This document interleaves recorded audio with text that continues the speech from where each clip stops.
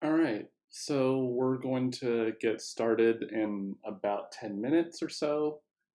Um, so if you are watching right now, there's a link in the video description which is linking to the corresponding problems that we're going to be going over today. It's a gigantic list. We're going to go hopefully over all of them. It's going to be a long stream today. So what I want to do here is for this to be a little bit participatory. So it's not just me going over the particular problems, but we can have a discussion on each one of them. So for each one, I want you to put into the chat what you think the answer is. So like A, B, C, or D. We're only going to go over problems that are multiple choice. And if there's enough consensus, we can do the non-multiple choice problems. So what else can I say? I think that's about it. Oh, we're starting at question 250, and you may think, why are we starting there? It's mainly because the other time that I solved a bunch of problems, we did all of the gate problems, and for people who were in that stream, I don't want them to have to go through the same problems again. So what we're going to do is we're going to start at 250, which is the problem you see here. We're going to go all the way to the bottom and then go back through the gate questions. Another thing that we're going to do is, I learned my lesson last time. I'm not going to do all of the problems at once. What we're going to do is we're going to do, let's say, 100 problems, and then we'll take a short break, then another 100, break, another 100, break until we're through all of them, okay? And feel free to put any questions that you have into the chat. I have it up and I can respond to them super fast. Start with some other subject. So I'm going to be doing algorithms tomorrow. Navjot? Sorry if I'm pronouncing that wrong.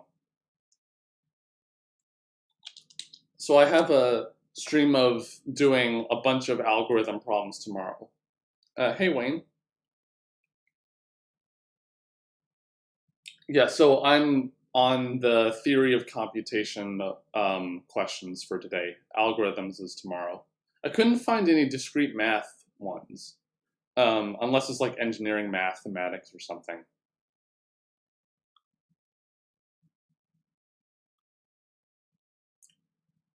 Okay, let's see. So have that.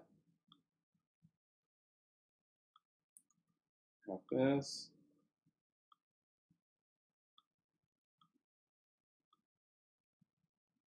Hey, Naveen, sorry. And if you want to work on gate problems with your friends, send them the link to this live stream so that they can join in on the fun too. Will you be taking computer organization anytime soon? So I'm not as familiar with computer organization. I can look at the questions and I can organize a live stream at some other point. Hey, Yanatan. Thanks for joining. So we'll get started in around 5.5 minutes or so, right on the hour. Although I guess if you're in an area where it's not right on the hour, depending on your time zone, we're starting in like 5.5 minutes roughly. So for the people who are just joining, we're going to be doing a bunch of questions, solving a bunch of gate and other well-known theory exam questions. The link is in the video description. We're starting on question 250, which is this one. And we're going to start there because I don't want to repeat at the start the same questions I've done before. Once we start at 250, go all the way to the bottom, and then we can start on the questions we've done before. And all the questions that are above this are gate questions. So the ones that are below are not gate questions. What about compiler design? Yeah, I'm not as familiar with that. My biggest strengths are theory of computation, algorithms, discrete math. So those are the ones I specialize in. In fact, I'm a professor in. But I can certainly look at the questions, and I can see. I mean, there is a lot of interest. People asked me to do those topics, so it may be worth doing at some point. But I'm not as familiar as I should be with those. Please explain the way or thought process to tackle questions. Yeah, so that's what we're going to do. So I'm not going to just give the answer. And unfortunately, if you click on these, a lot of them don't have any explanation, or the ones that do have an explanation very often don't give any insight. So that's what I want to do here. And it wasn't as done well in my other live stream that I did, the one that's extremely popular. Let me change the angle on this. Yeah, so it wasn't as good. So I want to make this a truly important live stream. Hello, Ryan. I just wanted to ask you about strategy to follow to solve gate questions based on your experiences with gate questions. I've actually not taken the gate exam, but yeah. So the idea is to try in general to understand what they're really asking you versus just going forward with what they're asking. Try to understand what they're really trying to ask here. And very often you can actually get the answer, or at least get some deeper meaning as to what the answer should be. Okay, we'll start in a few minutes here. For people who are new, yeah, for those who are new, who just joined, we're going to be doing a bunch of questions. I want this to be participatory. I don't want it to just be me solving the questions for you, because I don't need to take the exam. You do, or I'm presuming you do. So I want you to at least give some, or at least try to answer the question yourself, so that if there is some misunderstanding, we can try to correct it. Some of the questions are incredibly easy, but some of them are actually very difficult. So there's nothing wrong with going with an answer and getting it wrong, because one of my mottos is it's never wrong to miss something once. Don't miss it twice. Okay, so if you miss a concept once, that's fine. If you miss it twice, that's not that good. Okay, so that's just what I want everyone to take into consideration. Telegrams groups of GATE have been informed about this stream. Oh boy, thank you very much. And if you want to contribute to the channel in any way, you can like and subscribe to the channel. It really helps us out.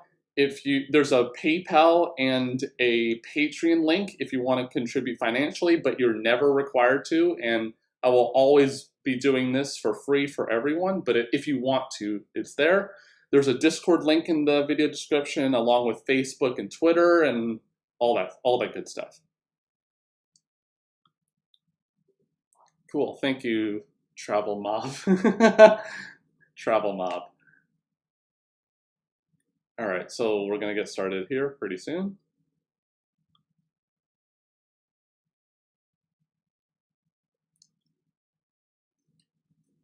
And for those of you who are just joining us, we're gonna do roughly 100 questions, and then we'll take a short break, another 100 questions, break, and etc. until we're done.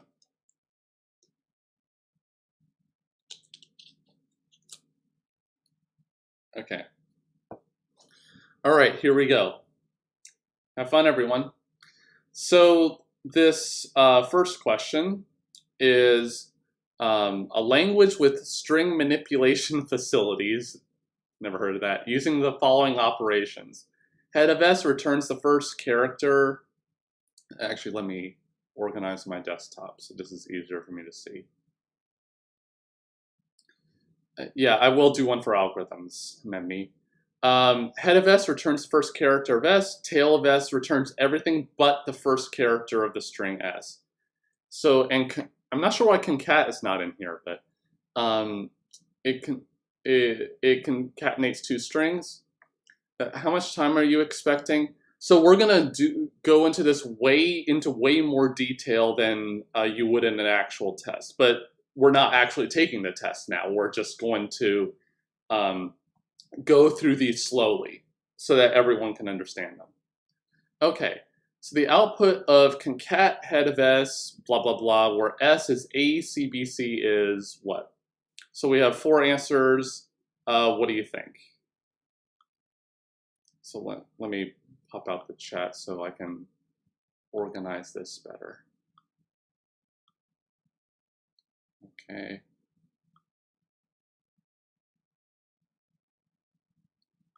Okay, so there I got that.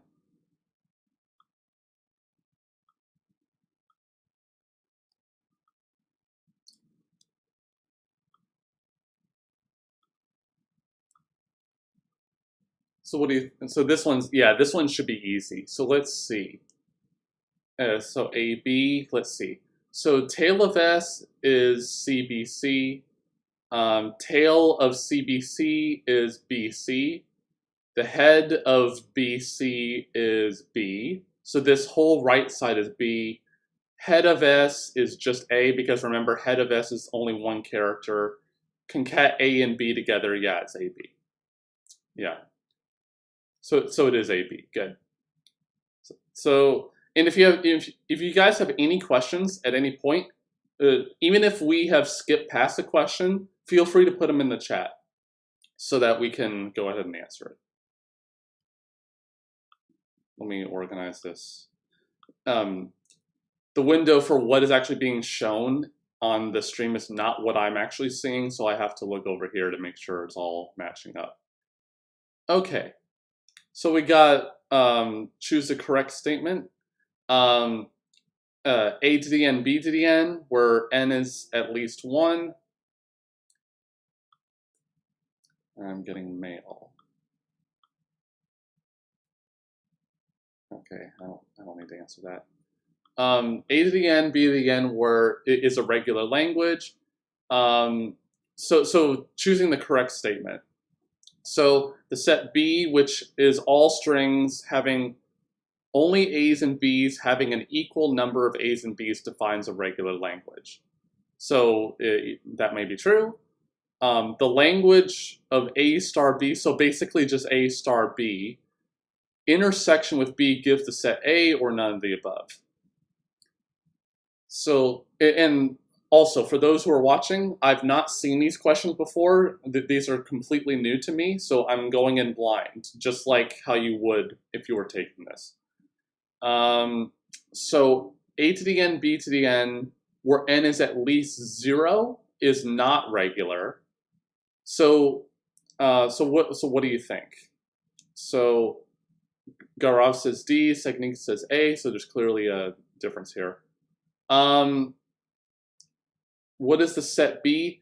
A B, I guess, can be any language. So this B in answer B is not the same as the B down here. So this language, you can't see my mouse, unfortunately, based on how I set this up, but this B can be anything, whereas this B is a certain language. Okay, most people are saying none of the above, and in fact, that is the answer. So the reason is A to the n, B to the n, where n is at least 0, is not regular. So this is asking A to the n, B to the n, where n is at least 1. So the only difference between that non-regular language and this language is the empty string. That's the only difference. So here's something to keep in mind. If you have two languages that differ by only a finite number of strings, then either both are regular or both are not regular. Okay? So if you have two languages that only differ by a finite number of strings, then they're either both regular or not. Actually, if they differ by a regular language, then the same thing is true. So it's not A. B is not true because A's and B's being equal, what you can do is intersect this language with A star, B star, and that'll get you A to the N, B to the N. So, and you can actually show that this is not regular also, because if it were, because regular languages are closed under intersection, then if this was regular, then intersecting it with A star, B star would give a regular language, but it results in a non-regular language, so this one can't be regular. This one is just wrong entirely, because if A is not a subset of B, then there's no way that the left side could give A. Because if A is not contained in the set B, then that when you intersect it with B, anything intersection with B must be a subset of B. So if A is not a subset of B, then this won't work. So that's obviously, so it must be D here. Okay, so we're gonna go through these. If you have any questions, put them in the chat, and then I'll answer them at some point. Context-free grammars is not closed under which of these operations? So I'm not sure what product means.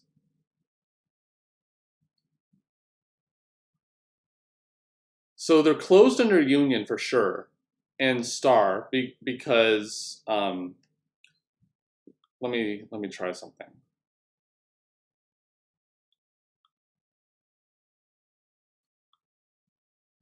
Okay, is that not showing? Oh, that's why. So I have my iPad here, so we can actually work some things out. So CFGs are closed under union because what we can do is have S go to S1 or S2, where these are the start variables.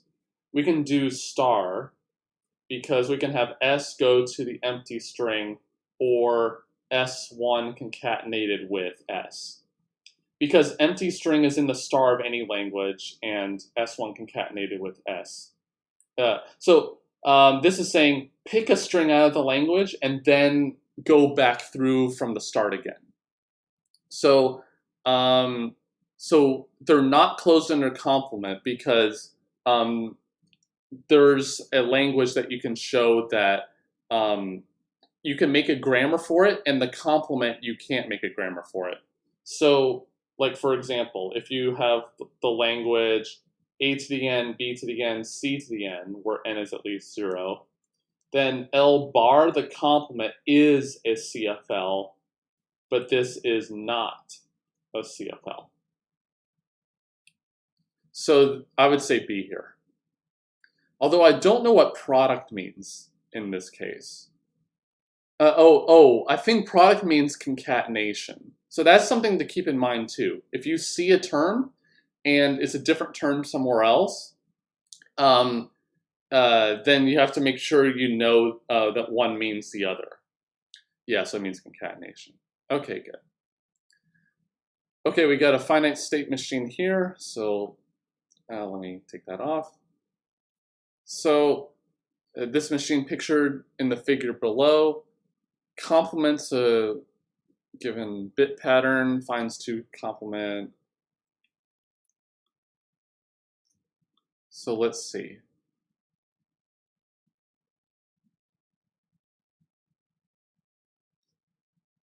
Using Moore's law? I think you mean De Morgan's law. Moore's law is that computers get faster every year. So let's see. This question has an error, I'm not sure. So I've actually not seen this terminology before, 0/1. I think that means read a 0 and output a 1, if I'm not mistaken. The empty set, I'm not sure what that means. Is that an earlier question? Oh, that might have been an earlier question. So 253. Oh, this is a Mealy machine. Yeah, I forgot about that. I solved this yesterday. So let's see.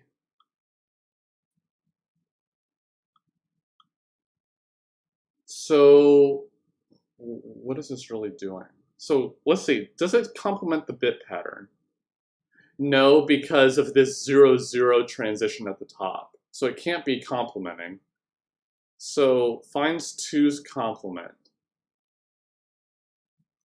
Yeah, finds 2's complement. I'm not sure what finds 2's complement means, so I'm guessing that's wrong. Changes the sign bit, no, because it changes other bits. It's not just the sign bit at the front. So I'm gonna guess C here. Anyone have any other idea? A lot of questions in ISRO have. Okay, good to know. We're starting off on a good foot here. I'm gonna go with C. Yeah. Although the answer might actually be wrong. Some of the answers in the gate ones are wrong here, but okay. I think that's reasonably good. Yeah, I want C too.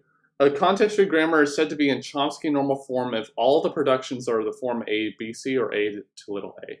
So this is something that you should keep in mind, or should have buried in your brain. To derive a string of terminals of length x, the number of products or rules to be used is what?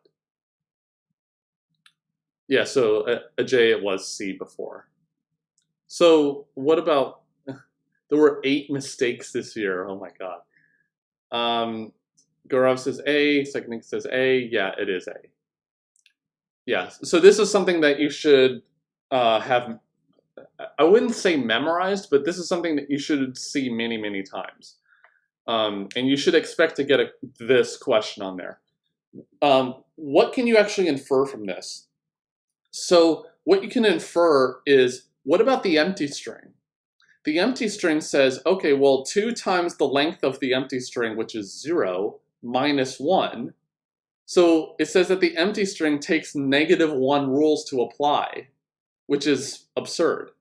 So the thing that this is just a general statement, but the thing to keep in mind is that it's not actually correct. The correct answer is empty string takes one rule to get to, and every other string takes 2x minus 1 rules.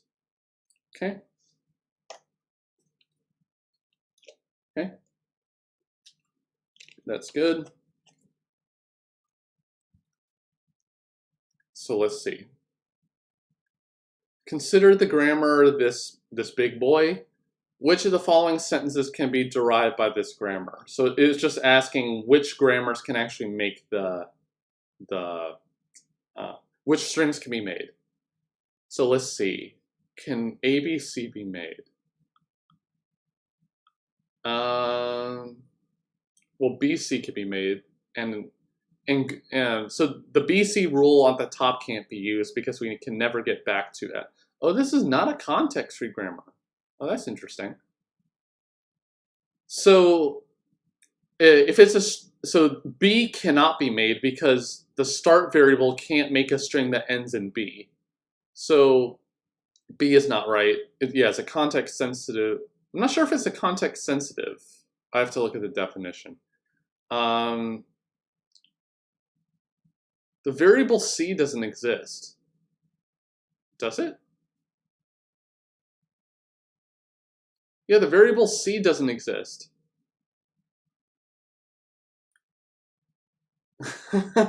So I don't know if I can answer any of this because there's no C variable. That's kind of funny.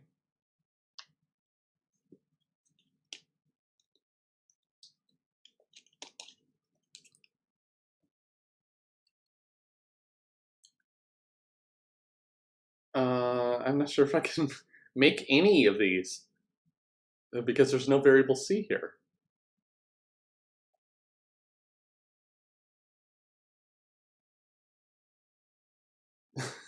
Told ya. Although this was from 2008, so no, I'm kidding. And it says context-free language down at the bottom. You see this? That's kind of funny. Too bad I can't design these questions. Yeah, so this rule at the bottom will never be used because the only string that could it be applied to is B, but we can't make B. Can we apply the A-B rule? Nothing for C. Yeah, nothing for C. So, and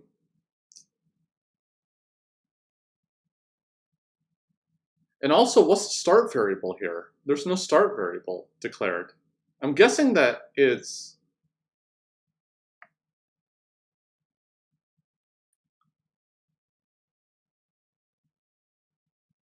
Mark it and guess for free. Okay, I'm just going to pick A. Oh, we just happened to get it right. No. Yeah, stupid questions. Wait a second. Look at this explanation. It says C is useless in this rule, so remove it. That's wrong. That's not right. So, yeah, just when a variable is used in a rule, you can't remove it. If the variable's on the left side and it's never used anywhere else, then yeah, you can remove that whole rule, but you can't change the right hand side of a rule. You can never do that. You can add rules, but you can't take away that.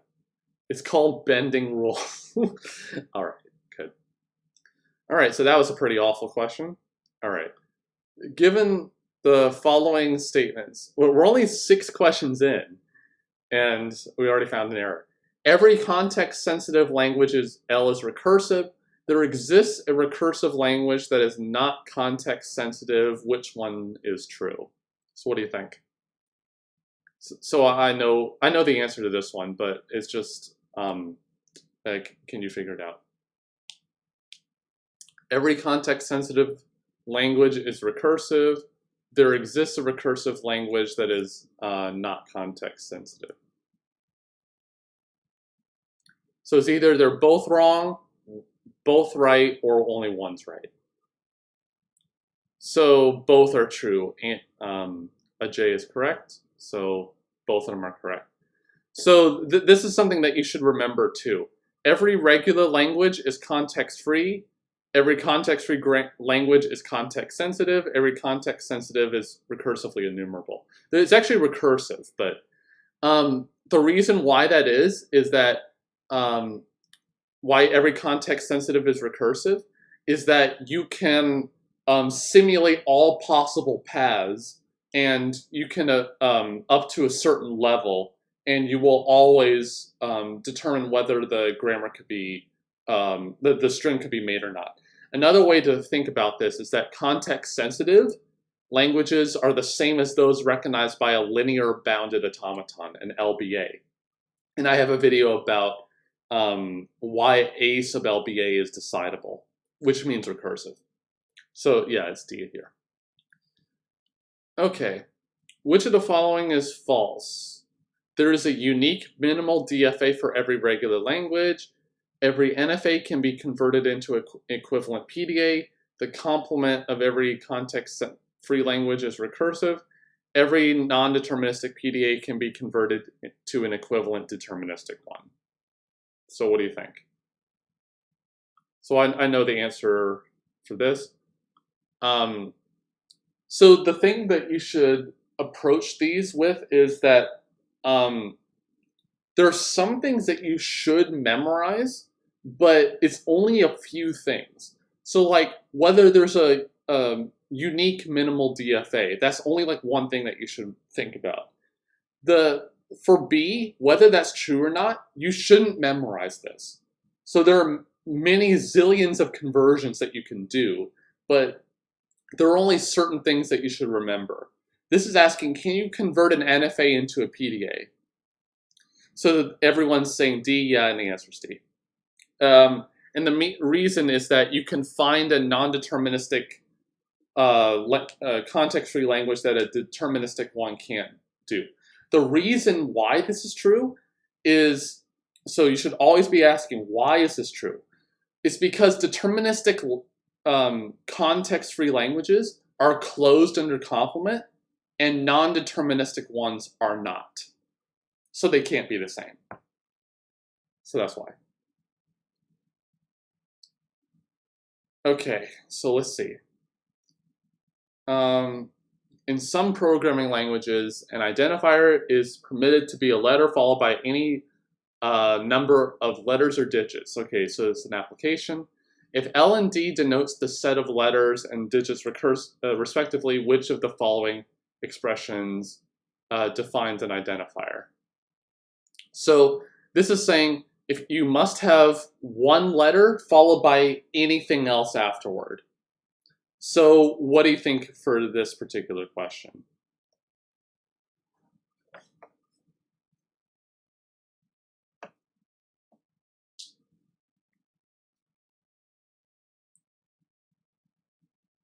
And I know there is a delay from the stream, and that's okay. C, because it's a simple regex. Yeah, everyone's saying C. Good. Yeah, so this one is pretty easy to do. Because it's one letter followed by anything else. Anything else, you should put a star there. If L and P are two recursively enumerable languages, so here's something you should also know. Recursively enumerable also means recognizable. It's the same thing. So if you see recognizable, it's the same thing as recursively enumerable. Different words for meaning the same thing. They're not closed under star, intersection, union, or set difference. So what do you think?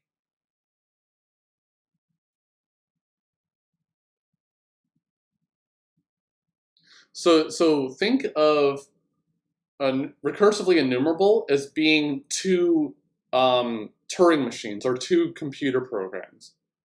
So Ajay says D. Let's see if anyone else says anything to put in. And for everyone watching, feel free to put any answer into the chat. Don't worry about getting these wrong. There's no consequences. you're not taking the actual test. Yeah, D because it's not closed. Yeah, so it is D. The reason for each one of these is for star, which is I guess the complicated one.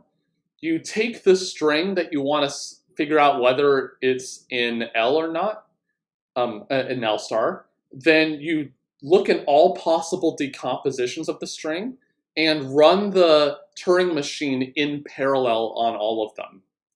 And you have to do it in parallel because the machine might not halt, because the language is recursively enumerable.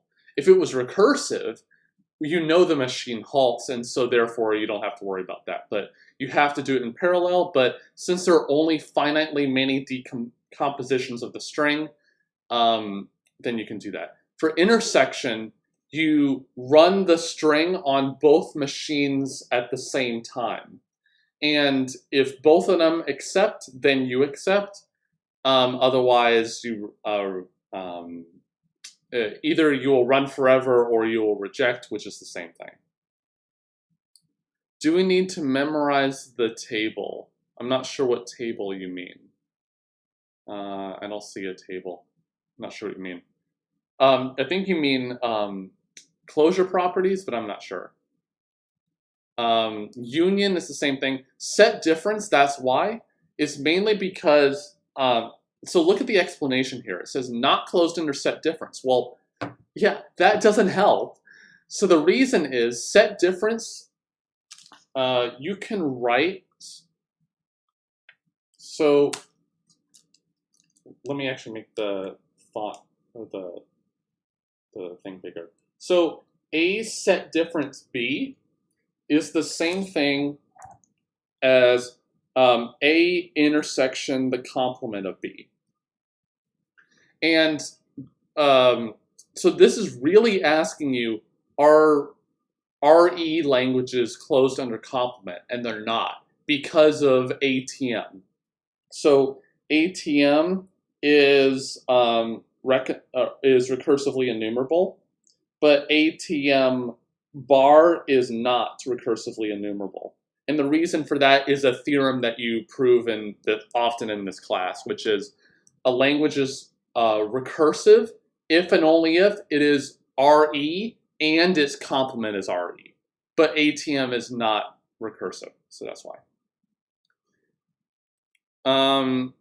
Yeah, so it might be a good idea to memorize the closure properties, but you should also know why they're true. That's what you should do.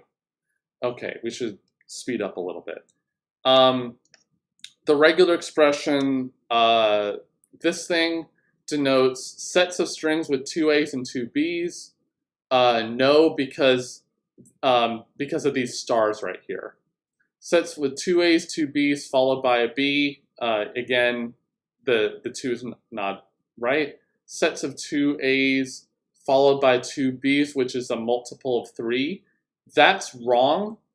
Well, the 2 A's is wrong, but even this part's wrong with the B's, because you can have 4 B's resulting from the star part and then add 1 more B, so you can make 5 B's, so it's not a multiple of 3. So this one must be D. Okay, good. Because B at the end, so it's odd, and it's, yeah, so this is right because it's even number of A's followed by an odd number of B's. Well, 2 times anything plus 1 is, yeah, so is odd, and 2 times anything is even, so. Oh, I need to take this off. Okay, so that's good. Consider the grammar with productions this thing.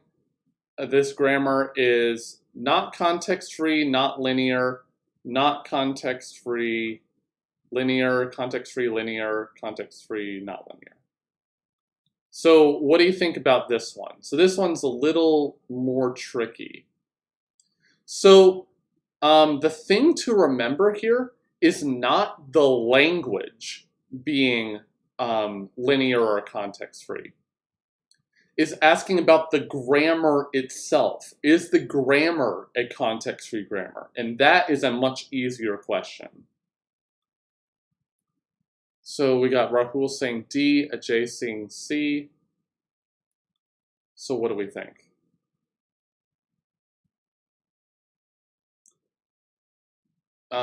Is it A to the N, B to the N? No, it's not, because of this SS rule. The SS rule will get us. So the thing to note here is that this is a context-free grammar. So it is a grammar, so it must be one of C and D. And what does linear mean? Linear means that there's only one variable on the right-hand side of every rule. So because of this SS rule right here, that means that it must be C, because it's not a linear grammar. Now, it might be a linear language. That's a different question. But the grammar is not a linear grammar. So it must be C. Okay? Yeah, and actually the explanation here is good. So the question is, you have to pay attention to the question. It's not asking the language, it's asking about the grammar itself. Okay. Identify the language generated by this big boy. So we got A, B. So I'm guessing S is the start variable. Let me move this down a little bit. So we have A to the M, B to the N. We got variations on A to the M, B to the N. Okay, so let's see. So the way to approach this type of problem is to look at decomposing the variables into multiple pieces. So the A variable makes A to the N, B to the N, whereas the B variable makes B plus. So it makes any number of B's at least 1. So this says that we must have a to the m, some number of A's, some number of B's, but we have more B's than A's.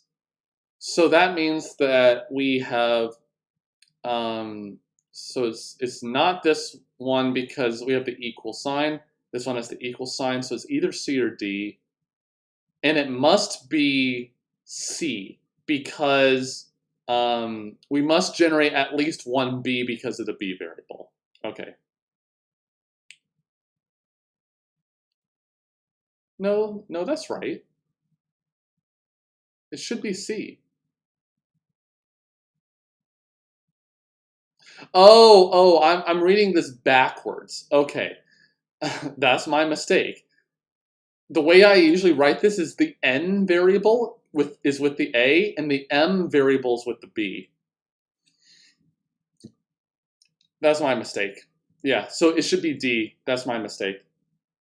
So pay attention to the answers here, or you can make a mistake like I did. The number of A's must be at least 0. So M corresponds to the number of A's. That was entirely my mistake. Okay, sorry about that.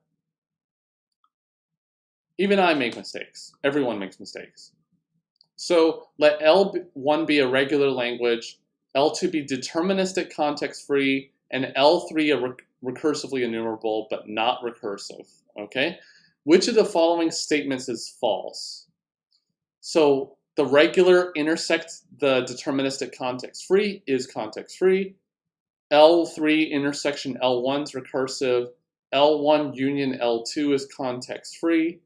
The intersection of all three is recursively enumerable. So what do you think? So this one's a little bit more complicated, I guess.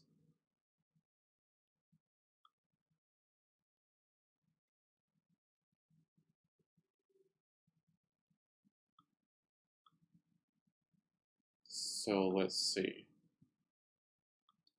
So Gaurav says C. So which one is false?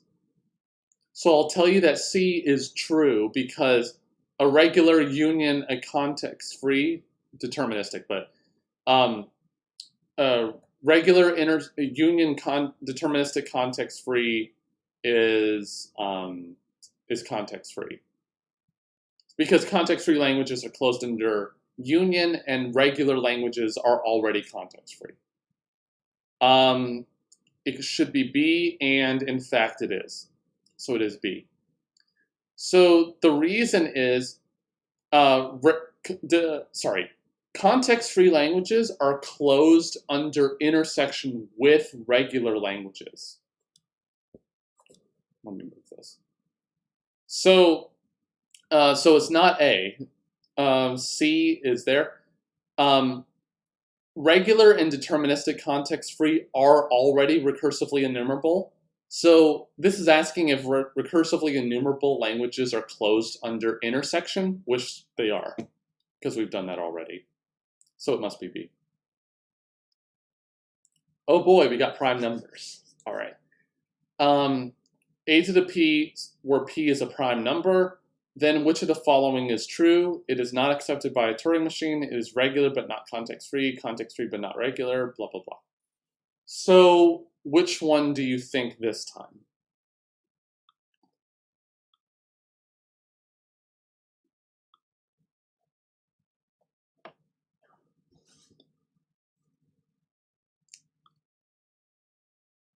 D. Gaurav says D.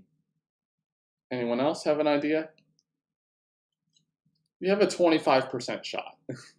I mean, Travel Mob says D. And it is D. So why is it D? Well, it is not accepted by a Turing machine. Well, that's asking, you can't write a program to check if a number is prime. You certainly can. B and C are more interesting. Look at the language. It is a unary language. So that means there's only one character in the language. One theorem that you can prove is that regular and context-free languages are the same when you have a unary language, which is this one. So it can't be B or C because it is either regular and context-free or both not regular and not context-free. So it can't be B or C, so it must be D. Prime doesn't have an algorithm. I'm not sure what you mean. Because you can just run through all the divisors of the number and check. Yes, so it is, you can write a program to do that. Okay? A finite state machine can be considered to be a Turing machine of finite tape length with some restrictions. So it can either go backward without rewinding capability or with it, in unidirectional tape movement. So let's see. Okay, so it's asking, what does a DFA really do? So can a DFA go backwards? And the answer is no. And so that means that it must be one of these two answers because it's unidirectional tape movement. And rewinding capability, I think, means go back to the last character and then reread it, I think. So, but that's the same thing. Or being able to go back through the input, maybe. But a DFA can't do that, so I think it's going to be A. Yes, so it must be A. Okay? And if you want to go back to a question, we can definitely do that. All right. So let W be all the strings with an even number of ones. Which one of the regular expressions below represents L? So which one of these gives us an even number of ones?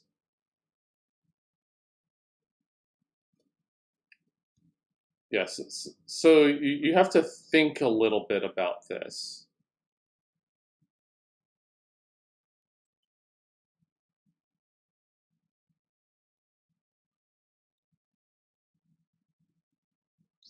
Okay, so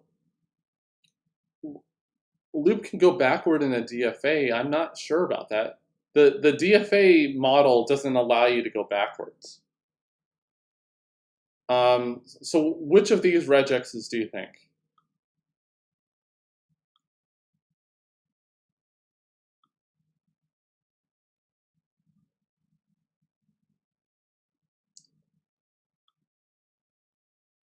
So let's see. So this one, I think, is not the right answer because every string in it that's not empty must end in a 1. And this says, it doesn't say anything about ending with a 1. So it's one of these three bottom ones. B looks right. Let's check the other ones. Oh, C can't be right because of this inner 1 star right here. Okay, the 1 star in the center trips it up. And so that can be any number of ones. What about D? Oh, so that string can only get 4 ones. Yeah, so this string can only get 4 ones, so it must be B. Okay, yeah, that's pretty clear. Let's look at this one. Consider the following statements.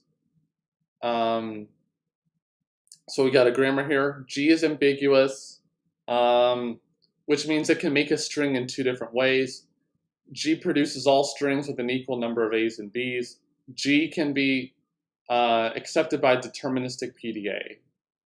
So what do we think?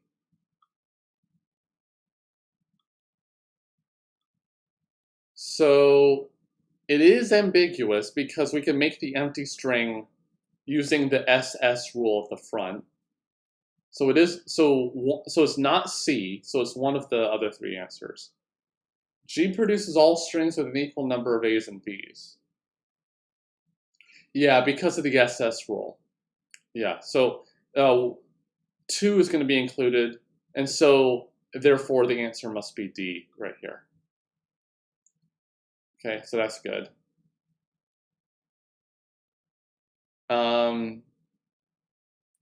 If L and its complement are recursively, see, that's a theorem I mentioned earlier. It shows up. So if L and L bar are recursively enumerable, then L is, yeah. So I forget what it's called. Is it lambda? It might be capital lambda, yeah. So different notations use that as the empty string. Then yeah, this one's D, that's pretty clear. Because I mentioned it before. And there's a reason behind that, but I don't want this to go on forever. The language generated by the above grammar over the alphabet is, so this grammar right here, is the set of all palindromes, all odd length palindromes, strings that begin and end with the same symbol, all even length palindromes. Well, it can't be even length because it can make A and B. Strings that begin and end with the same symbol, yeah, but not all of them, because it doesn't make the even length ones. C and A are the same thing, minus the empty string, I guess. So this one's B. Yeah, that's pretty clear. Okay. So let's keep going.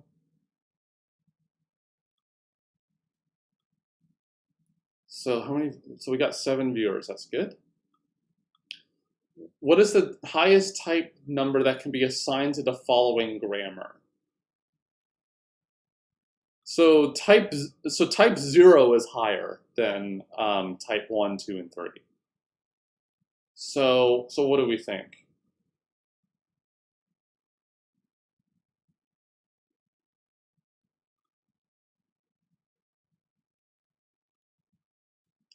So this one I think is ambiguous because the grammar itself, this bottom one is not a regular grammar, but the language is regular. So here's something to keep in mind. So the answer here should be type 2, I'm going to guess. But the types are associated with the languages. So type 3 corresponds to a regular language, which this one is. Because there's no, there's only one string that you can actually make anyway. So the language is finite, therefore the language is regular. So it's type 3.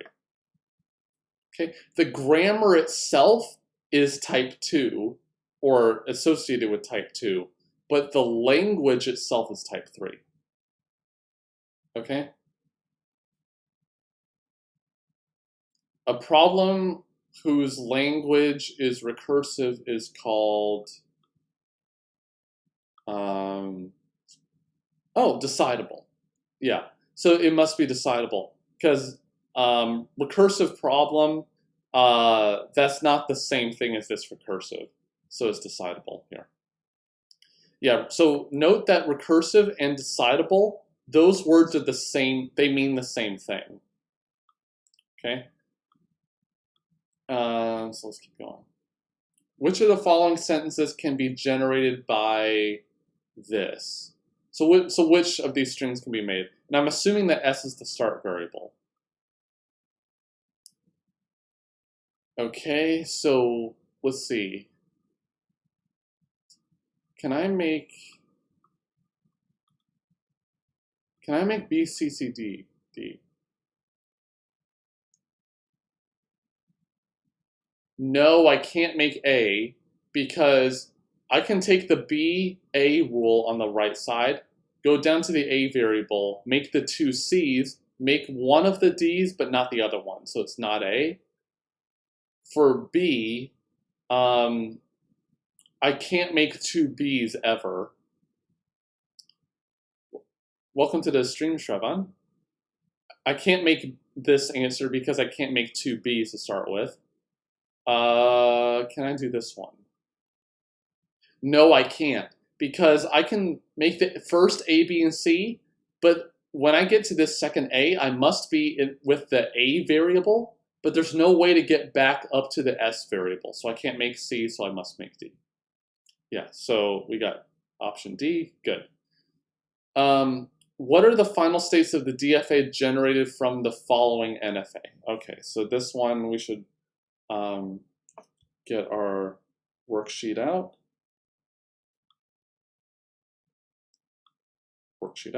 So what is this NFA? So we have Q0, 0. There may be a way to actually see this that I just didn't see it immediately. 1, epsilon 2, and this loops on 2. So let's make the final states. Wait, is every state going to be final? No, not every state. So the epsilon closure of the start state here is all 3 states because I can reach all of them with epsilon transitions. So there's that. If I read a 0, then I stay in Q0, but that can go to all the other states too. If I read a 1, then I can only be in this state, but this state can go to Q2. So this is Q1, Q2. And if I read a 1, I stay there. If I read a 0 from there, neither one can read a 0, so I must be able to go to an empty set state.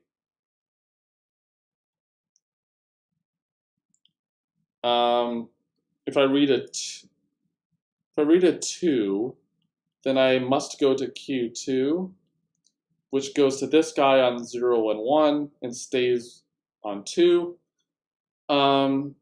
With this guy on 0, I already did that. With 1, I stay there. If I go to 2, then I go to the Q2 state. Okay. So that goes over here on 2. So, in fact, all 3 of these states should be final, I think.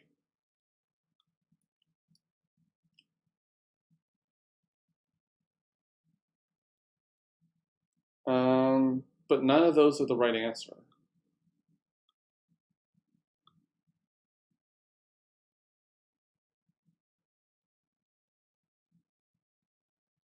Yeah, none of these are the right answer.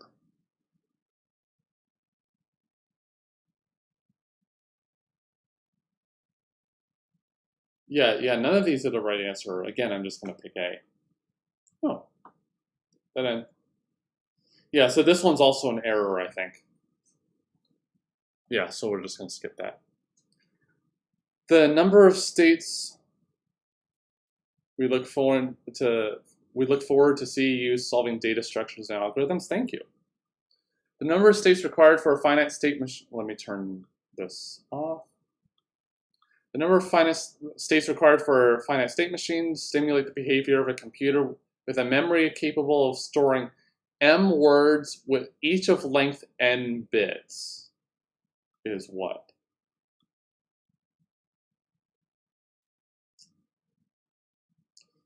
Okay, so it's bits here. So it's just a total number of possible choices of bit choices. Well, if there are m words and n bits, the total number of bits is m times n. And so the number of possibilities is 2 to that number. So it must be C here. Okay, so this one's just simulating all possibilities. What is the number of steps required to derive the string, blah, blah, blah. Let's see.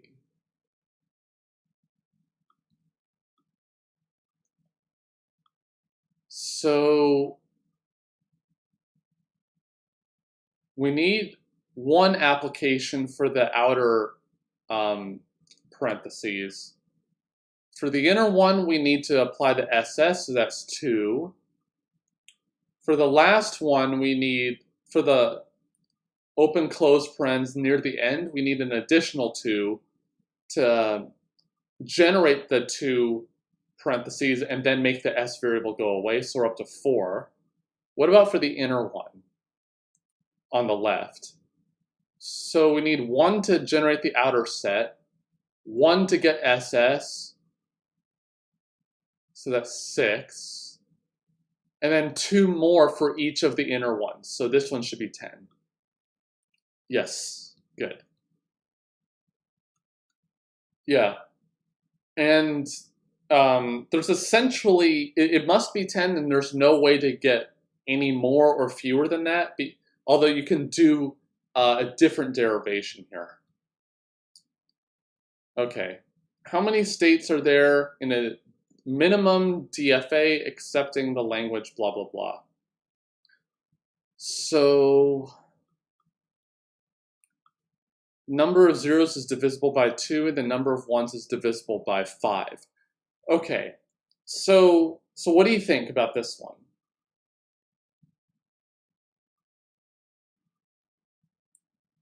Getting notifications everywhere.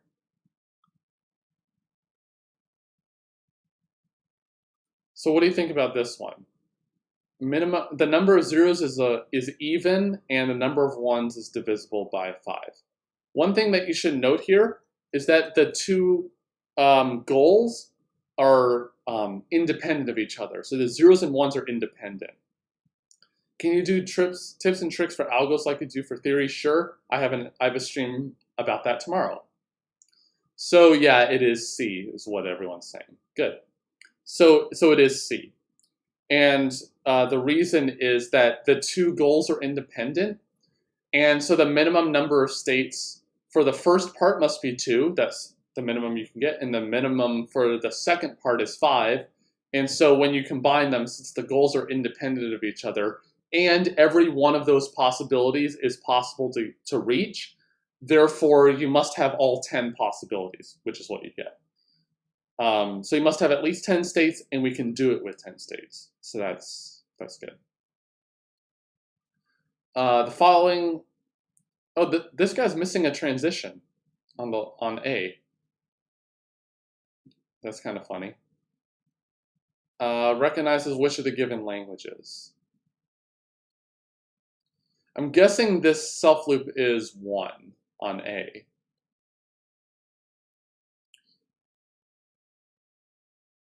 So if you're reading a 0, you end up in state B.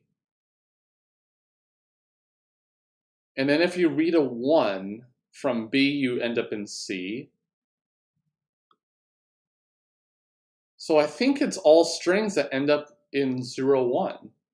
Because if you are in A, that means you either have seen 1 occurrence of 1 or 2. And the 1 occurrence must be at the very beginning. So I think it's A here. Anyone have a different guess?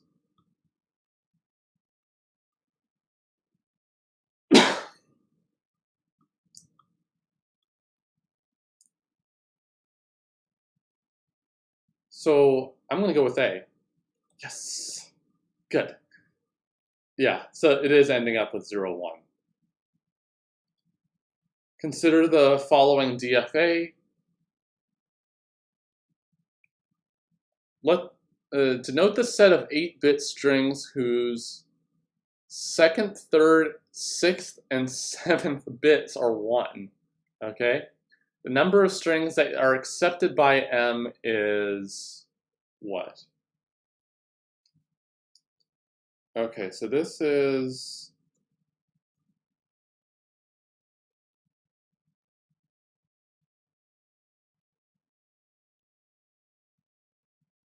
Okay, so this one's a little tricky. So let's see.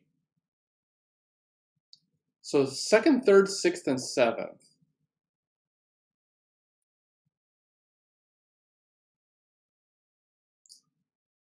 So we can't just go in a straight line, because if we did, then that would be 0, 1, 0, but then the 3rd bit is not a 1, so that doesn't work. So we must take one of these back transitions. We can't take the 0, 0 here, so it can't be 0, 0.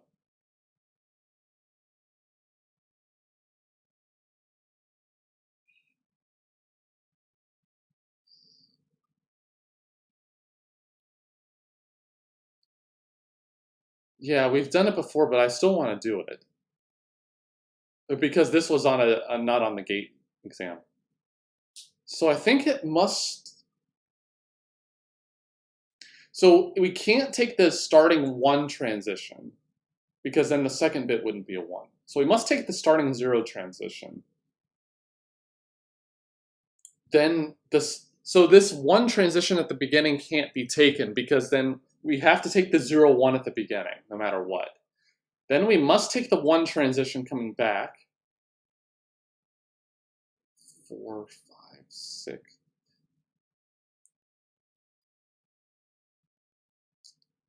We can't take the 0 transition back either. That's interesting. So it must be 0, 1, 1, 1. So that's 1, 2, 3, 4.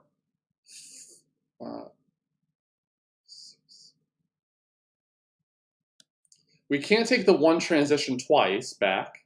So it must be 0, 1, 1, 1, 0, go into the 4th state, and then some number of zeros and ones. So there are only 2 ways of doing that, because we can take the 0 or not, the self loop with the 0 at the 4th state or not. So the answer is 2.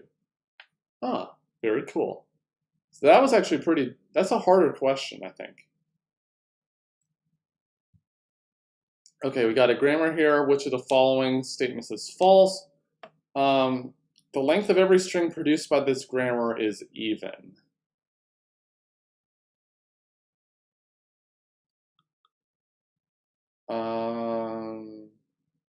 Is it always even? So B will make an even number of even length string if A does.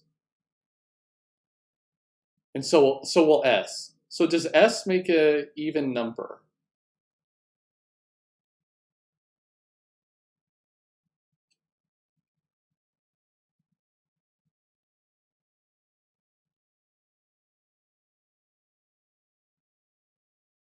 I'm not sure.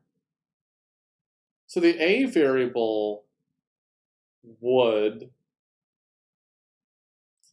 What's the string that we can make? So we can make...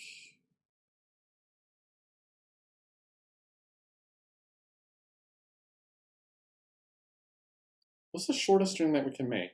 So we can make A with B. So we can make a 4-character string, that's fine.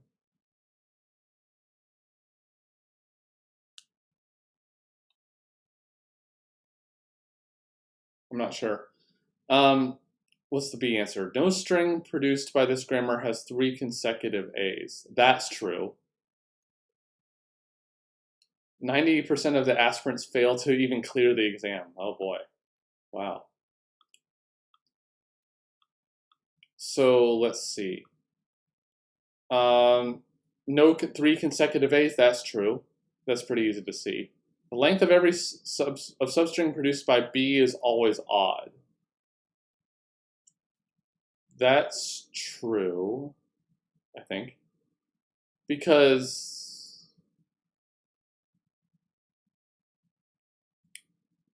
yeah, because the A can only make odd length things, from what we can tell. So... and we can't have 4 consecutive B's. Can we?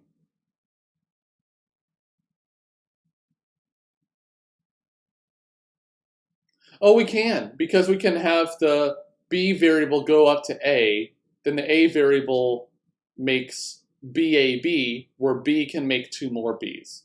So I think the answer is D. Yes! All right. That's good. Which of the following is false with respect to outcomes of executing a Turing machine? It may never halt. That's true. It may halt and reject. It may halt by changing the input. I think that's the false one. Yeah. So it's either halt and accept, halt and reject, or never halt.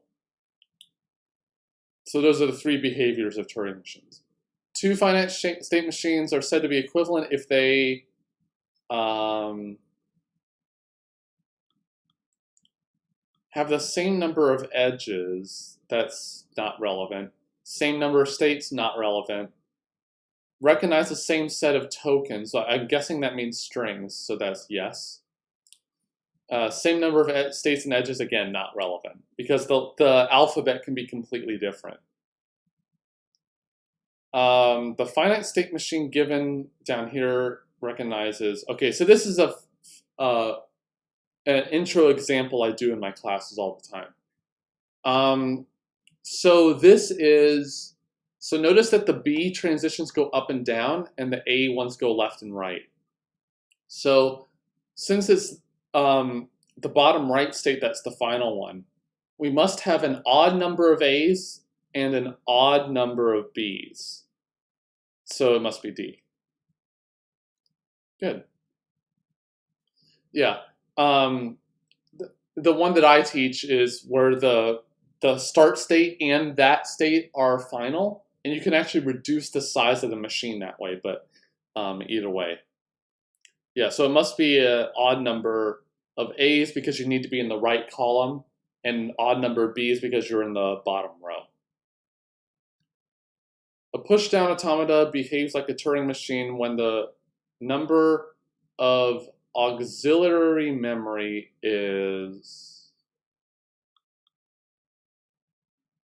Oh, behaves like a Turing machine. Okay, so it's equivalent to a Turing machine when the number of stacks is 2 or more. Yeah, so it's 2. Yeah, so Gaurav is right there. Good. Push-down automata can recognize languages generated by only context-free grammar, only regulative grammar.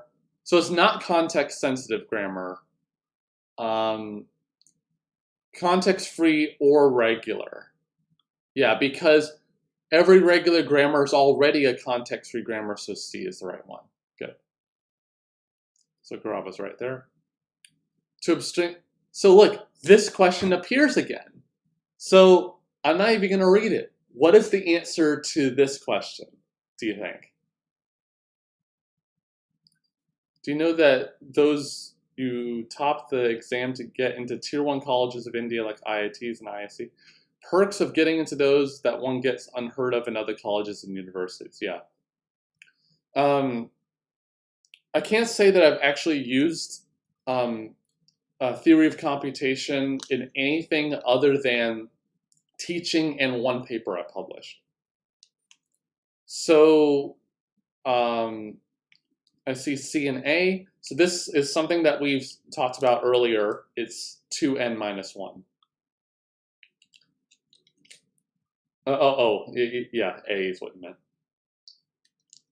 Okay, good. 2n minus 1. So that's good. Consider the 2 grammars. Which of the following is correct? So which one of these are ambiguous? So remember, ambiguity means you can make the string in 2 or more ways. So can we make a string in 2 different ways? Note that whenever you have the same variable twice, the start variable twice, that's indicative that it's ambiguous. So G1 is ambiguous because you can apply the left rule twice, once on S and once on the other S, and then you can get A, B, A, B, A with it. So G1's ambiguous. What about 2? I think the G variable in G2 has to be S, although I'm not sure about that. Let's see. Yeah, G2 is, because S can make AB, and it can also make AB by doing the A capital B rule, and then have capital B make little b. So both of them are ambiguous. Oh, there's no explanation here. Look, there's no explanation for the second grammar. It's only for the first one. Okay, so that's just a thing to recognize. here. Context-sensitive languages can be recognized by, okay, so this is just asking about like the language hierarchy. So what do you think? Context-sensitive. So that's regular languages are here, context-free is up here, context-sensitive and Turing machines are above. Or recognizable, I guess. Context-sensitive languages. So what do you think? Which of these four do you think is the answer here?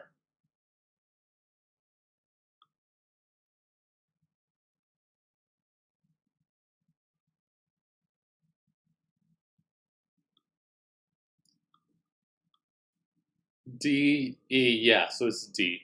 So it's none of these because they're all equivalent to each other and they're only regular languages, whereas this one is context sensitive. Yeah, so it's D. Context sensitive, linear or bounded automata are the same.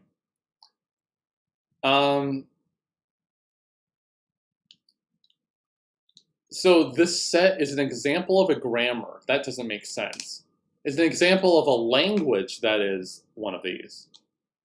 So it's not regular, it's not context-free because this is the prototypical not context-free language. But you can make a context-sensitive grammar for this. You have no idea how much helpful these videos are. Thank you very much. Okay, so this is context-sensitive because you can actually make a context-sensitive grammar for it. I don't remember it off the top of my head. But it's equivalent to a linear bounded automaton. So think, can you recognize 0 to the n, 1 to the n, 2 to the n, where you have a limited tape? And the answer is, of course, yes. Because you can cross off 1, 0, cross off a 1, cross off a 2, and then go back through over and over and over. So it is recognized by LBA. Oh yeah. Okay. Please explain 288. Yeah, that's the reason. It's not regular because you can't even do 0 to the n, 1 to the n with a regular language. Context-free, you can prove that this is not regular using the pumping lemma. Context-sensitive, you can make a linear bounded automaton for it, and that's what it's equivalent to. You can make a context-sensitive grammar for it too, but it's just, yeah. The LBA way is a lot easier to think about. All right, consider the following statements. There's no algorithm for deciding if any two Turing machines accept the same language. That's true. The problem of determining whether a Turing machine halts on any input is undecidable. So that one's also true.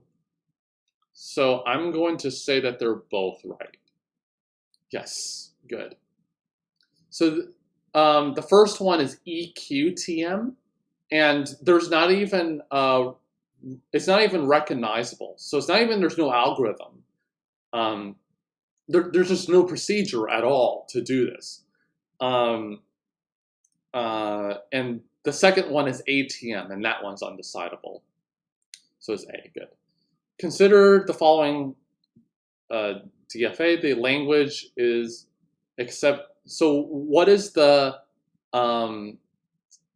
regular expression. So this one should be an easy one. So I think this changed. Yeah. So this is a different test. It looks like. So which one of these do you think it is? So it's actually pretty easy here.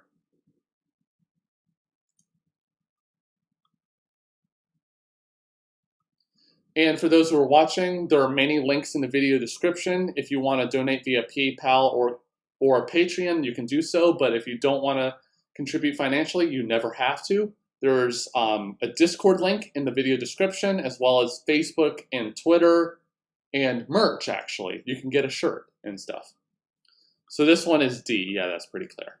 So it's B star, A, B star, because of the self loop. Okay. So let's move on. Which of the following languages over 0, 1 is described by this regular expression?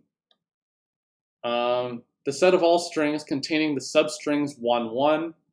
No, because the ones are separated by each other. The set of all strings containing at most 2 ones? No, because the stars have the +1 in them, so they can have any number of ones too. The set of all strings containing at least 2 ones, I'm going to say that's probably true.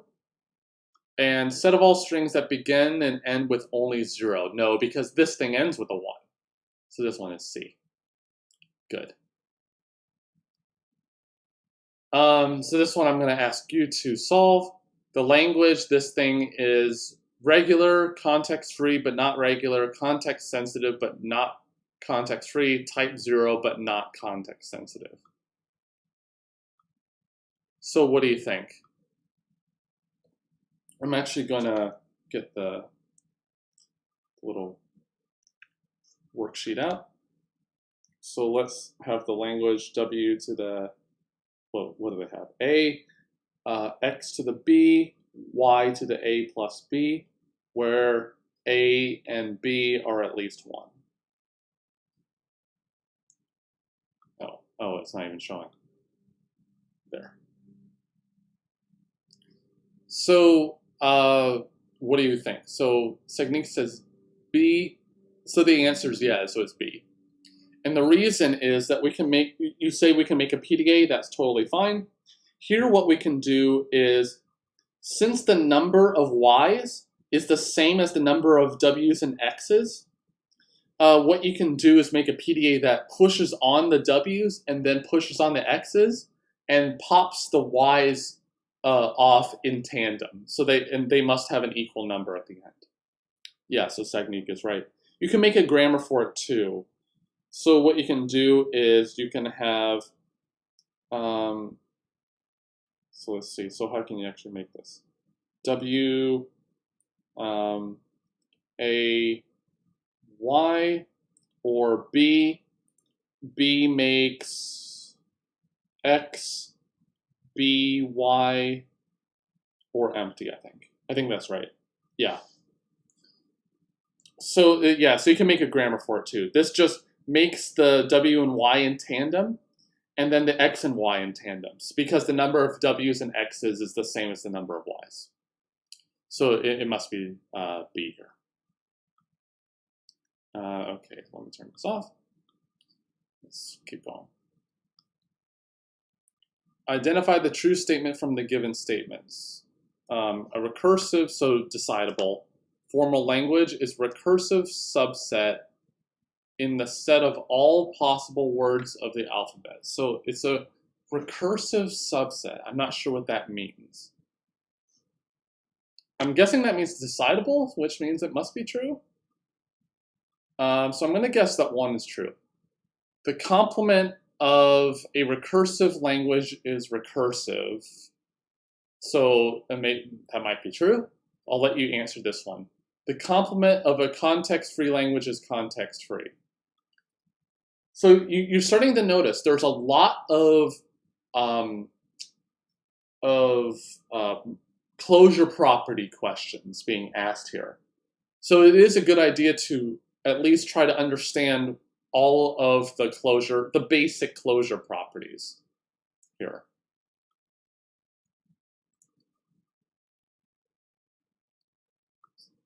So let's see. So what do you think? Segnik says A.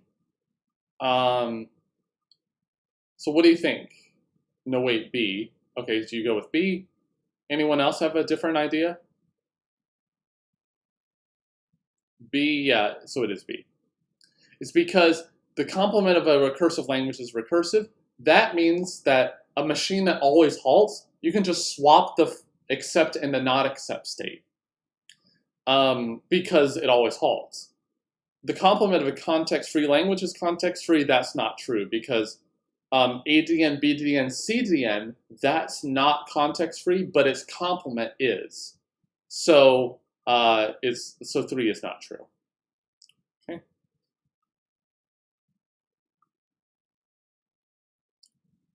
Okay, so given the language AB, AA, BAA, I'm not I think it's just asking which strings are in there. Which strings are in L star? So which of these strings can I make, I can break up into pieces where each of the pieces is either AB, AA, or BAA? So can we do the first one? So we can do the BAA part, and that must be that way. And I can't make ABA at the end. So 1 is not true. 2, I can do AA, BAA. So I can make 2, I think. Oh, maybe it's the number of the strings are in there. Okay, so 2 is in there. 3, BAA, AB, AA, AA. So 3 is in there. So it's 2 or 3. 4, can I make 4 in there? BAA, AB.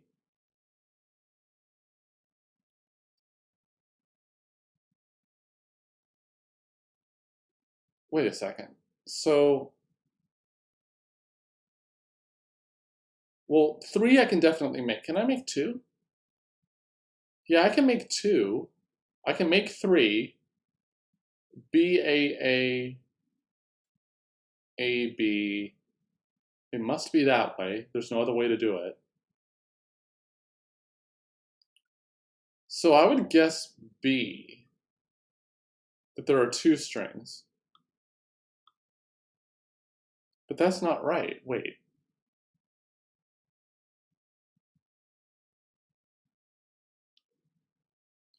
B 2 can't be. Why is that?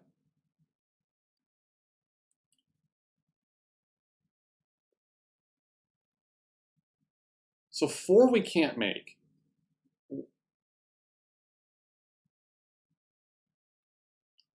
Yeah, we can do 2.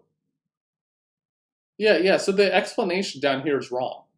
So if you look here at option 2, the answer is wrong because you can partition it into AA, BAA, and AA again. Yeah, so this question's wrong. I'm not just saying that. It really is wrong. So, okay. Let's just go on.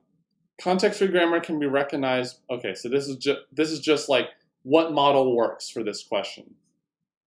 Can be recognized by not a finite state automaton, a two-way linear bounded automata. That's true, because I mean one-way linear bounded automata could do it, but two-way can certainly do it. Push-down automata, yeah. So I'm gonna say that the answer is D here. And it is. That's good. If every string of a language can be determined whether it is legal or legal in finite time, so whether it's in the language or not, I'm guessing. The language is called not deterministic. That's not about the language necessarily. Interpretive, I'm not sure. Undecidable, you can't do that, so I'm going to guess decidable here. Okay, good. That's good.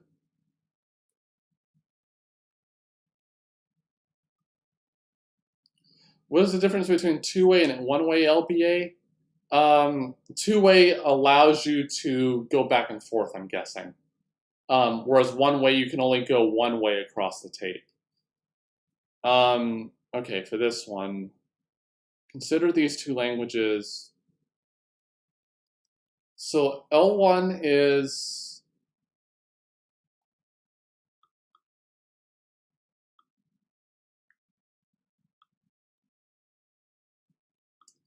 for some y with y being the length of, so it's basically like the log of the lengths in the strings. So the second one is regular.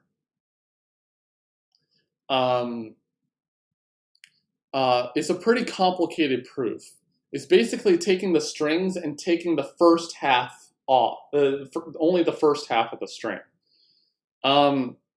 So one thing that you can actually prove is that for any type of result like this, if you apply some function that's based on the length of y, and you take it off of the string, and you just take the x part at the beginning, I'm pretty sure that you can show that that result is regular. So these are actually pretty complicated proofs. Does that mean on input go back and forth for two-way? Yeah, so the definition isn't, I'm not sure of. I'm guessing you could. Yeah. So yeah, I'm going to guess that both of these are regular. Good. So that's something to keep in mind. I don't think I've seen this question before on a test. This is actually really, really hard to prove, but it's just something to remember. The second one is usually called half of L. So if you Google half of L as the language, then you should be able to find the actual proof of this. I don't remember what it is, but it's basically like, I think it's like guessing where the second character, the start of the second half will be. But I don't remember the proof exactly. Okay, so the regular expression, A or B concatenated with A or B denotes the set. Okay, so this one's easy. Because you can pick A or B as the first character, A or B as the second character, so we should be able to get all four possibilities here. So it must be D. Okay. God, we've been going for almost an hour and a half. Oh my God. Got a long way to go. Two finite state machines is said to be equivalent. Oh, we've already done this. So we've done this question already. Consider the following language. So we've done the first one essentially. So the first one's context-free.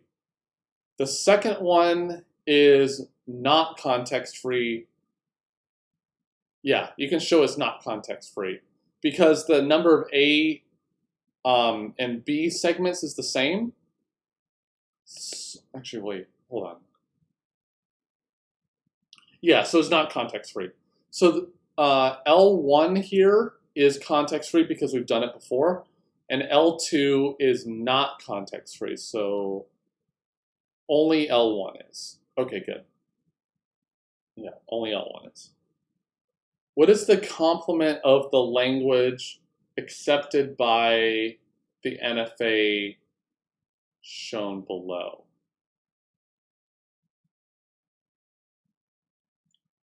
So this one has an epsilon transition that goes back and forth. So it accepts, so it accepts at least one A and any number of A's after that. But it doesn't accept the empty string. So the complement is the empty string. So this one, I think, should just be the empty string. Yeah, okay, good. So this one's 2. Let L be a language and L prime be its complement. Which of the following is not a viable possibility? Neither L nor L prime is recursively enumerable.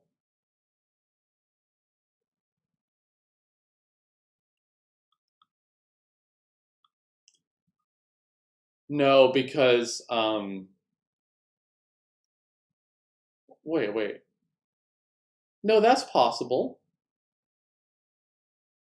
Yeah, because EQTM is recursively enumerable, and its complement is not recursively enumerable. So A is possible. Oh, which one is not a viable possibility? Okay, so A is not the answer. D is not the answer. Okay, C is going to be the answer because it can't be the case that they're both RE but not recursive, because there's a theorem that says if they are both RE, then the result must be recursive. So C is the answer here. So that's just the theorem appearing over and over. So try to get a notion of what we're actually doing here. A lot of these questions are going over the same stuff over and over. So just something to keep in mind. Okay, what about this one? So L1 is recursive, L2 be recursively enumerable but not recursive language. Which of the following is true? L1 prime is recursive.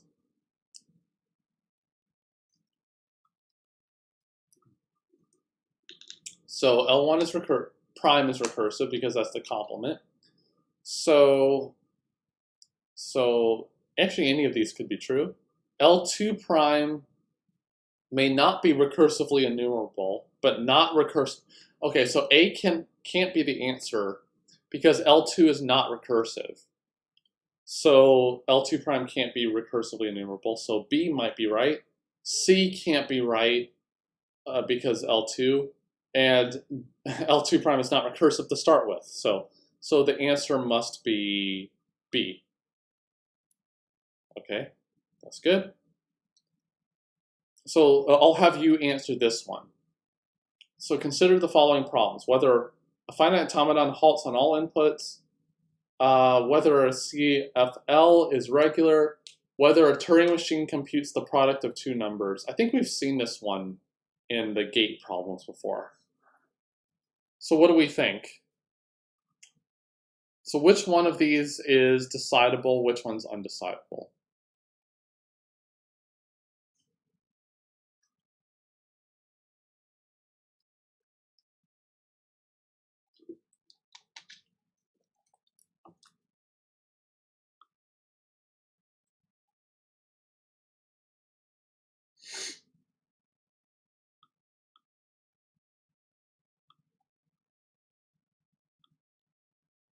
So what do we think?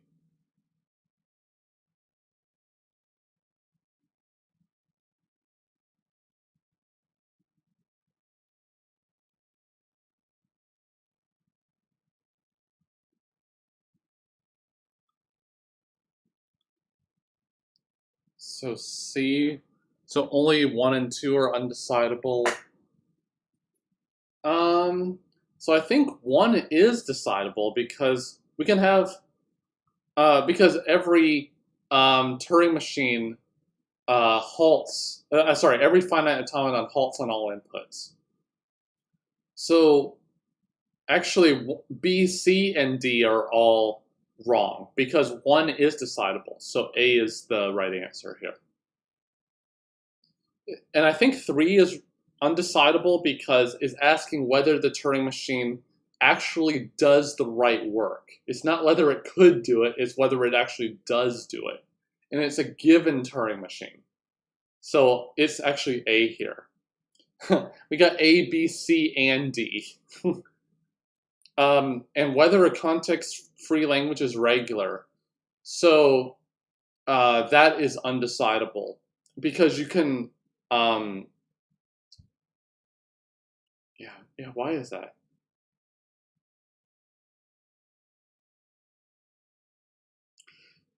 Yeah, because that's asking essentially whether a PD8 and a DF8 recognize the same language, and all sub PD8 or CFG, which is asking whether the CFG can recognize sigma star, is undecidable.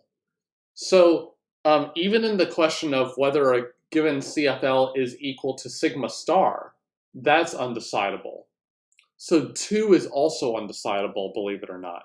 But 1 is decidable, because it always is. How is it different? Because a Turing machine, it's asking whether you can build a Turing machine that does the product, or you're asking if the Turing machine that you're given as input does this operation correctly. And if you can certainly build a Turing machine that does it yourself, but you're asking, this question's asking, if you're given an arbitrary Turing machine, can you do this? And so this is asking if this Turing machine can have the same language as this other language, and that's an undecidable problem. Okay, so that's why, because the Turing machine is presented as input. Which of the following problems are decidable? Does a given ever produce an output? I think a word is missing there. Yeah, I'm not sure what that means. If L is a context-free language, then is L prime also context-free? That is not decidable. I'm guessing 1 means a Turing machine, which means I'm going to guess that 1 is undecidable, 2 is undecidable. 3, actually it must be C and D, because we knocked out A and B. Yes. If L is regular, L prime is also regular. If L is recursive, L prime is also recursive. You're seeing these problems over and over and over. It's the same problems over and over. Which of the following statements is true? If a language is context-free, it can always be accepted by a deterministic pushdown automaton. That is not true. The union of 2 context-free languages is context-free. That's true. The intersection is context-free, no. Complement is context-free, no. So it's B. Okay, so again, closure properties. That's what's being asked over and over and over. Okay, so I'll let you answer this one. The best example of a language for defining the non-regular languages is palindromes and primes, palindromes and even. So this one's kind of subjective, I guess. Language for palindrome and factorial. I don't think I've ever seen factorial. Prime and even. I'm not sure what even is. But palindrome and prime for sure. I've seen. So what do you think?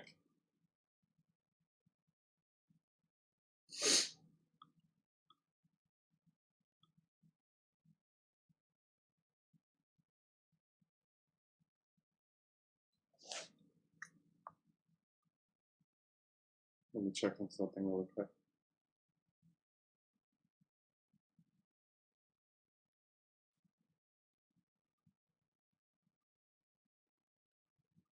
Okay, so that's not working.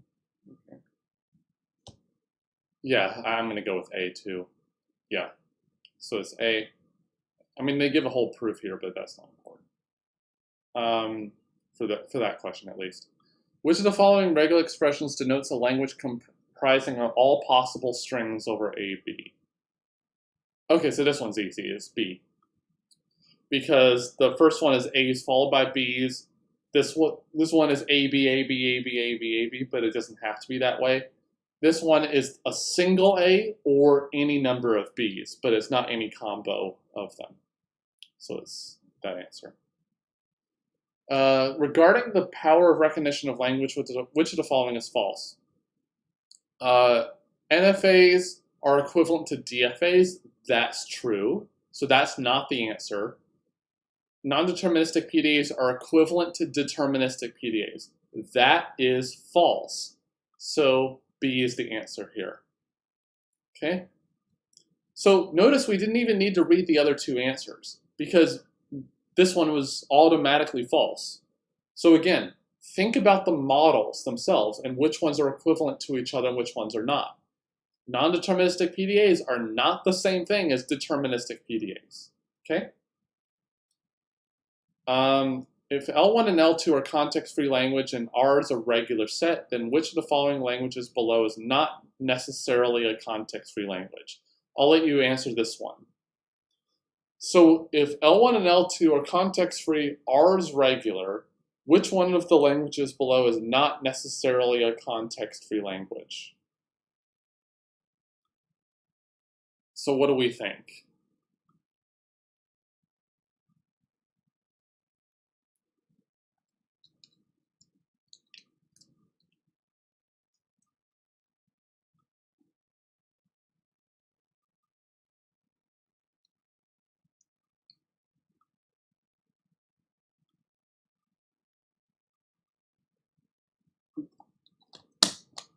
check it out.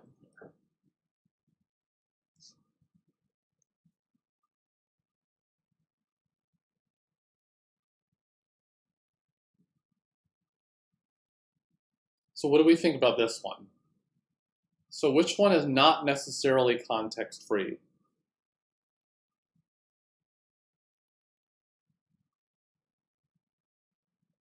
It's nice.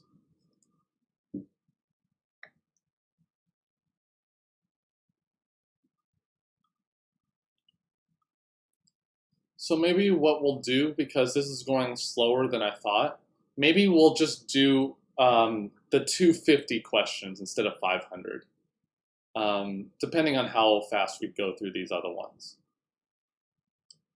Because I don't want to keep you guys for too long, but and because we've done all the other gate questions, I suppose we can ignore those. So let's see. So what do you guys think? Which one of these is not necessarily context-free?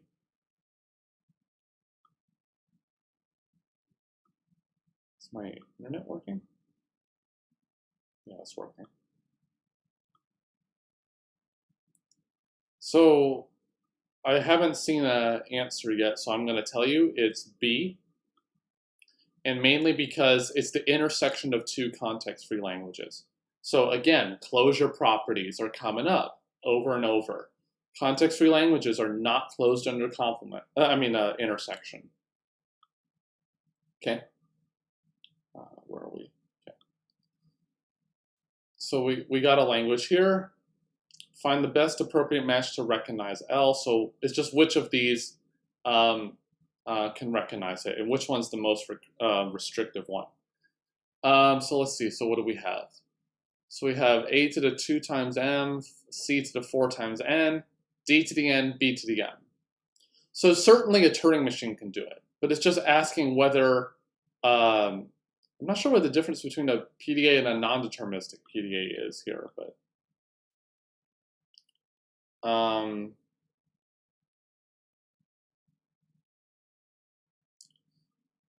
so this is not regular, so no finite automaton can do it. So I'm not sure if Travel Mob C answer there is for the previous one. Was it for the previous one? No. So a Turing machine could do it, but it's just which one is the best choice.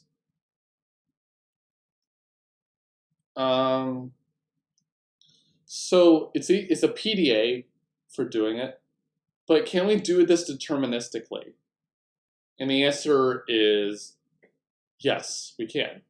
Because what we can do is we can push 2 A's on over and over and over, and then we push 4 C's on every time we see a C. Then once we see a D, then we pop 4 C's off, and then once we're done with that, we pop 2 A's off every time we see a B. So we don't even need non-determinism here. We can do it with a deterministic machine. Okay. And actually this explanation is not sufficient because you don't need non-determinism here in this case. Okay, consider the problem of determining a string W is given some Turing machine M. Will it enter into some state Q, where Q belongs to set of all states? Okay. Which of the following is correct? So it's just whether on input W, do you enter state Q? So what do we think? So what do we think about this one?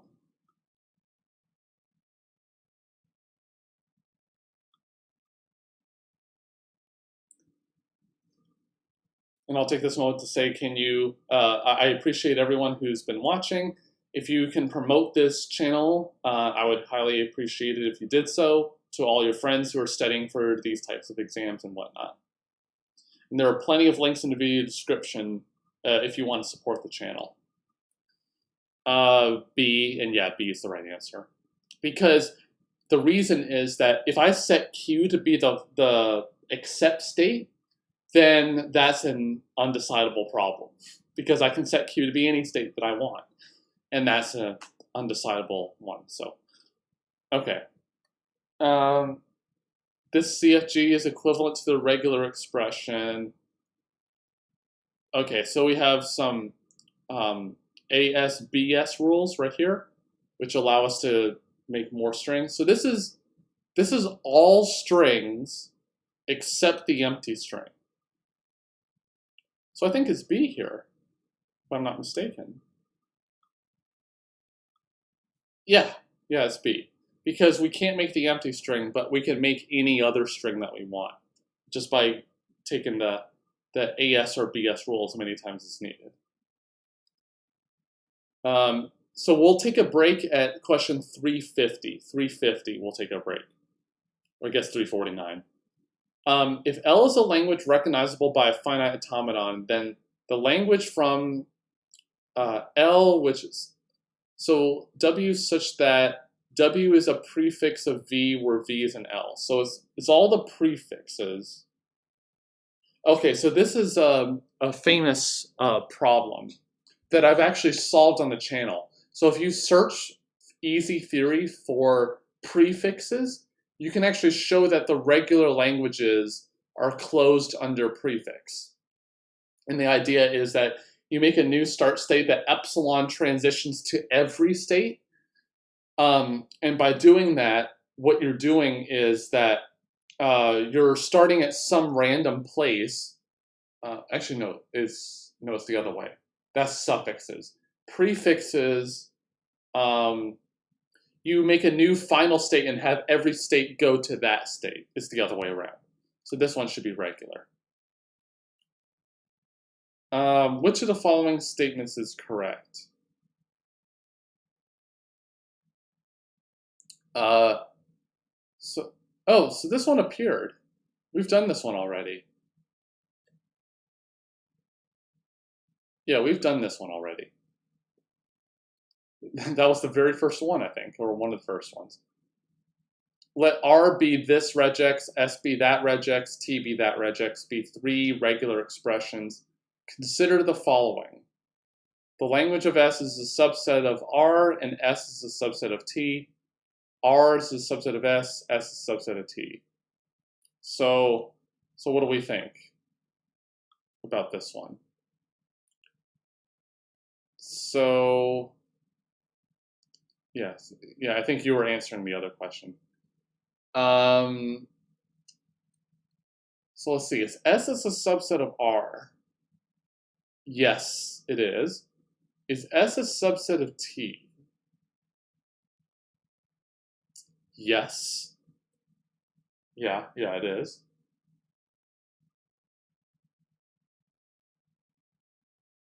Yeah, it is. Yeah, this one's not new either. Yeah, we've done this one before. So only one's correct, because R is not a subset of S. So, yeah. Regular sets are closed. So this one's a really simple one. So for this one, what do you think? I'll let you guys answer this one.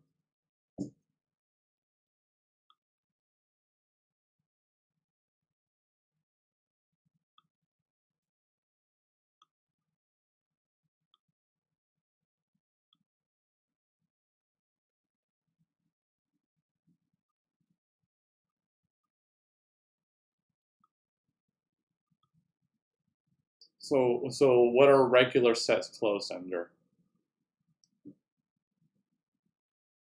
Yeah, D, so that one's pretty clear. Consider the language by 2 to the nk. I think they mean the strings with 2 in them, not 2 to the power nk, because that's different.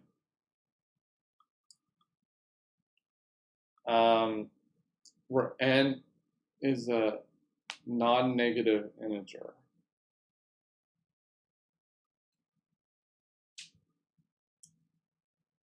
So So this is asking for multiples of n. So that means, and because k is bigger than 0, we must have one additional state. So for the multiples of n, you need n states for all of the modulo classes, the equivalence classes. Remainder 0, remainder 1, etc., up to remainder n minus 1. But because k is bigger than 0 strictly, this must be n plus 1 here. Okay? Good. So, yeah, so there's sometimes subtleties like k strictly bigger than 0 that change the problem a little bit. Which of the following is decidable for recursive languages? So decidable languages. So a Turing machine that always halts. So what do we think?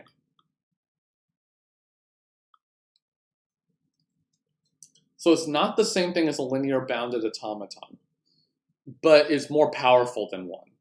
So the first question is actually undecidable because the corresponding problem for LBAs, which are a subclass of this, is undecidable already. So A is not the answer. B, yeah, it is, because a Turing machine for a recursive language must always halt. So B is the answer here. D is false because the same thing for LBAs is also false. It is not is undecidable. And whether R is a given regular set, yeah, so that one is undecidable too. Because you can formulate the same question with, so regular TM, I mean, you can apply Rice's theorem to, I wonder if there's a Rice's theorem for Turing machines that always halt. That might be interesting to look into.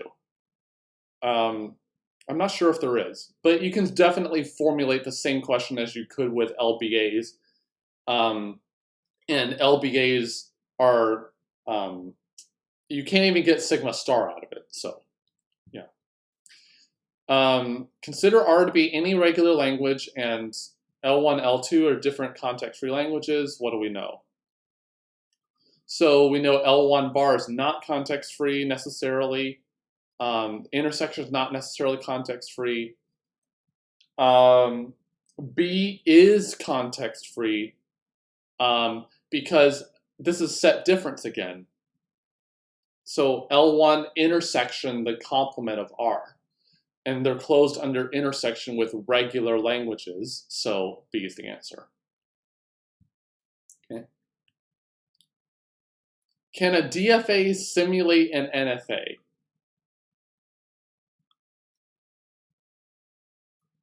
I'm not sure what simulate means here. I'm guessing it means has the same language, at which point I would probably say yes. Okay, good. Oh, we have a table for these. Good. That's good to know. All right, so palindromes can't be recognized by any finite state automata because finite state automata can't arbitrarily remember arbitrarily large amount of information. So that's true. Finite state automata can't deterministically fix the midpoint. That's true. Even if the midpoint is known, an FSA cannot find whether the second half matches the first half, and all of those are true. So it's D. I'm getting itchy in my nose.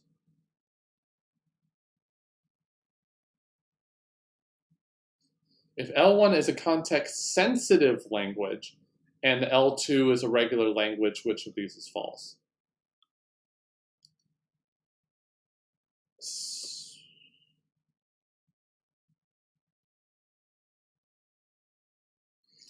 L1 intersection L2 is context-free. Is that true? Yeah, because you can make a product construction for it. L1 complement is context-free, so C is false. What about A?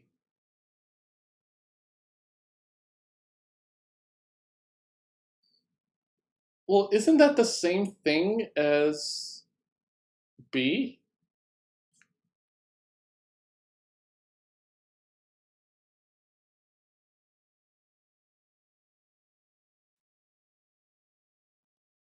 O is not context free. Oh, I'm reading it wrong. So it could be context free. Let L2 be the empty set. Okay. Yeah. So A is false, C is false, D is the answer. Yep. Which of the following is true? Turing machine is a simple mathematical model of a general purpose computer. That's true. Turing machine is more powerful than finite automata. That is true. So D must be the answer. I don't even need to look at a C answer. Given two DFAs, M1 and M2, they are equivalent if they, oh, we've done this one. They're equivalent if they have the same language, which means the answer is B. Yes, we've seen this question twice. Probably because it's been asked on multiple exams.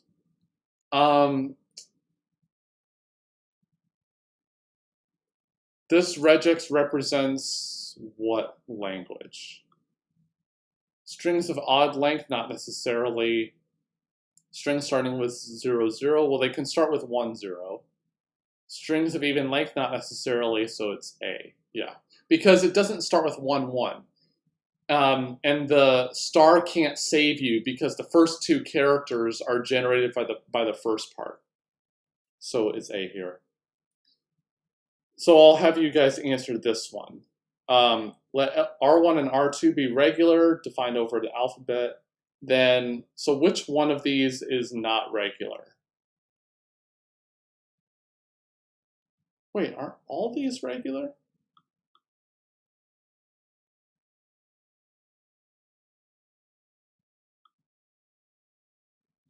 Yeah, this one has no answer because it's the closed intersection union and set difference and star.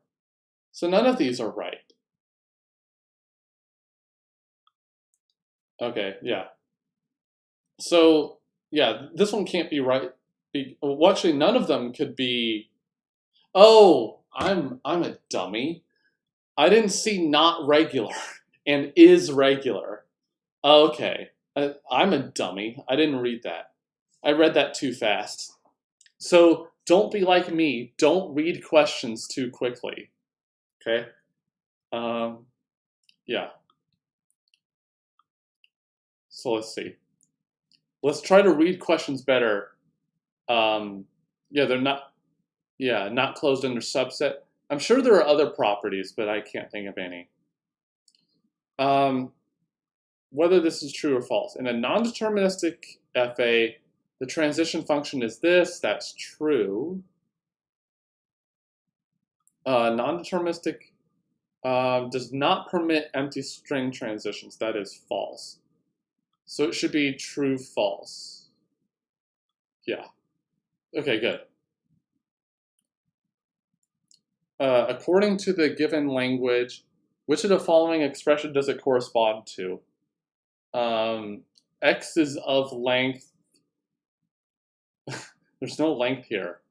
Okay, I'm going to guess it's 4 or something.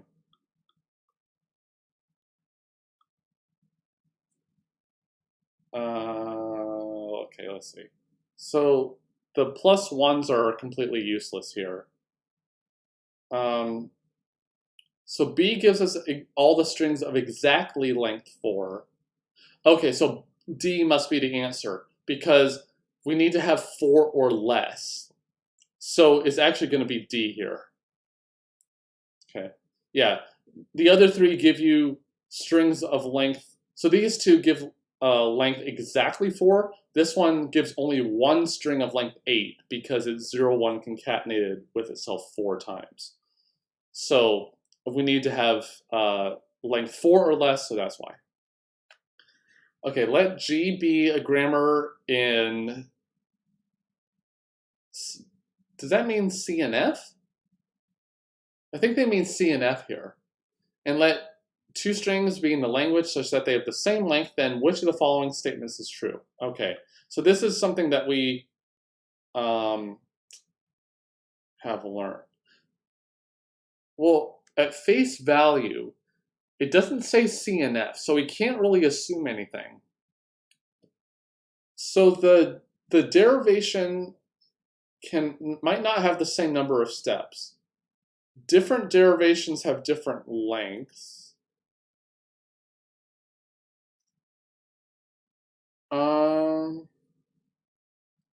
Some derivation of W1 may be shorter than the derivation of W2. Well, different derivations must have the same length. Actually, no, that's not true. B and C are, oh, which one of them is true? B and C are both true, that's possible. I'm just going to pick C. Because different derivations could have different lengths. Because we don't assume anything about the grammar itself. So I think that's true. The regular expression, so yeah, so both of those answers should have been the right one. A regular expression is equivalent to the set of strings with either A or one or more occurrences of B followed by C. No, that's not true, because B could have 0 occurrences. Yeah, so this one is the same. B is the same because it's just the union can occur in any order.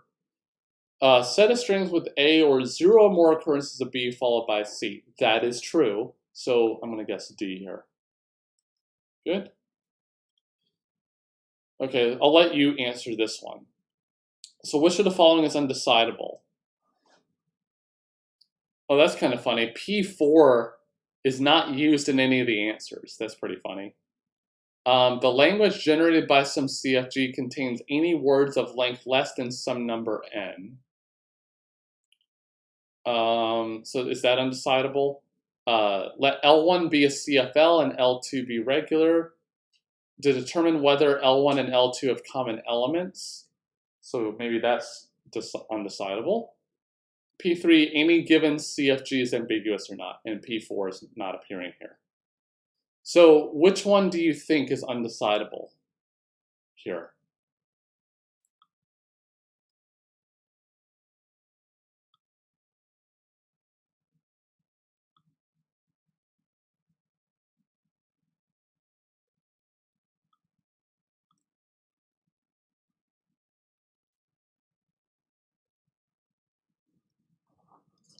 Yeah, so what do we think?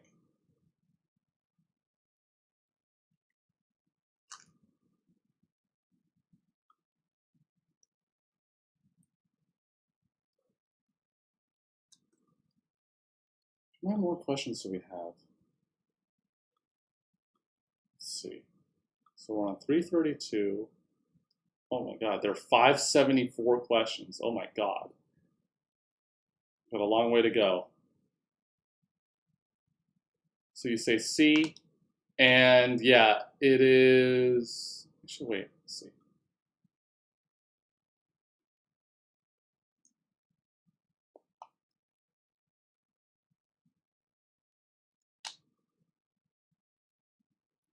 I'm not sure what common elements means. Does that mean that the intersection's non-empty?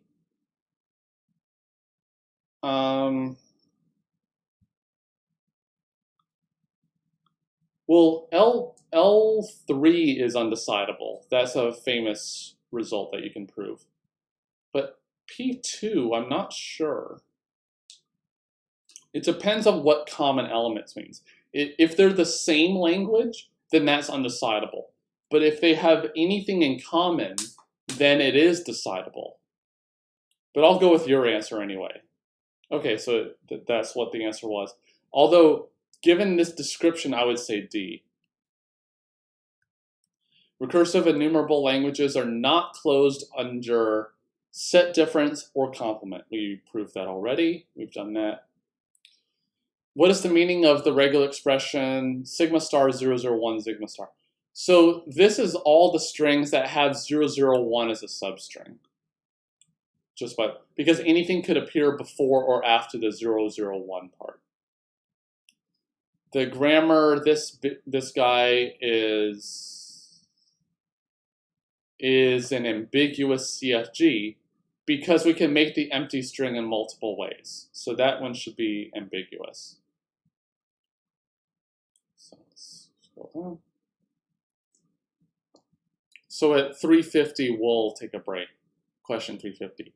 If any string of a language L can be effectively enumerated in a lexicographic way by an enumerator in lexicographic order, then language L is...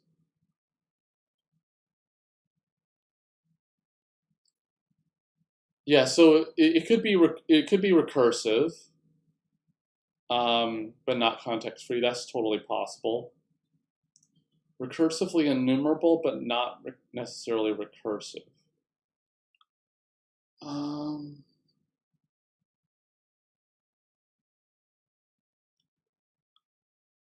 So this is a really hard question, I think. Can effectively be enumerated in a lexicographic way. Well, if any string can be effectively enumerated, so if the strings can be enumerated in lexicographic order,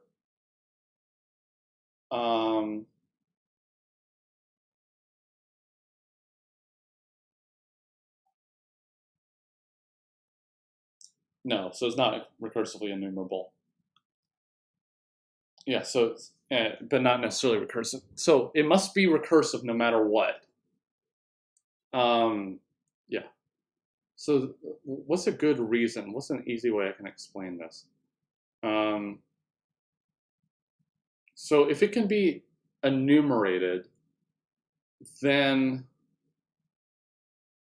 wait. So if it could be enumerated, we can just wait until the string that we are given appears. Yeah, it could be recursively enumerable, but not recursive. Yeah, but why is that the answer? It should be D. It should be D here. Unless this is trying to refer to something that I'm not seeing. The collection of recognizable languages is closed under, so we've done this. So it's closed under 1, 2, 4, and 5. So that's the one. We've done this question pretty much already. Which of the following regular expressions is equal to R1 plus R2 star?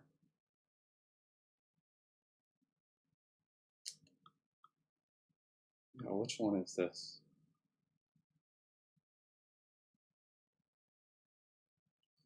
So A can't be right because that's R1's first followed by R2's.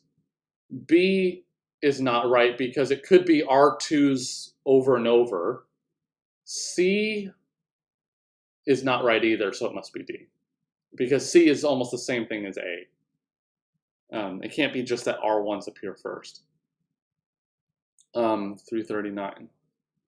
The power of a multi-tape Turing machine is greater than the power of a single tape Turing machine. That is not true, because you can show that they're equivalent by simulating the multi-tape one on a single tape one. And every non-deterministic Turing machine has an equivalent deterministic Turing machine. So S1 is false, and S2 is true. So S2 is true. Good. So that's B. Which of the following correct? So I'll let you answer this one. So which of the following correctly describes clean enclosure? It is the infinite set of all possible strings of all possible lengths over sigma, including the empty string. So that seems reasonable. It's the finite set, not necessarily finite, not necessarily finite. It is the infinite set of all possible strings of all possible lengths over sigma. That's technically true, but this one I think is the better answer because. Oh wait, no, it says excluding. It should be D, shouldn't it? All possible strings. Cleany closure. So, okay. So this is something that you should take note of. Cleany star is not the same thing as clean a closure. Okay, closure is plus, not star. So a closure is plus. Yeah, so it's plus. So this should be A, and it is. Okay, that's good. So yeah, closure means plus, star means 0 or more of. Which of the following is true? Mealy and Moore machines are language acceptors. No, they just output stuff. They don't accept anything. Finite state automata is a language translator. No, not necessarily, because it just accepts things. NPDA is more powerful than DPDA. Yep, we've seen that already. So, Mealy machine is more powerful than a Moore machine. No, because they just output stuff. Yeah, I think. I really haven't gone over those before. Just a vague idea. NPDA are more powerful than DPDA because there are some languages that non-deterministic PDAs can do that deterministic can't. The string 1101 does not belong to the set represented by... Well, we got 5 answers this time.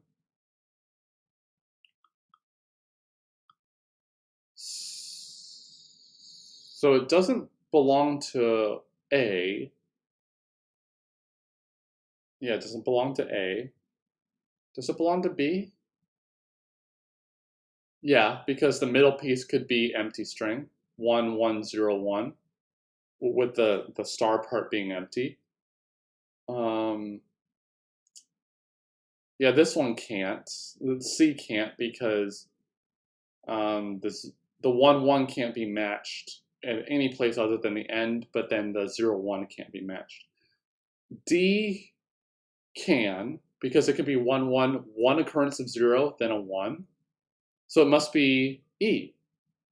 That's option A and C. Oh, okay, good. That's good. If n, we'll let n be the length of the string to test, then the number of table entries represented for CYK is, I do remember, is like a triangle. So n times n divided by 2, plus the diagonal. Okay, yeah. So it is D here. Yeah, I haven't really done the CYK algorithm in a while, but I know that there's some kind of triangle of entries in it. But yeah, it should be roughly n squared over 2, because you only have half of the table filled. Which of the following statements is true? DCFLs are closed under complement. That's true. DCFLs are not closed under union. That is also true. So it must be D, because it's all the options. Which machine is equally powerful in both deterministic and non-deterministic? Again, these same questions are appearing over and over and over. So I'll let you answer this one. So what do you think the answer is? Are PDAs equivalent to deterministic and non-deterministic? What about Turing machines? What about LBAs? So LBAs is actually kind of interesting, but... So what do you think? Are LBAs are...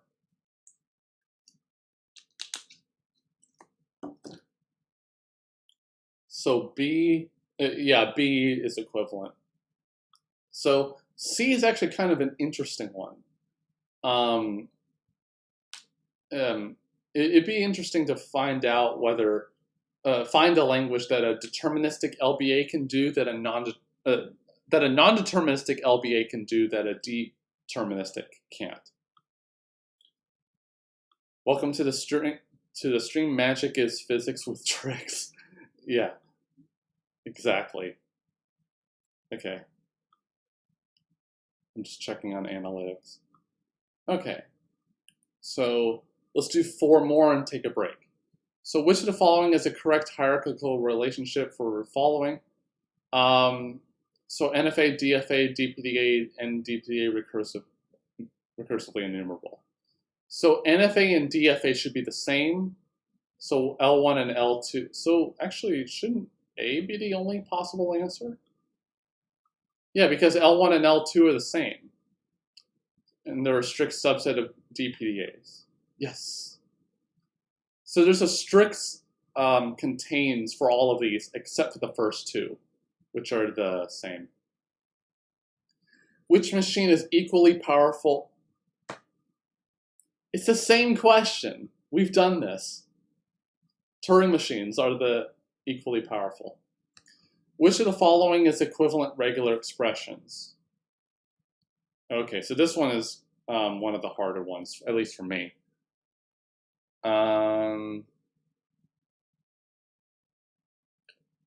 So 2 and 3 are not the same because we have the 1 star thing. This time, multiple select questions introduced in the GATE exam. Cool. Are 3 and 4 the same?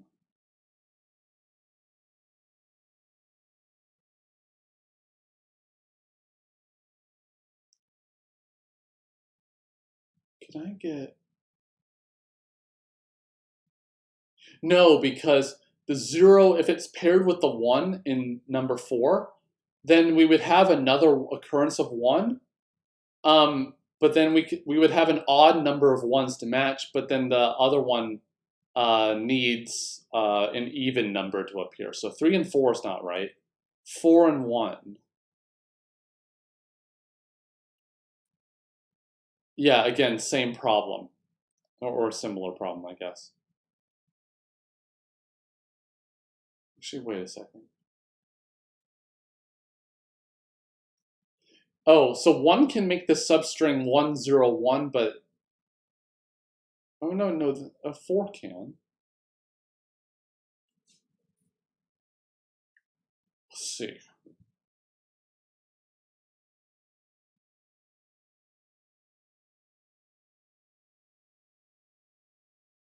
Oh, okay. 4 can make the string 0, just the 0, and 1 can't. So 4 and 1 are not the same, so it's 1 and 2. Okay, let's do this one and take a break. Which of the definitions generates the same languages as L, where L is x to the n, y to the n? So yeah, regexes are really difficult. What I recommend doing is focus on really, really, really short strings to see if you can actually make them or not. Okay? Don't think about long strings. Think about really short strings. But what about this one? So 3 is not right.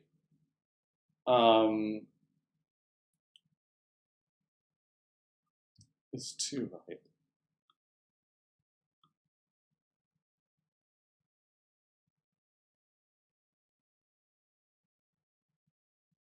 Oh, the pluses don't have to match each other. So the 1 is the only right one.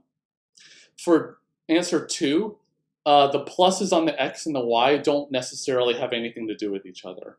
So E is right because, well, there must be one right answer. But okay, so that was, wow, 2.25 hours. So what we're going to do is we're going to take a short 5-10 minute break, and then we'll come back, do another 100 questions, take a break, finish it off. Sound good? All right, so let's take a 5 to 10 minute break and then come back at 20 after the hour.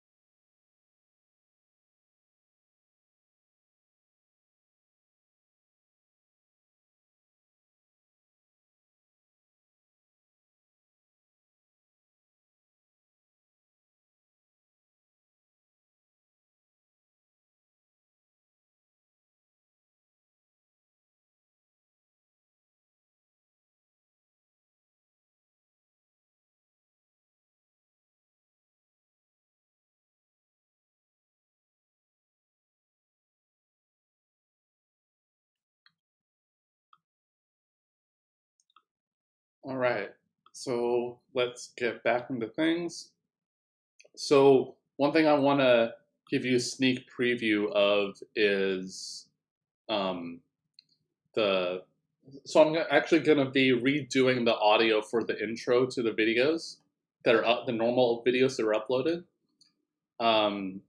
So this is what that sounds like.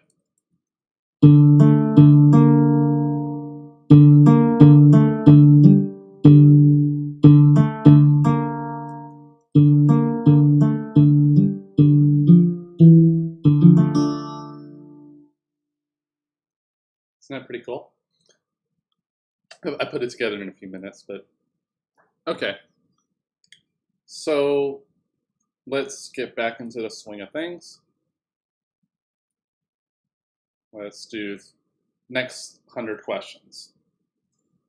So a language is a subset of sigma star for some alphabet sigma.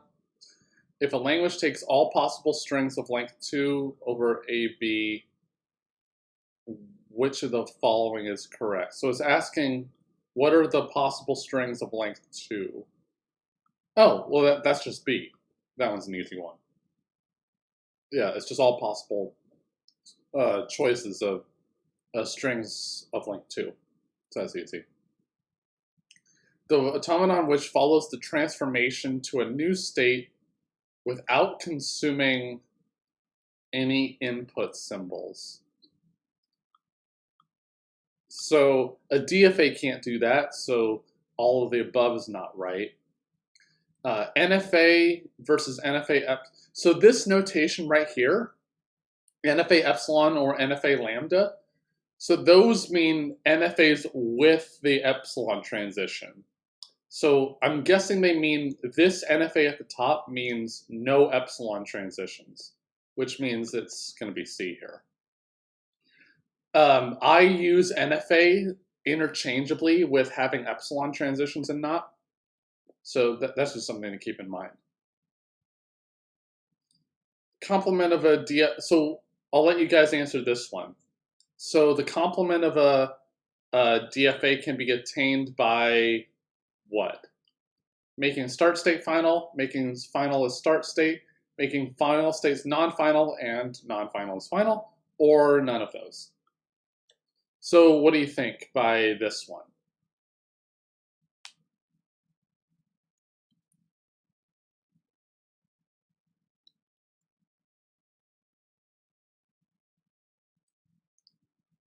I don't think I've seen you, GOT. Thank you for joining us.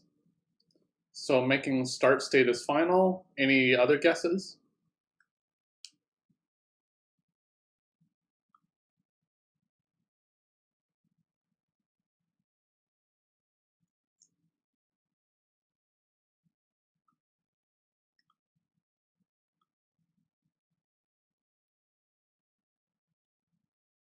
So what do we think?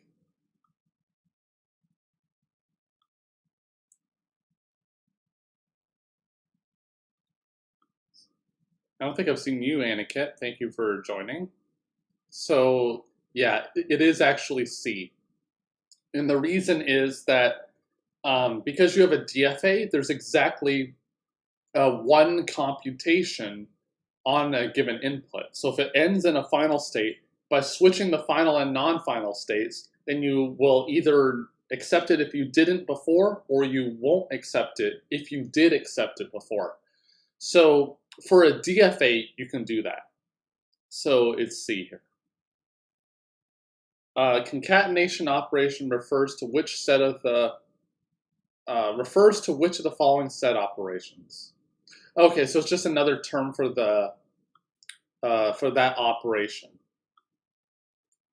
And we typically use the dot operator for that. So L1 dot L2 means concatenation.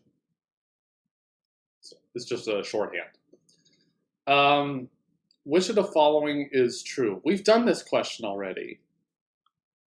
Yeah, we've done that one already. If L1 and L2 are regular sets, then the intersection of these two will be what? What do you think? So if the we have the intersection of two regular languages.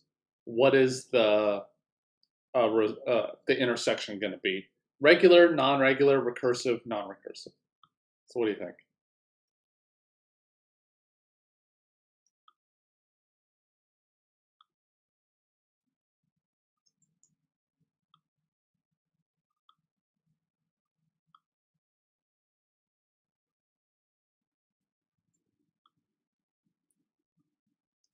If L1 and L2 are both regular, then the intersection will be what? What do we think? Again, this is just another closure property that comes up over and over and over, as we've seen already.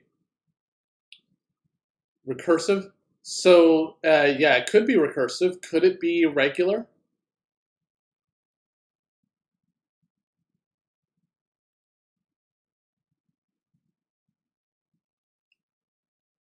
So let's see, what are we getting? I don't see any other answers. So the answer is actually A and C, because it's actually recursive and regular, because the answer is always regular. So the answer is regular here. It could be recursive, but I'm guessing they want you to give the most specific answer possible. Let PQR be a regular expression if P does not contain the null string. Okay, so this is actually called Arden's lemma, and I have a video coming up, spoiler alert, about Arden's lemma coming up pretty soon. Hurt myself by accident. If P does not contain the null string, then R is equal to Q plus RP has a unique solution. So this is actually a pretty slick argument. So let's see. Let's turn this on. So let me move it down. So what we have here is R is equal to Q plus RP. Then what can we do? Well, what we can do is we can expand this R right here to be what this R is equal to, because they're the same. So this is the same thing as saying Q plus, well then just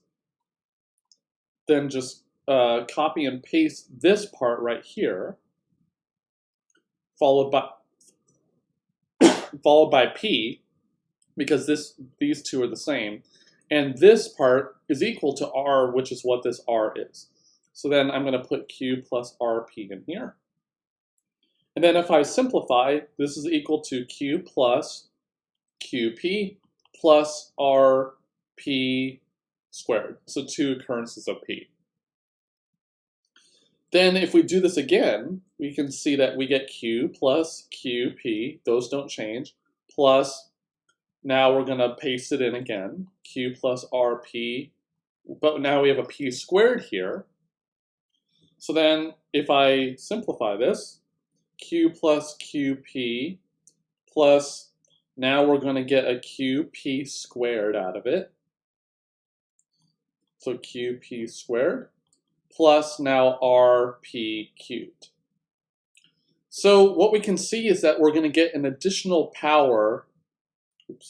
We're going to get an additional power of the P each time. So what we're really getting is Q plus QP plus QP squared plus QP cubed plus ... forever. So this is really saying Q, if we factor it out off the front, well, there's a Q on the front of all of these. So if we factor it out, we get epsilon plus P squared plus P cubed plus ... Well, we know that this part right here is P star, because that's what P star is defined to be. So this is Q P star. Okay? So the answer, therefore, is B here. Okay? I know that may be a little confusing. I have a video coming up soon about Arden's lemma, which goes over this proof again. Are there Any questions about this question?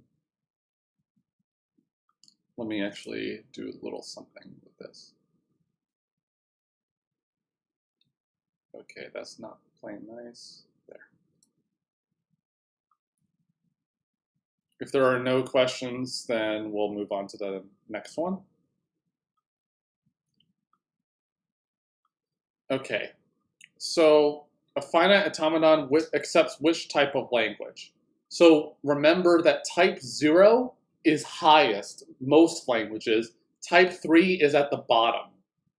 So for this one, it should be type 3.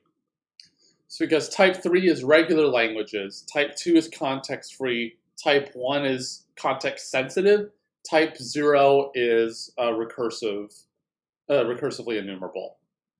Okay, that's something to keep in mind.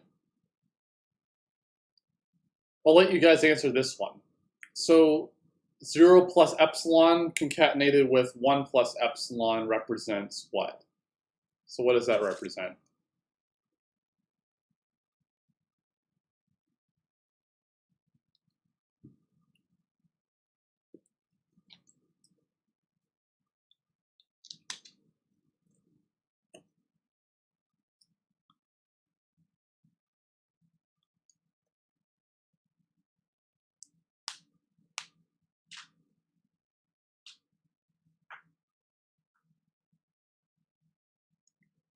So what does this one represent?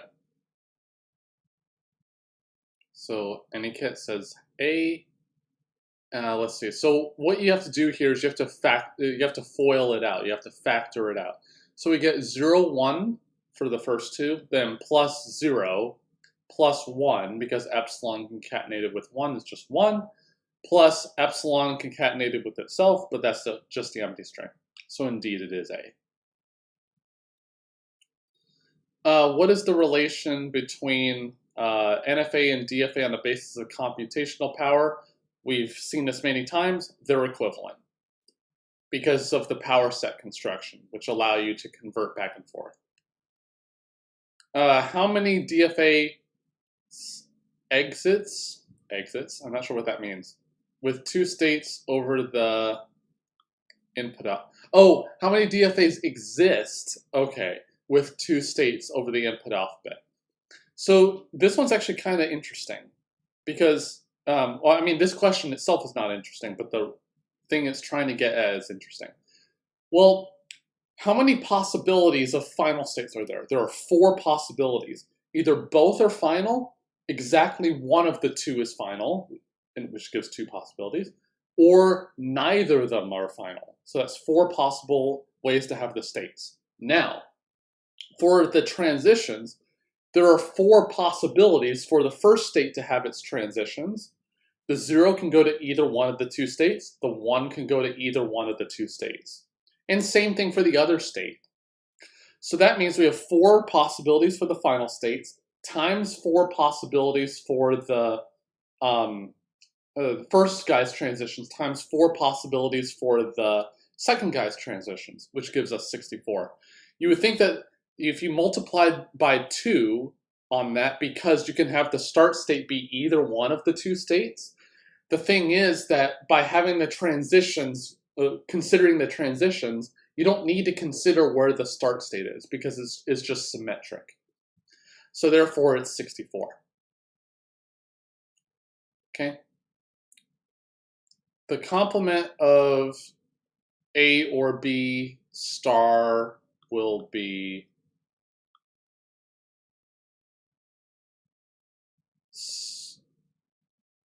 so that should be the empty set, shouldn't it? So A or B star, the complement of that, so every string is in there, so no string is in the complement, so it should be the empty set. Okay, that answer is wrong. So I'm not sure what pi even represents here. It should be empty set, because that's just the complement of this.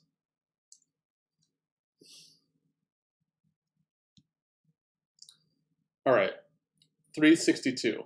Finite automata require minimum How many stacks does a DFA need? I think that means DFA. So how many stacks does a DFA have in general?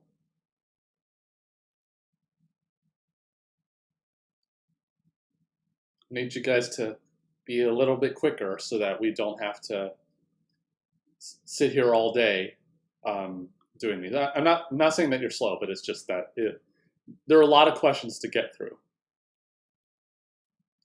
So what do we think? How many stacks does a DFA have? 0. Yeah, so it is 0. Because DFAs don't have stacks. Which of the following expression results in 0? I don't think any of them do. Oh, okay.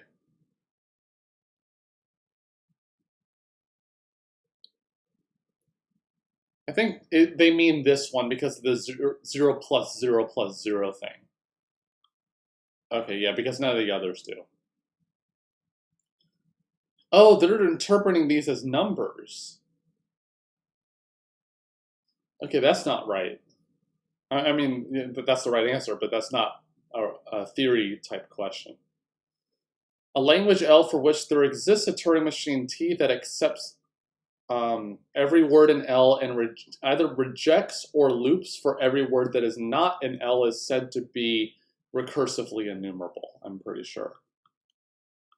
Yeah, it's recursively enumerable because that as long as it halts and accepts on the strings in the language, then you're good. You don't care what happens to all the other strings.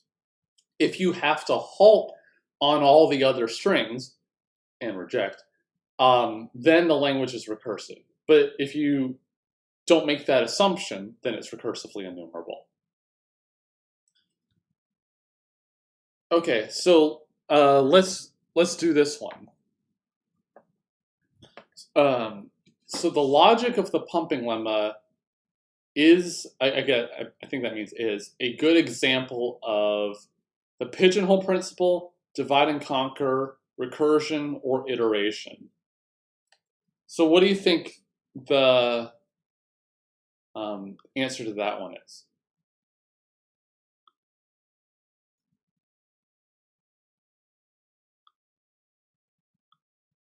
So pigeonhole, divide and conquer, recursion, or iteration.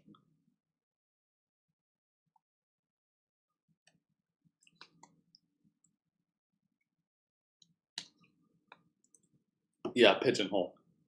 Yeah, because it's asking by the pigeonhole principle, there is a state that repeats in the DFA. So, yeah. A DFA can be expressed as the 5-tuple, those 5 pieces that we all know and love, where delta is the transition function defined as what? So which of these is the transition function for a DFA?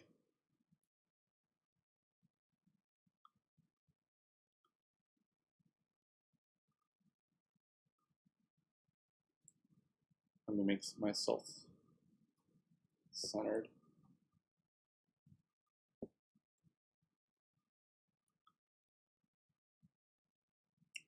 So which one of these is the transition function for a DFA?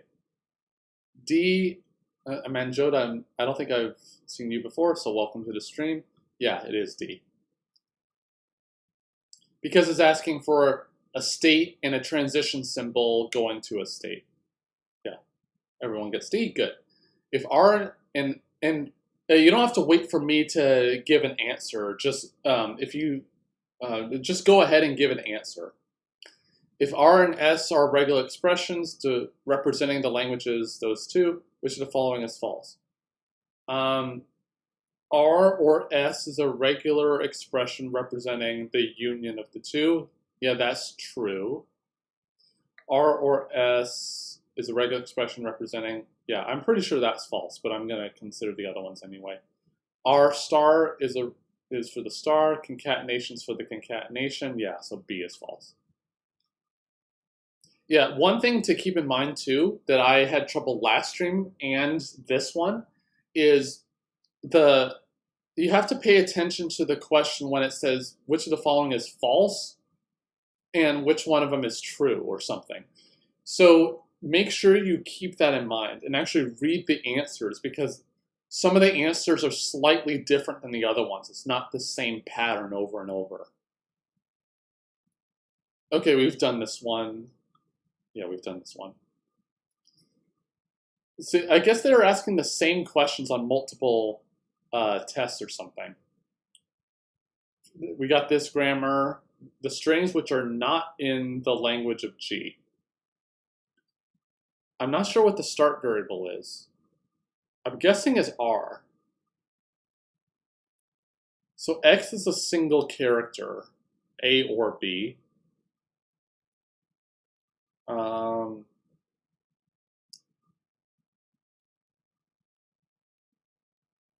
Are gate exams solely multiple choice? I don't know the answer to that. Maybe someone else knows that better than I do. Okay, so let's see. So, can we make epsilon? I don't think we can make epsilon. Can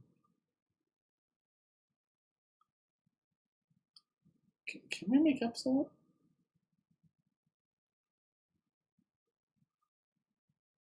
Again, it just depends on what the start variable is. I don't know what the start variable is here.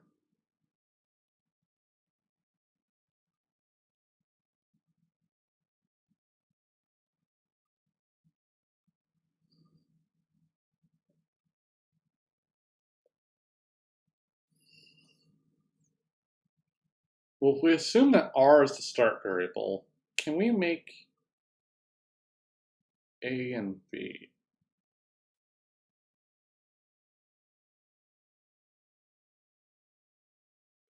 Well, you got to go through S, so you must have an A and a B. So, okay, so C is the answer. Yeah, because the string AA cannot be made here. Because if you start with R, you eventually must go to S, and S, the only rule with it is it has an A and a B. Yeah, R is to be a start, otherwise it's not reachable. That's true, but it's not required by the definition. Which of the following regular expressions, each describing the language of binary number, that represents non-negative decimal values does not include even values? Does not include even values. Oh, it can only be C. Because the other three have a star attached to them for the last one. So the C must be the right one. Yeah, so C. What's the epsilon? Well, yeah, what about epsilon? Yeah, I'm not sure about that either. I don't think that could be made either. Yeah, that's a vague question. Yeah, either C or D I would accept. I think the other ones can be made.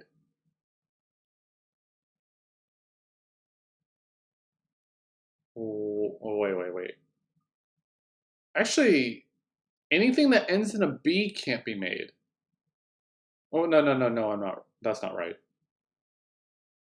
So B's can be made. I just thought of that, I think.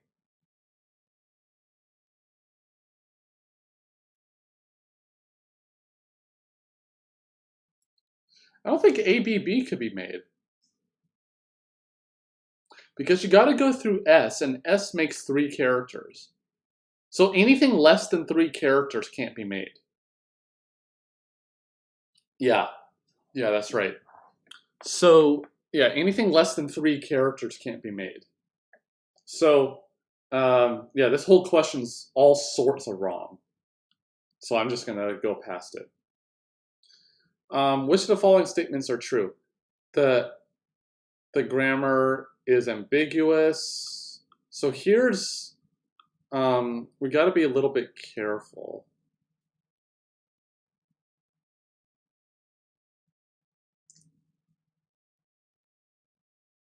Yeah, so the first one is ambiguous because we can replace one of the S's and not the other one.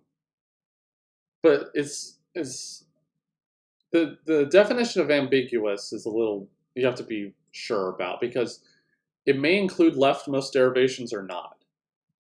The grammar, so 2. The grammar 0s1 or 01s or epsilon is ambiguous.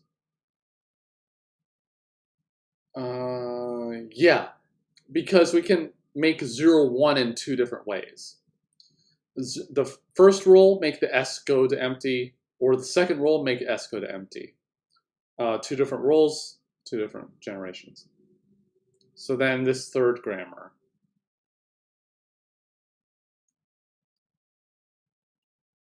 T or U.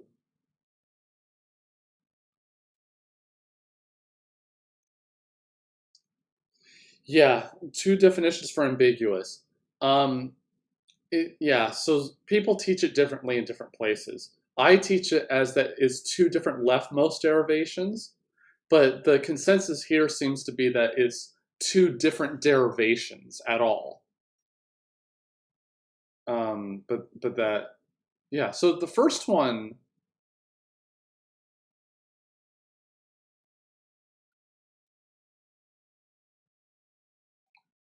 can we make that in 2 different ways?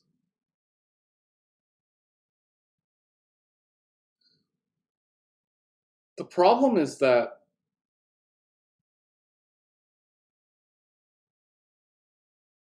yeah, so according to my definition, 1 is not ambiguous. So I'll proceed under the notion that my definition is correct because I'm obviously correct at everything. 2 is ambiguous, that's sure. The grammar here generates a language consisting of the string yxxyy. So can it make that? So xy, no, so it starts with y, so it must take the u one. Can t make xxyy? Yes, it could. So 2 and 3 are true, and I'm not sure 1 is. Okay, so they have a different definition of ambiguous. So this parse tree for 1 is doesn't show ambiguity because it's not doing the leftmost variable being replaced here. In fact, it's not even replacing the left variable with anything. So that question's all sorts of wrong. But 2 and 3 are correct here. That's definitely true. Which of the following strings would match the regular expression p star, so 1 or more p's, 3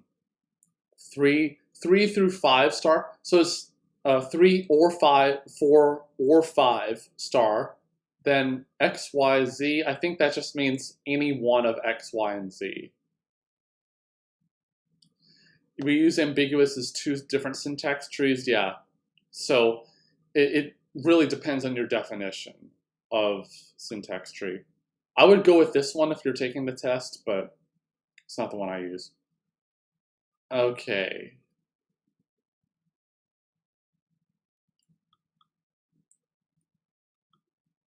So can 1 be made? Yeah. P443Y. Can 2 be made? No, because there's no 6. Can 3 be made? No, because that has 3 occurrences of x, y, z. And even beyond that, number 3 doesn't have any occurrences of p at all. So 3 doesn't work. So what about 4? 4 can. 5 can, I think, yeah, can. And then 6, no, it can't because it doesn't have any x, y, or z. So it's 1, 4, and 5. Yes. Okay, good. The number of strings of length 4 that are generated by the regular expression, that big boy, where blah, blah, blah, is... I've learned my lesson to always ask for definitions when helping people with TOC-related questions. Absolutely, absolutely. So the number of strings of length 4 that can be generated.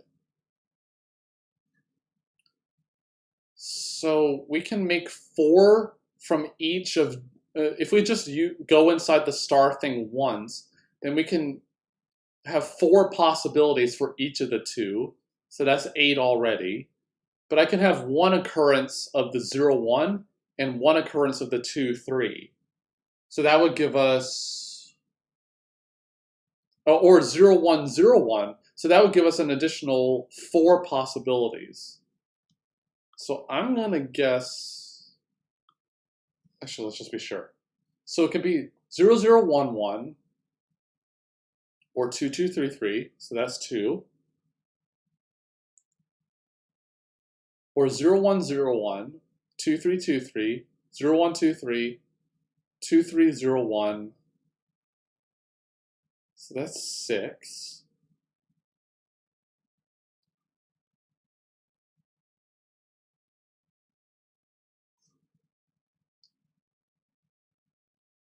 Oh, we can do 3 of one and 1 of the other. Okay, so we can do, so that's 6. We have 0, 0, 0, 1, 2, 2, 2, 3, or 0, 1, 1, 1, 2, 3, 3, 3. So that would give us 10. Yes, good. Which of the following is false?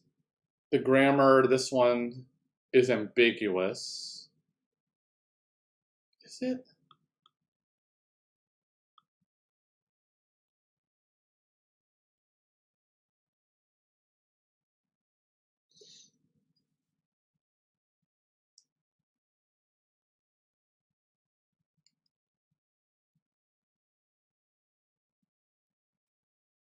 Yeah, A is ambiguous. If you try the string,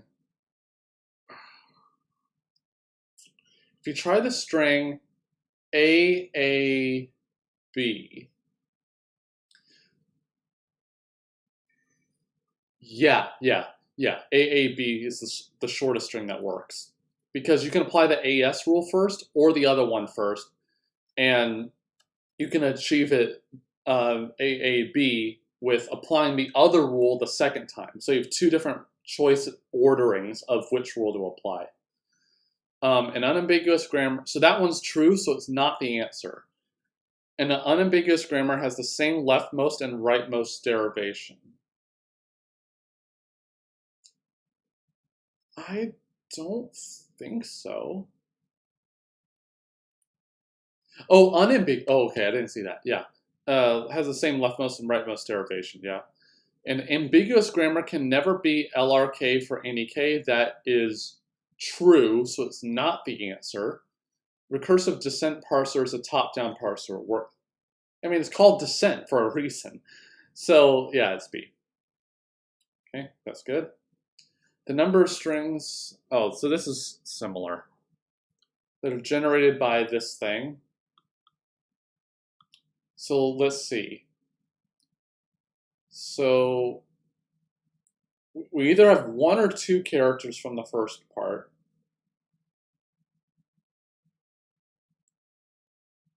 Oh, so that's 1 star, okay. So we can get 1111 by itself. We can get 0111. We can get 1112. We can get 1113, so that's 4 possibilities. What else can we get? We can get 1122. We can get 1223, so that's 6. We can get 0112, 0113, 8. 0123. That's possible, so that's 9. Can we get any others?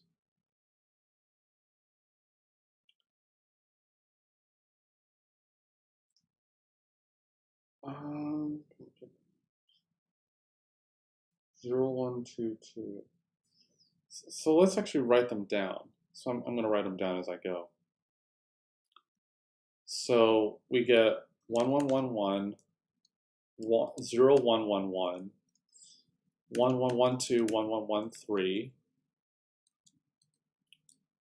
0122, 0123, 1223, 0112, 1123, how many got? 3, 4, 5, 6, 7, 8, 9. So there must be more.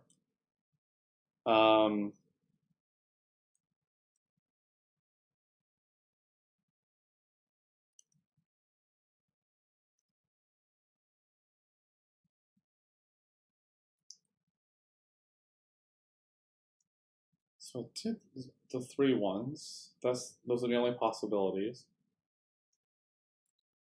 1, 1, 2, 2 is possible. So that's 10. Are there any others?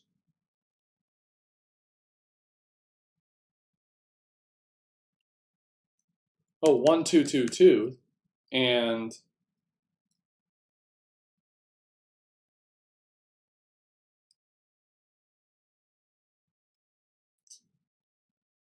0, 1, 1, 3, I think. Yeah, 0, 0, 0, 1, 1, 3. That's the one I forgot. So it's 12. Okay. Okay. That was a harder one. Well, not interesting one. If all of the production rules have a single non-terminal on the left side, the grammar defined is context-free. That's just what a context-free grammar is defined to be. The context-free language, again, we've seen this question before. So they're closed for union and star, so it's 1 and 4.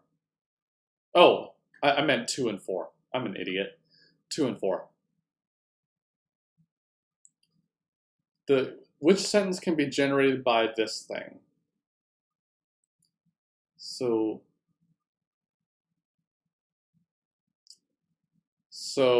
A can't be made because it can only make exactly one D. It doesn't have A's in it at all. So it must be E. Oh. Okay, well that was easy. The regular expression A plus B denotes the set AB. Yeah, that one was easy. Yes, so again, a lot of these questions are easy, but some of them are actually pretty hard. So if a question doesn't immediately come to you, move on. Get the easy points. And don't waste your time on the hard questions, because they're all worth the same, I'm guessing. Deterministic automata are equivalent to the power of non-deterministic. That's true. Push down are not equivalent to non-deterministic. So,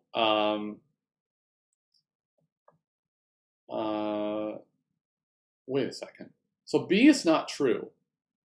Or at least I don't think it's true. Oh, the question says which of the following is not true. Okay? So just keep in mind that don't rush through the question. So B is true. Sorry, B is the answer. It is not true. Okay, I'll let you guys answer this one. Identify the language which is not context-free. So W reversed, where W is any string, A to the N, B to the N, WW, or A to the N, B to the M, C to the M, D to the N. Note, for the last one, the B's and C's are next to each other and have the same number, and the A and D on the outside have the same number. So which one of these is not context-free?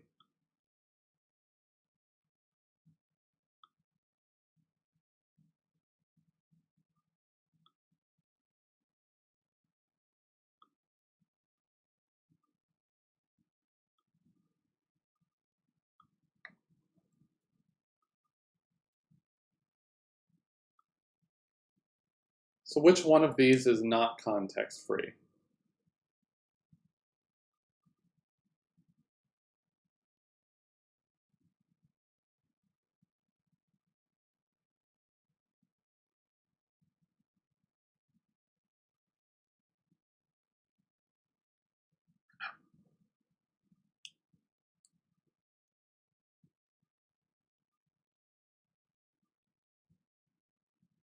Anyone have a guess?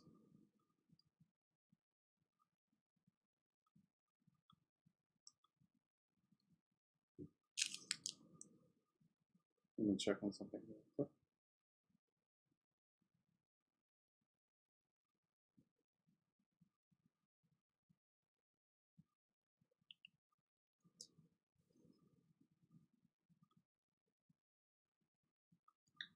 Okay, so Wayne says C, and yep, that's the right answer. Because this one is palindromes. This one is, you can make a really simple grammar for it. This one is not context-free. Okay, all the answers are coming in now. So maybe there is a delay. Which of the following is the most general phase-structured grammar? I'm not sure what phase-structured means. I'm going to guess most general type of grammar. And that one is going to be context-sensitive. Okay. Their adherence to the constituency relation as opposed to the depend. I have no idea what that means, but I know that it's the most general type of grammar listed here. Which activity is not included in the first pass of two-pass assemblers? I have no idea what that is. Thank you, Anki, and thank you for the donation, by the way. If you want to donate, the link is in the video description to the PayPal or Patreon. You're never required to do so, but if you want to support, you can do it that way. I have absolutely no idea what first pass of two-pass assemblers means because it's not related to theory. Oh, I just happened to get it right. Wow, that's lucky. Yeah, that question seems random. Yeah. Although it was from 2005, so it could be anything. Okay, which of the regular expressions corresponds to this grammar? So B makes a single B, A makes A plus. So for like these types of questions, work at the small part and work your way up. So B makes a single B, A makes at least one A and nothing else. So what we can say this is, it's A plus B or A plus whatever S makes. So this is actually a use of Arden's theorem, I think. So let's actually show this. So what do we have? So we have, this is a simplified version of the grammar. Oops, no, that's not what I want. Or A plus S. So what we can do is we can say that S is equal to A plus B or A plus S. I'll put a union in between. So this part, I'm going to call, how did I do it before? So Q is going to be this. This is going to be R, and actually I'll rename this to be P to keep the notion the same, the relation the same. So again, we have P equal to Q plus RP.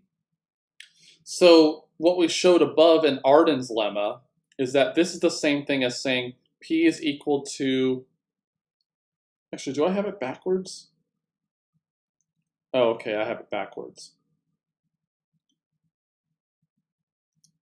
Yeah, do I have it backwards? Yeah, so R comes first. Okay, so it's not the same thing as Arden's lemma, sadly. I thought I could apply Arden's lemma here, but I can't.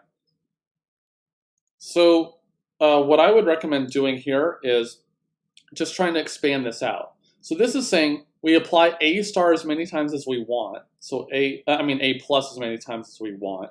So that thing's star. And then after that, we end with this. So A plus B. So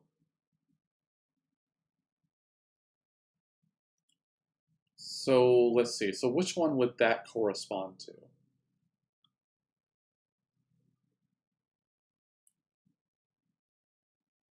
So, oh, okay, yeah. So this part, this is only going to generate A's.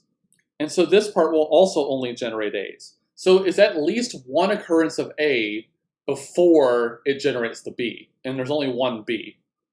So I'm going to guess B on this one. Yes. Good. Yeah, good. So that's B. So I thought I could use Arden's lemma. Turns out you can't use it in this case because the order is wrong on the other part of it. Okay, which of the... Oh, we've already done this, I think. Well, the syntax tree is different. I'm going to guess, yeah, context sensitive is the most general grammar. I'm guessing that these questions aren't asked anymore because these are old tests, but anyway. Which of the following strings is in the language defined by this grammar? So notice here that A will... Oh, I need to fix this, sorry. Notice that the A variable here will only makes all strings that end with a 1. So this grammar makes all strings that start with a 0 and end with a 1. So A can't be the answer. Actually, B can be the only answer. Good. Good job, Amanjo. The following grammar will generate a different type of language. Okay. So this S I'm guessing to mean the start variable. Okay, so this one's a little tricky. Or at least it looks tricky.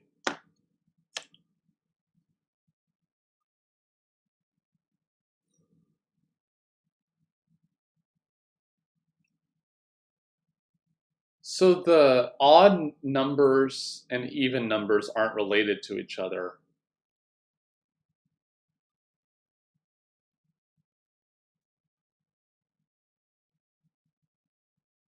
Yeah, it's not related to each other.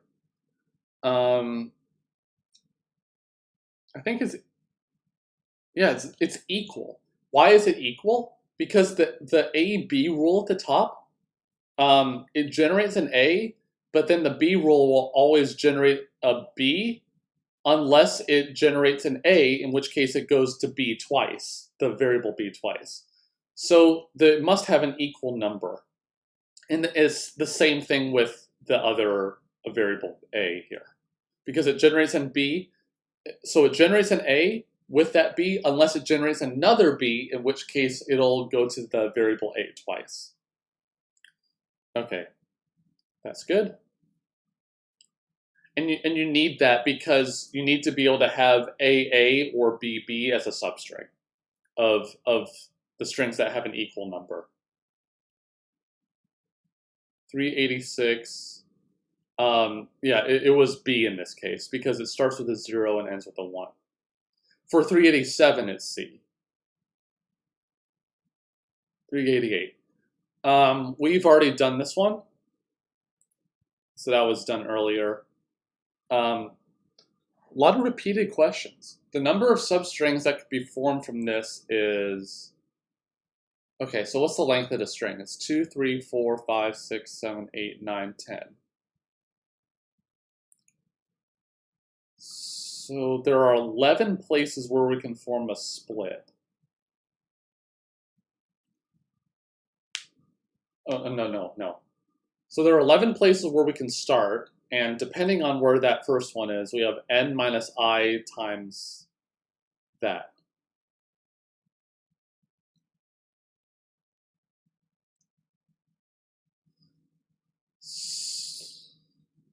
And the empty string is a substring too, so we got to add 1. So it's n times n plus 1 divided by 2 plus 1. Okay, so this is length 10. So 10 times 11 divided by 2 is 55 plus 1, so that's 56. Yeah, nice. So the number of substrings of a... So this is not really related to this, but it's a theory, but is n times n plus 1 over 2. So it's n choose 2, approximately, plus 1 for the empty string. We've done this one already. Yeah, only L1's context-free. We've done that. Consider the following problems. We've actually done this one too. Yeah, we've done this one. Okay, we haven't done this one. The context-free grammar for the language, this. So n is equal to, k is equal to n minus m. Okay. With the absolute value. Ooh, this is interesting. This one might be really difficult.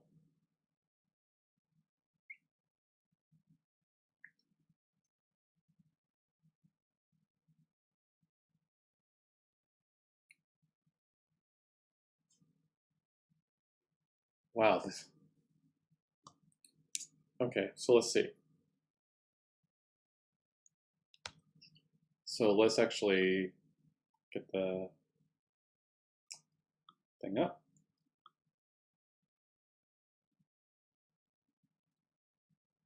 See if I can make some room.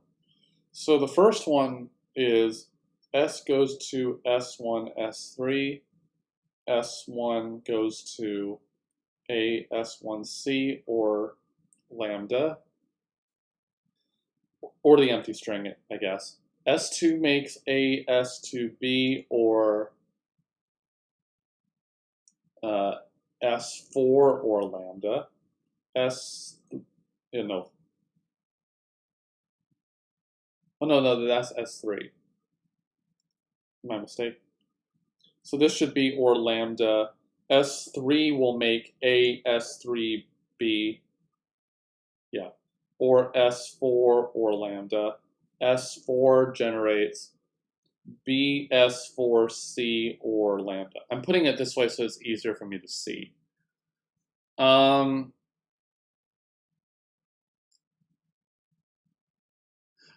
Okay. Okay, so the only difference is the start variable and S1's rules. All the rest of it's the same.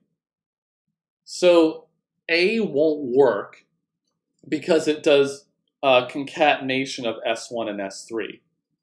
And S1 makes A's and C's, and S3 makes A's and B's. So it'd be the string like A, C, A, B or something, which is not in this language. So A is not right. What about B? Again, we have this. Yeah, we have the same problem because we have S1 concatenated with S3. What about C? S1 or S2? Again, we have the same problem because we have AC's at the front, AB's after. So C is not right, D is the right answer. Nice. Yeah, I thought that would be difficult, but it's just noticing that most of the grammar was exactly the same across the answers. Okay. Okay. Regular grammar for the language, number of A's, number of B's are both even. So regular grammar, okay.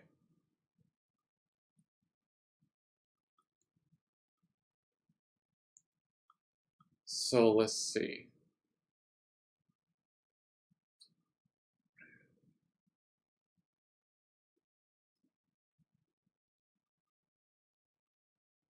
So the grammar itself is exactly the same. And the answer, the only difference is what is final and initial state. And if P makes lambda.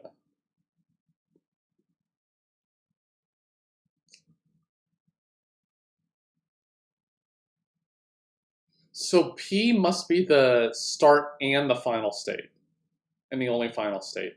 Because if you picture a 4-state diagram with A's going across the rows and, across the columns, and B's going across the rows, then the only state that has both even is the start state. That's the only state that, so that's the only state that should be final. I don't think the first two can be right because it has two initial states, which doesn't make sense. So C must be the right answer because of the lambda. So the empty string. So whenever you make a regular grammar and you have a final state, that variable must go to empty because it's the final state. So C is the answer. Good. Oh my god, what an explanation. We've done this one, I think. Yeah, we've done this one. We've done this one too. We've done this one.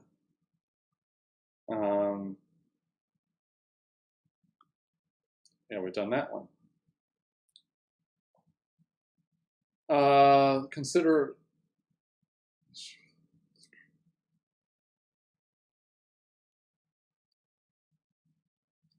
So I'll let you guys answer this one. So let R be any regular language and L1, L2 be any two context-free languages. Which of the following is correct? So which one of those four is, I guess, context-free? Because it's asking if any one of them is context-free.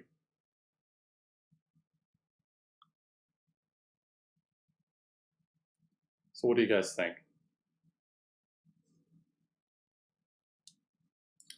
Water number 2 of 3.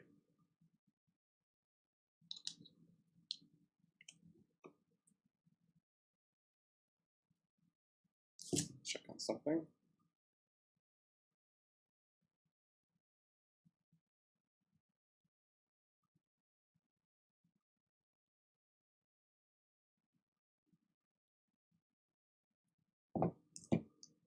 That's pretty good.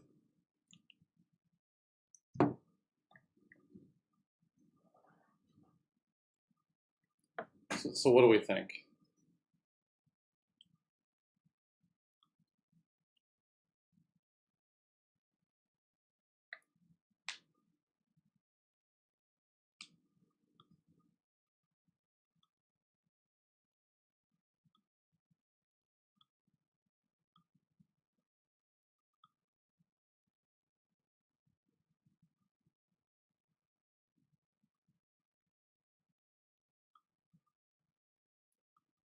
I'm not seeing any answers. Maybe it's just a delay. So what do we think? Is 3, 9 to 7 correct? So we have like 180 questions to go, so we got a long way to go. I'll just go ahead and give you the answer. So L1 is context-free because that's what the definition says. Actually, which one of these is correct? Oh, okay. Okay, I'm wondering why C is there. L1.L2 is a context-free language, I think. So if L1, oh, they probably mean complement here because this seems pretty trivial. Yeah, I think this means complement. Yeah, so I think it's B. This one, actually A is correct too. They probably are missing some complements in here. Yeah, because option 1 is referencing closed-ended complement, not closed-ended. And so is option 3 down here. So I'm guessing that there's some complements not appearing in the answers here. That's unfortunate. All right, 398. The number of states in the minimal DFA corresponding to ADN where n is at least 4 is what? So you must be able to have transitions that have those 4 A's at least, and then after that you don't care. So you must have 5 states that encompass those 4 transitions, one on each end. So you must have 5. And in fact, this is the minimal DFA to do it. And you can't do better than that. Regular expression for W has no consecutive zeros.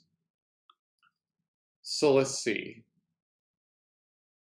Well, A won't work because if I choose 0, 1, 0 twice, that will have a 0, 2 zeros touching. B doesn't work because I can have 1, 0, 1, 0, 0, 1, 2 zeros touching. C doesn't work because I can have 0, 1, 0, and then the final 0 appearing. So that must be D. Good. 400. Got 172 questions to go. Consider the following languages. Okay, so L1, there's no relation between the number of A's, between N, L, and K here. There's nothing in relation between them. So whenever you see that, that's an indication that the language is regular, and in this case it is. But for L2, notice that K is at most L. So that means that there is a relationship between them. And because of that, it's very likely to be not regular, and it isn't in this case. So L1 is regular, L2 is not regular, which is what the answer is. LL grammar for the language. I've never experimented with LL grammars before. So let's see. Yeah, I'm just gonna guess any answer because I don't know what an LL grammar is. I've never used it. Oh, just happened to get it right again. Wow, that's pretty funny.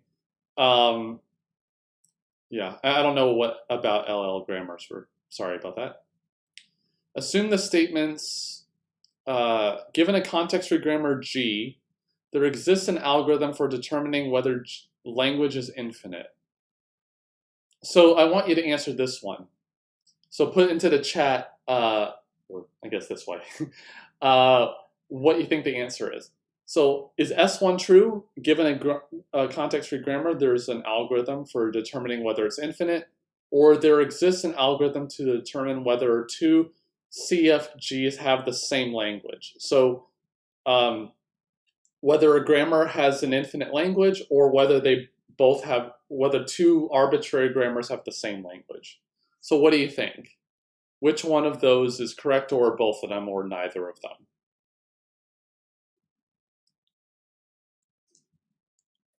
Well, 399D, I think there may be a noticeable delay.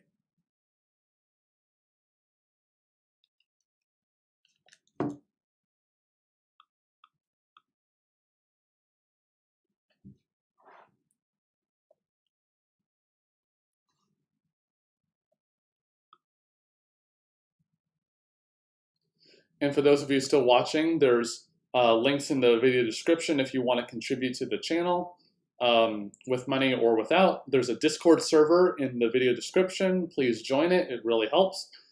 And like and subscribe to the channel also really helps. But 402, which one is correct?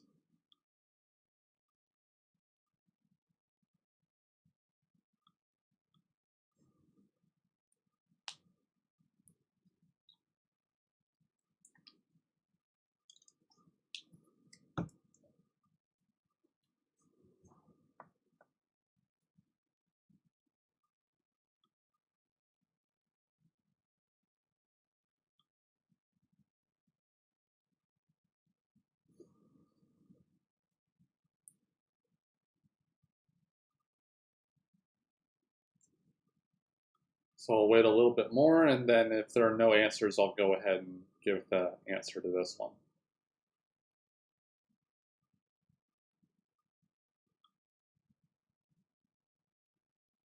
Let me center myself.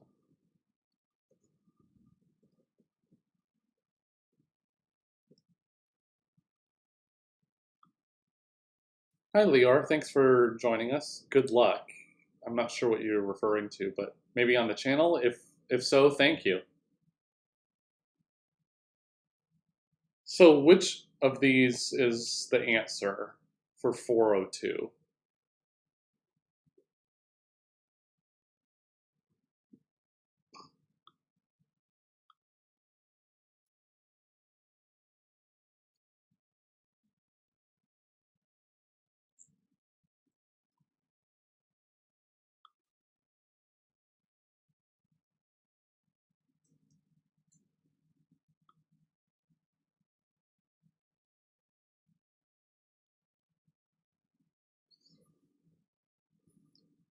Okay, I'm not seeing any shoeless.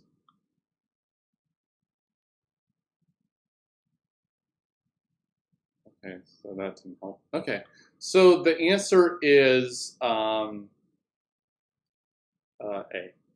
And the reason is that for S1, you can actually check if a grammar's language is infinite by testing a certain number of strings up to a finite number, which is dependent on the pumping length for the language.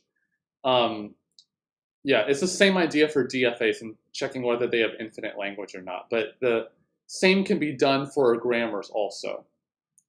And whether two CFGs have the same language, that's EQ CFG, and that's undecidable. And there are many proofs of that. So it's undecidable, so S2 is not right. Two finite state machines are said to be equivalent. We've done this one before. 404. We've done this one before. So this is an odd number of A's and B's. We've done that. Pushdown automata behaves like a Turing machine. Thanks for joining the Discord, Amanjot. A pushdown automata behaves like a Turing machine. Yeah, we've done this one. Pushdown automata recognize language generated by, we've done this one. Context-free grammar or regular grammar, because PDAs are equivalent to CFGs, and regular grammars are already context-free grammars. We have Chomsky normal form, 2n-1. We've done that one many times. Context-sensitive language can be recognized by a linear bounded automata. We've done that one already. A lot of these questions are similar across different tests, which is weird. The set, we've done this one, is context sensitive. We've done that one.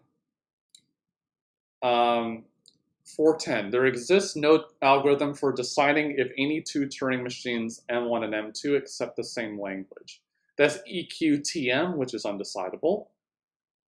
The problem of determining whether a Turing machine halts on any input is undecidable. We've done this one. That's just ATM. So there's no algorithm, and it's undecidable, so they're both right. Both correct statements.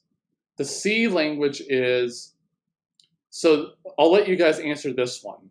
So is the C language context-free, context-sensitive, regular, or none of those?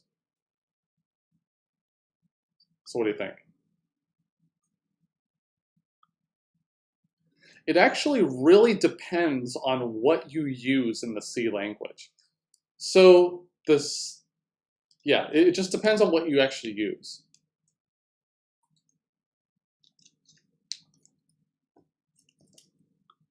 So what do you guys think?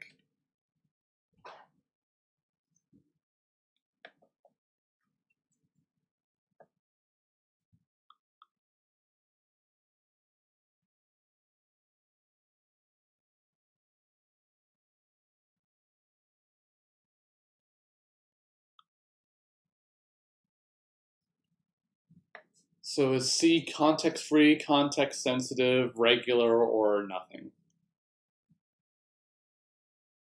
Yeah, it is context-sensitive. Because certain statements can't be done by themselves. You have to, the context actually matters in order to be able to parse the language correctly, CSB. Let L be a set accepted by an NFA. The number of states in the non-deterministic finite automaton is Q. The maximum number of states in an equivalent finite automaton that accepts L is 2. I'm guessing these mean powers. Wait, B and D are the same answer. Let's just go with B. Oh, wait, what? It says A? That's not right.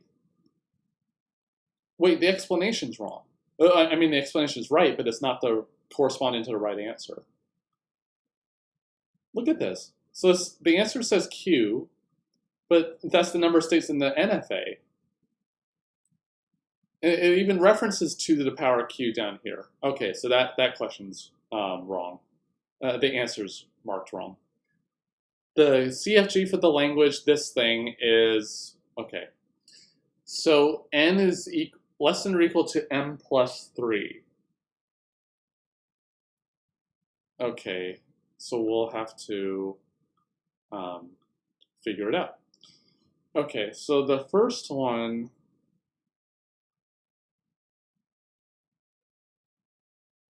oh, it can't generate the empty string. A can't generate the empty string.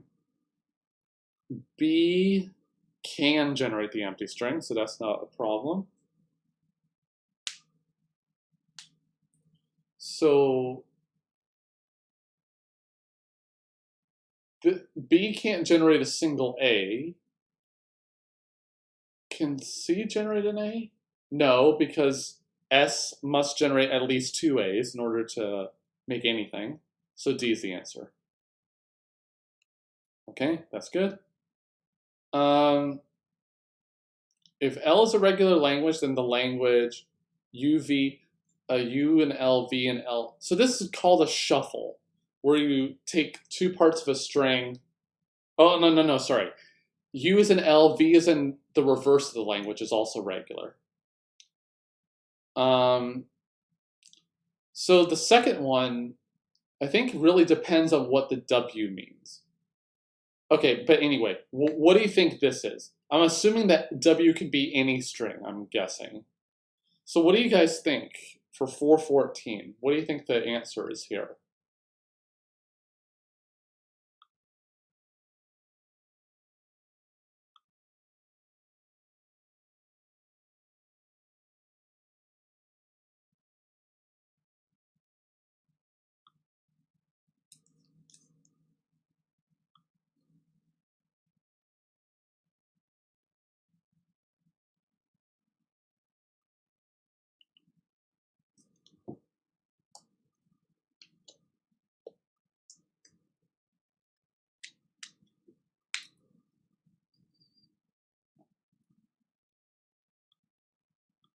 I'll just go ahead and tell you because we got a lot of problems to do. So the reverse language is always regular when the original language is. Regular languages are closed into reversal. And so the first one is just concatenating the language with its reversal. So that would be a regular language. So S1's true. S2 is not true because we showed it wasn't even context free. So it's C here. Okay, so then 415. Recursive languages are closed in a complement. Yup. We've actually done that before, I think, today. Recursive enumerable languages are closed in a union. Yep, that's true. Recursive enumerable languages are closed into complement. No, they're not. Because ATM bar is not recursively enumerable. So it's just 1 and 2. Okay. Which of the following statement is false? So context-free languages are closed into union. Nope. So that's true, but it's not the answer. So it's got to be intersection here. Because the other 3 we've already have seen. They are closed under that operation. Can you explain how, so Amanjo wrote into the Discord, how WW reverse is context-free? It is if the alphabet is 1 character, but if it's 2 characters, then it's not context-free. Yeah. We've done this one already. I think Have we done this one? We may have done this one.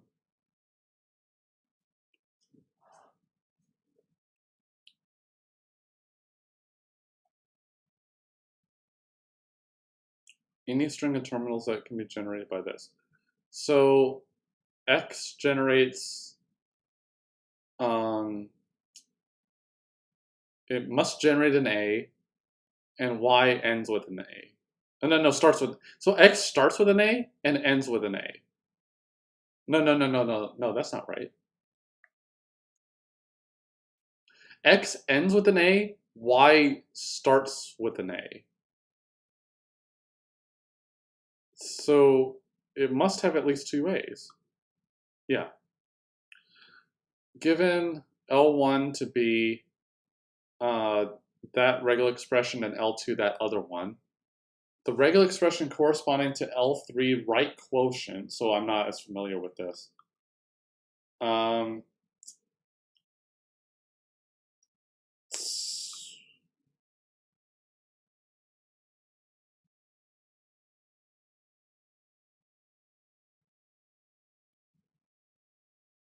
So I think quotient means take the right one, which is AB star, and take it from the right side of L1. So it's taking away an A and taking away a B.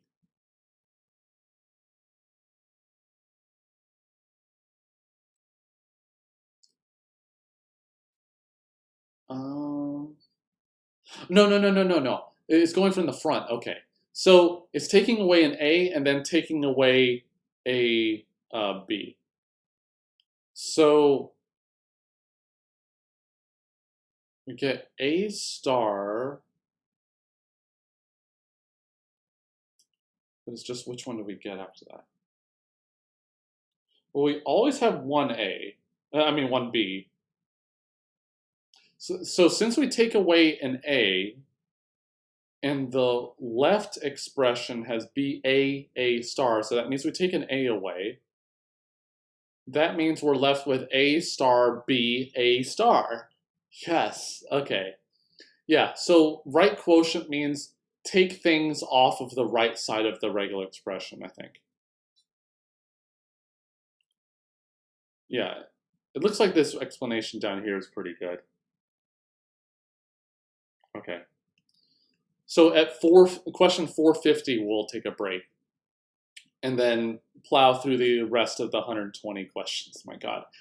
Given a non-deterministic FA with P and R as the initial and final states, transition table is right here. The minimum number of states required, and then DFA equivalent to, okay. So this one I think we need to draw out. So let's move this over here.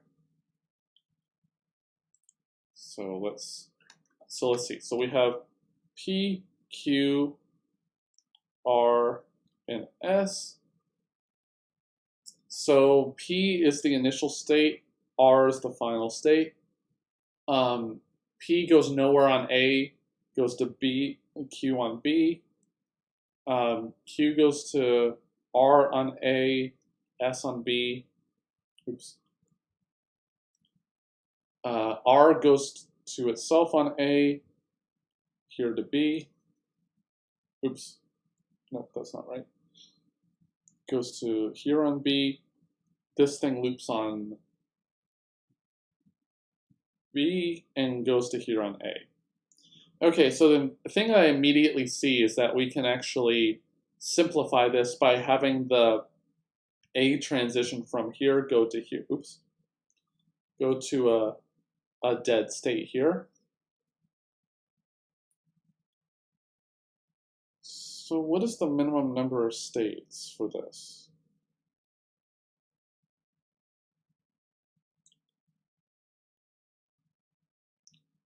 Well, it must, so I think it's the language of all strings that start with a B and end with a B.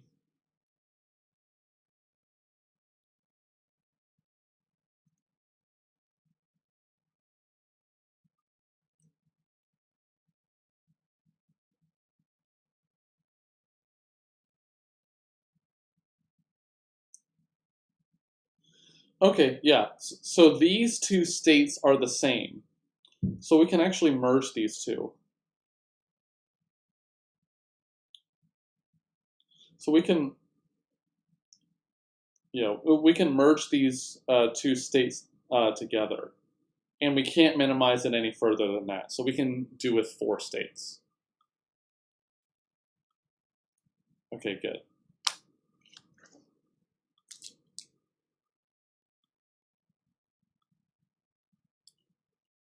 A finite state machine can be a... how about you guys answer this one? So the finite tape length, rewinding capability, and unidirectional tape. So it can't rewind.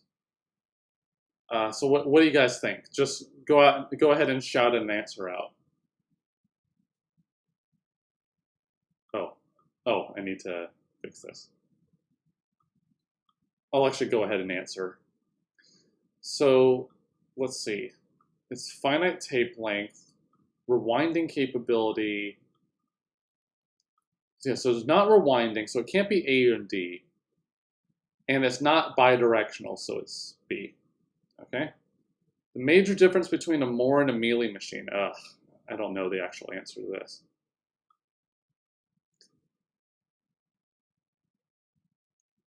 And so it's about where the output is.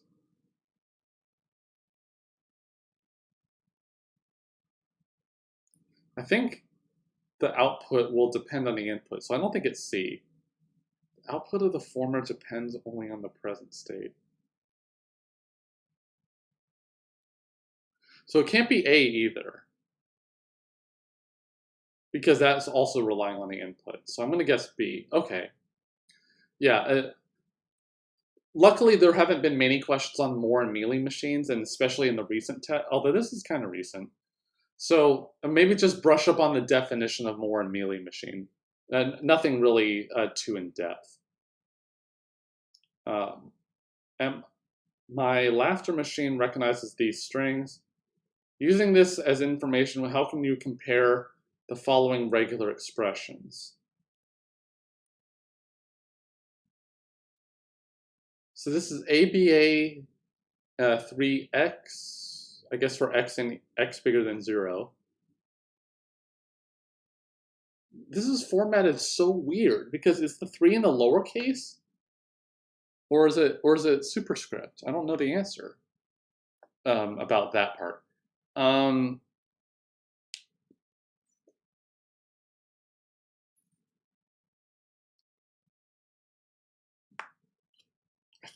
think 1 and 2 are the same because the 2 generates an A and then with a BA at the end. So that gets 3 to the that gets 3x occurrences.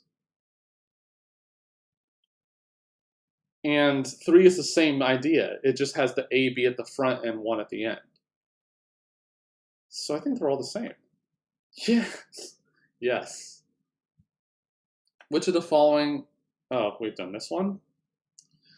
Any syntactic construct that can be described by a regular expression can also be described by a, I think, context-free grammar?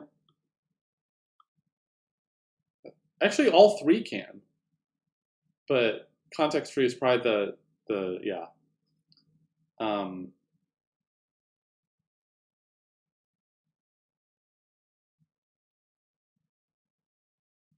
Yeah. Context-free grammar is the most restrictive answer.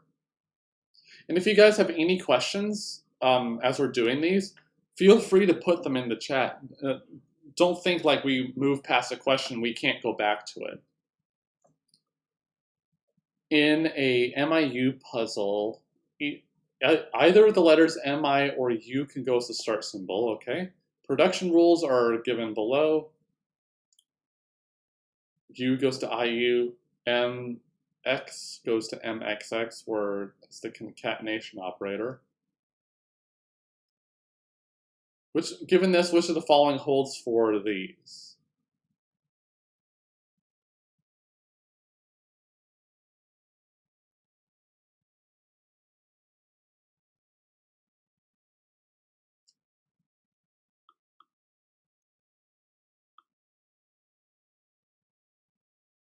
Yeah, I think they're both valid because the M is at the front of them, and the U just replaces with IU.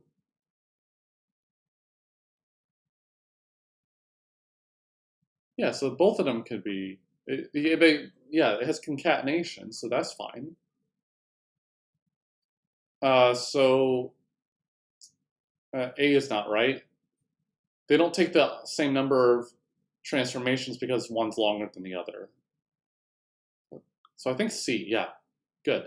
So C is the right one. Context-free grammar can be recognized by both B and C because LBAs are more powerful and PDAs are the same level, so it can be recognized by PDAs. Consider the set of all words over the alphabet XYZ where the number of Y's is not divisible by 2 or 7 and no X appears after a Z. So this language is regular. Yeah, because it's and, so something intersection something else. And divisible by 2 or 7 is regular because you can make a cycle of length 7 and just have 2 of the states be final. No, actually, no, it's a little bit more complicated than that, but it's that idea. And no X appears after a Z, so that's saying that once you see a Z, then anything can appear after it that doesn't have an X, so like Y or Z star or something. Okay.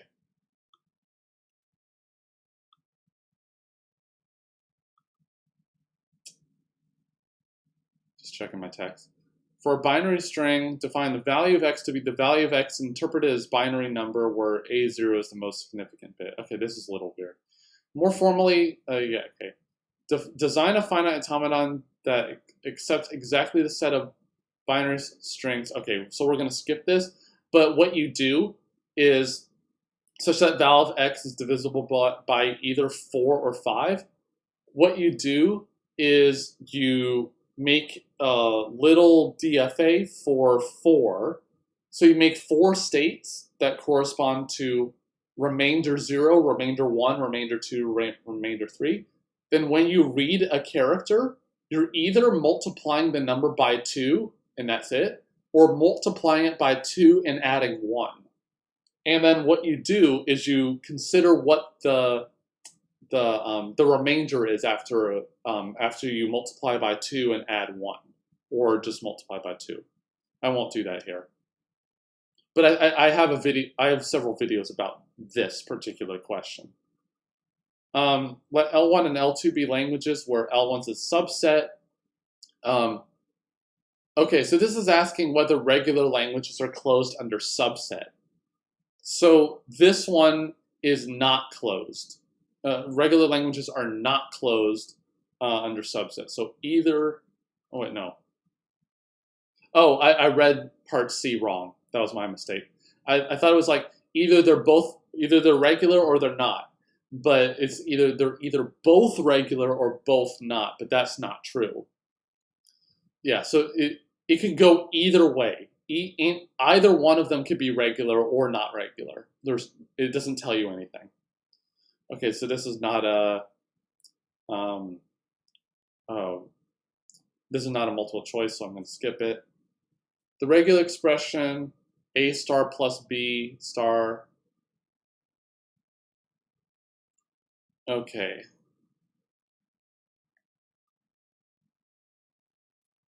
So what is this one?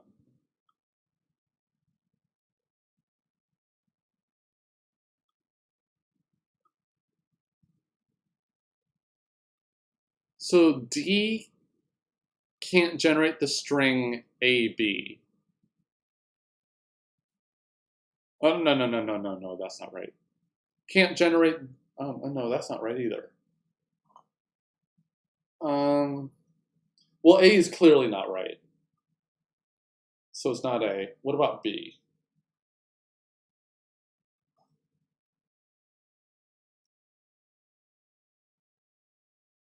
Oh, okay. So the regex at the top can only generate, it could generate only A's. So B and D can't generate only A's. that whenever you make an A, you must make a B with it. So the answer is C here. Okay, proof. The context-free grammar is type 2. So context-free is at type 2, remember that. Consider a Moore machine whose digraph is this. So I don't really know about Moore machines. Then L of M, the language accepted by the machine M, is the set of all strings having 2 or more B's, I'm going to guess, because that's I'm guessing S0 is the start state. Okay, yeah. That's good. So I'll let you guys answer this one. The following DFA recognizes what? There's no final state.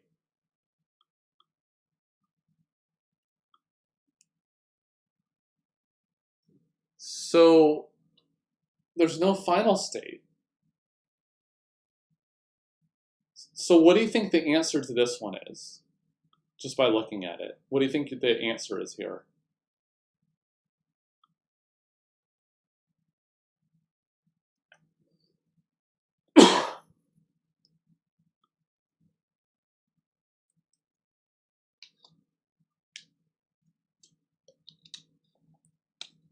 '92 is the final state.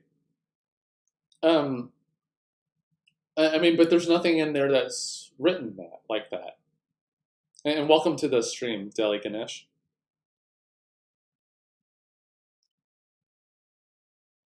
So what do you think? There is no final state written here.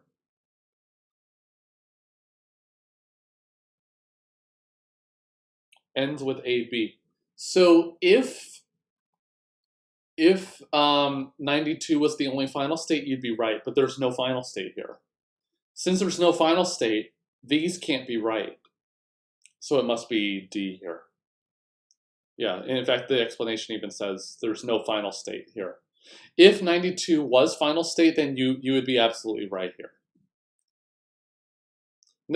That's actually good reasoning because if you notice that the structure says if you end with an A, you go to 91, which means that 92 must be ending with AB. So that's good reasoning.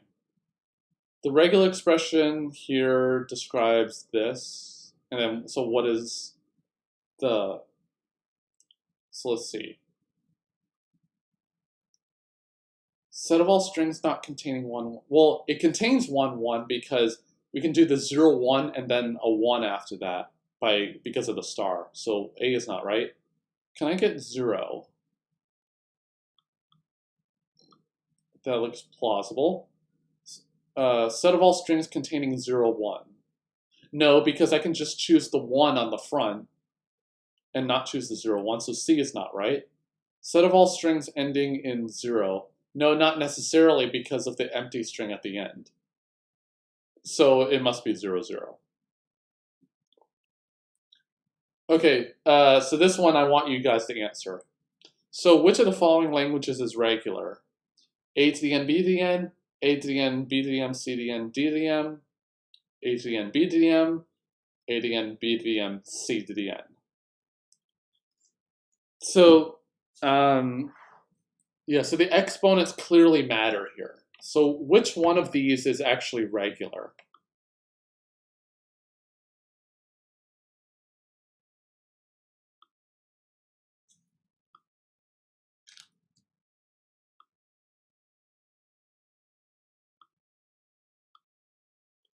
C, yeah, so it is C. Mainly because there's no correlation between the N and the M and the exponent. So that's something to keep in mind. Whenever you have exponents that have nothing to do with each other in the exponent, it's probably regular.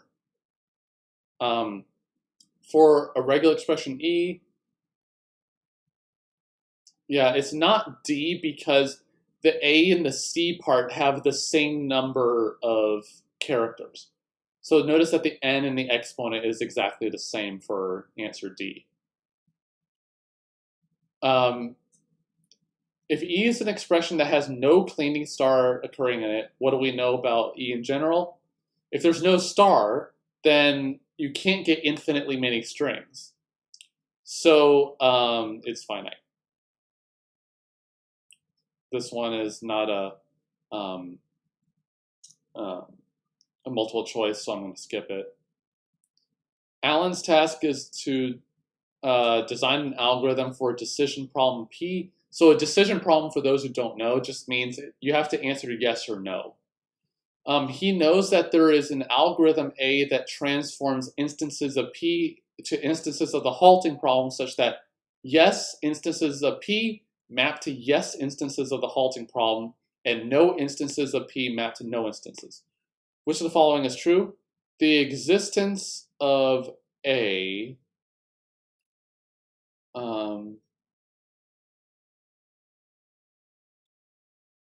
implies the existence of an algorithm for P.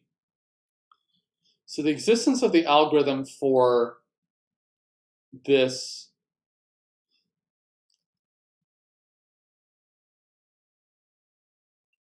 okay, well, algorithm A just does the transformation of P to the halting problem. Yeah, so the existence of A says nothing. Yeah. The transformation it has no bearing on whether the problems themselves are solvable. If we were asking about the original problem that you're reducing from, then you can imply some things, but not for the transformation itself. So let's try to answer this one. So let n sub ax denote the number of a's in W and n sub b be the number of b's. Consider the language xy where the number of a's in x is the number of b's in y. So which one of these do you think it is? Number of a's in the first part is the same as the number of b's in the second part. So what do you think for this one? So this one is actually kind of subtle.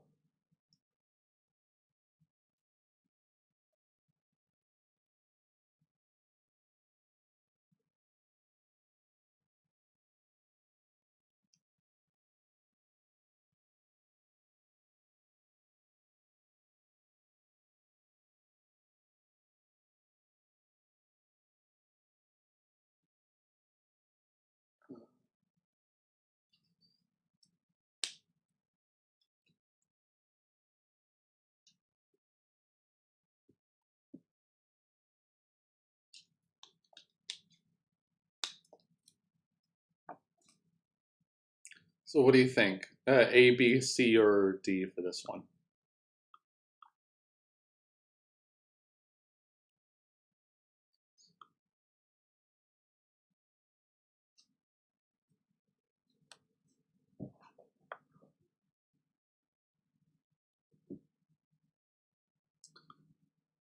So this one's actually kind of subtle.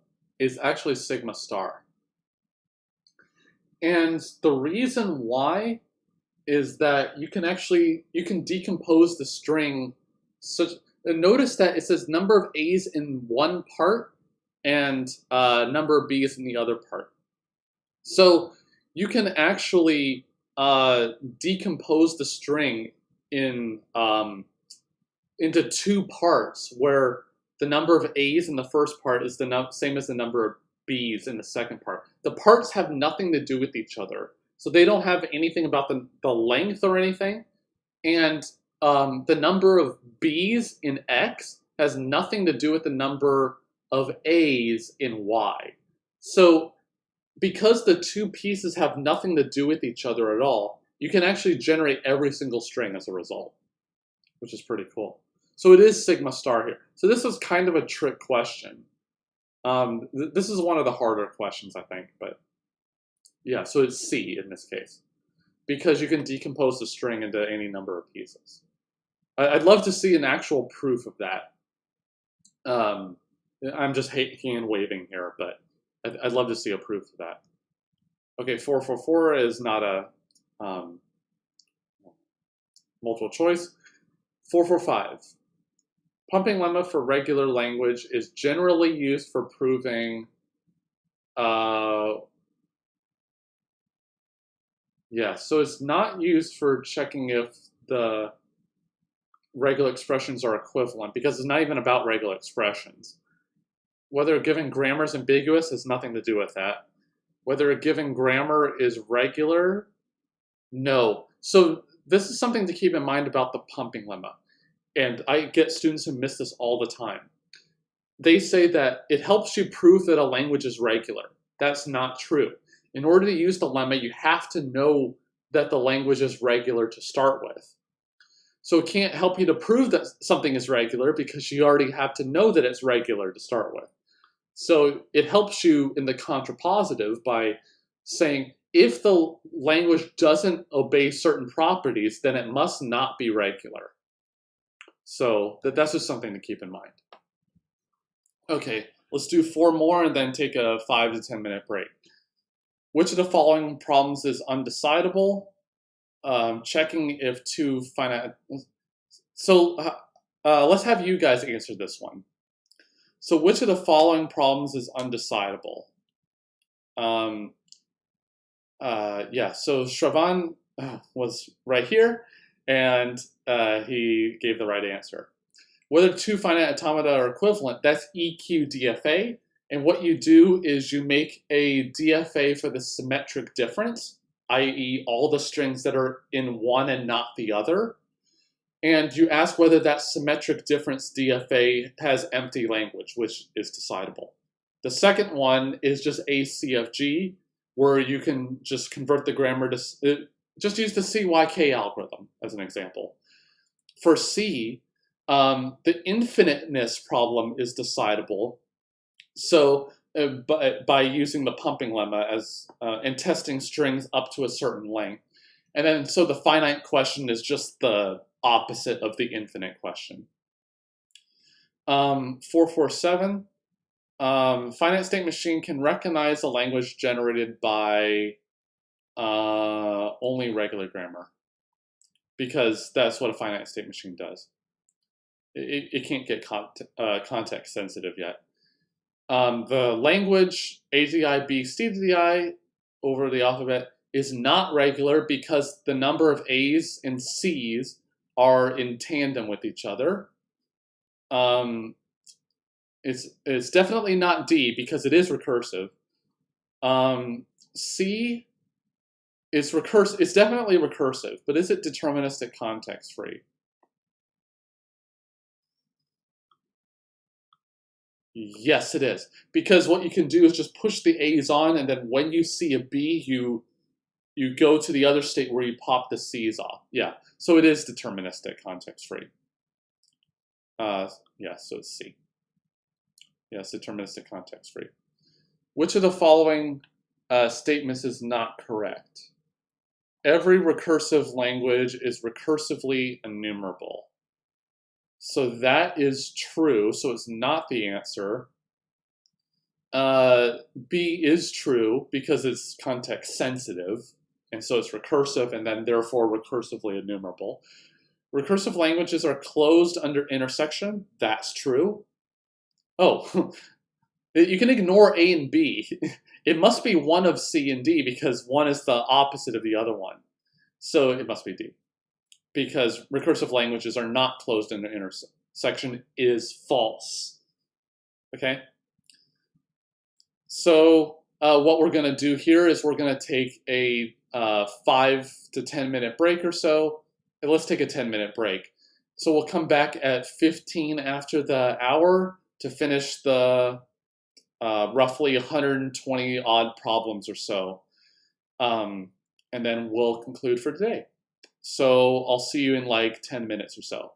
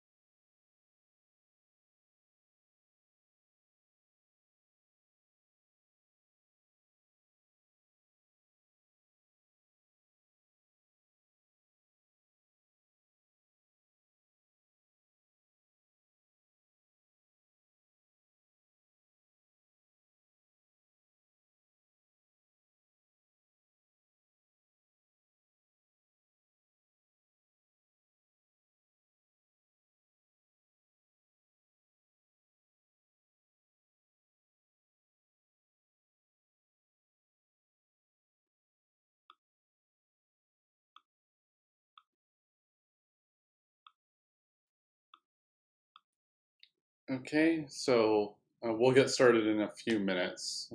Just have everyone come back into the room, into the live stream.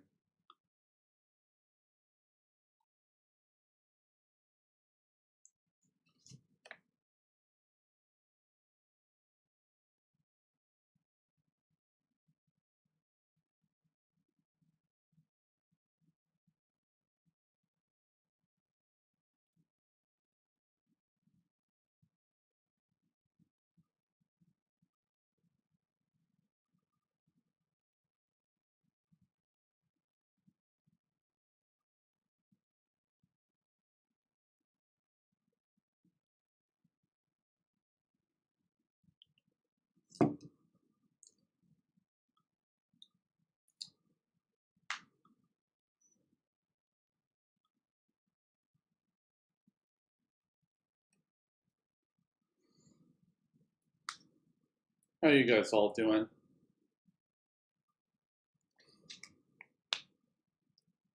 Everyone doing well?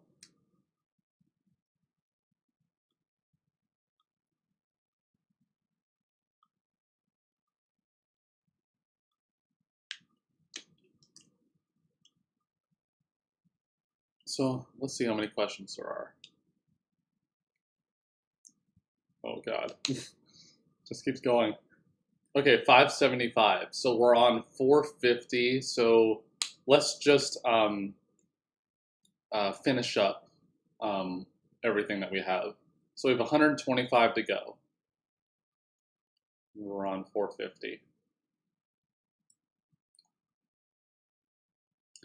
And as always, if you want to support the channel, there are many links in the video description. If you like and subscribe to the channel, it's completely free, and it really helps. It really helps us out. Participating in the chat also really helps, as well as commenting on videos. We have a Discord server. We have Patreon. We have PayPal and Patreon if you want to do that. But if you don't, we have Facebook and Twitter and Discord. We got all sorts of channels that you can help contribute or be or be reminded of anytime we do these live streams or new videos that I post. One thing that I would recommend everyone doing is to click the little bell on YouTube so that whenever a video gets uploaded, you'll be reminded of that. You'll get a notification of when a video is uploaded.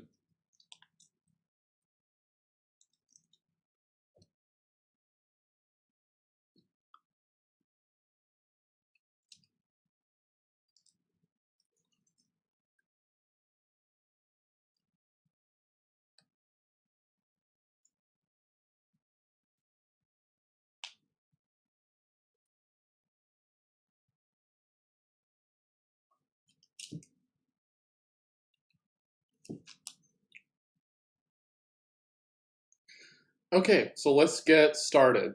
So this one should be really easy for everyone to answer. So what do you guys think the answer to 450 is right here?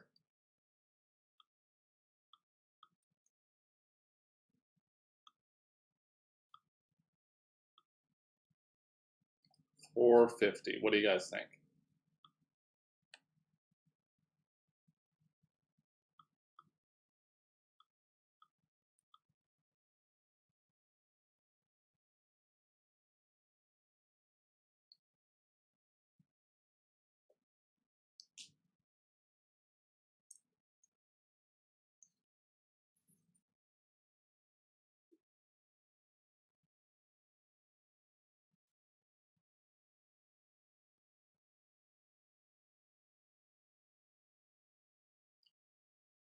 Okay, so I don't see any oh, yeah, these questions really repeat often. Yeah. So they're not closed under complement.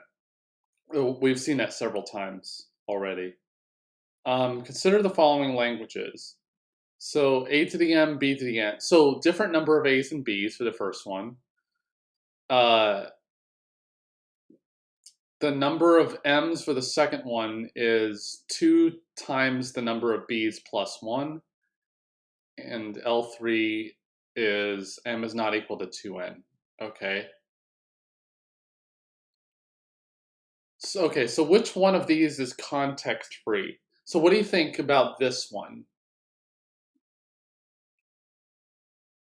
So what do you think? Are any of these context-free or all of them are context-free? Well, at least two of them must be because of the answers, but so which one are two of them context-free? And if so, which ones or are all of them context-free?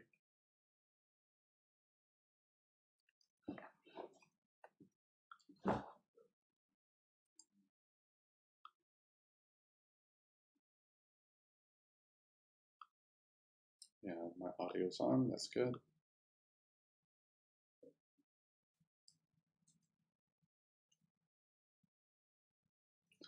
So let's see.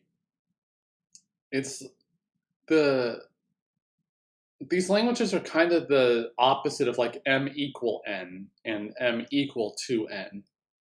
So just because it's the complement of a context-free language doesn't mean that it's not context-free. It's just that it can't be guaranteed to be context-free. So the answer is all of them are. So why is that? The main reason is, yeah, 451's D. Good. So the reason is that if something is not equal to something else here is either less than or greater than.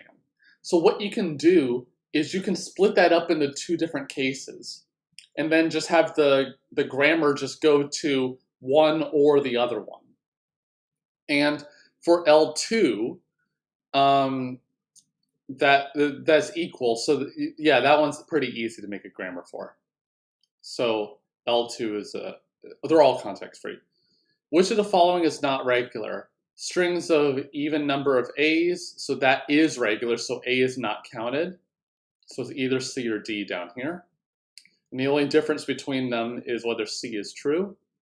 Set of all palindromes made up of A's and B's, C is not regular, so therefore it counts. So, so B, C, and D. Consider the languages empty set and a single one. Which of the following represents L1 star union L1 star L2 star? Okay. So this is actually pretty interesting. Of course, the professor thinks something is interesting. But this actually leads to something kind of interesting, which is, what is empty set star? Well, the star of any language always includes the empty string, always. But because this is the empty set, this doesn't include anything else.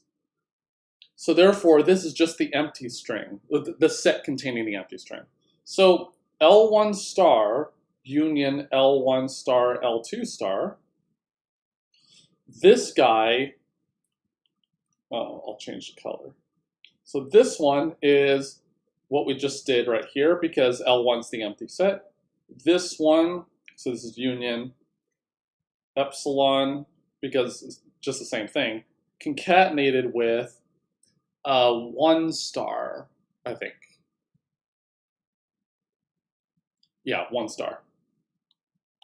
So I'm just going to write it like this. But we notice that the star actually contains the empty string.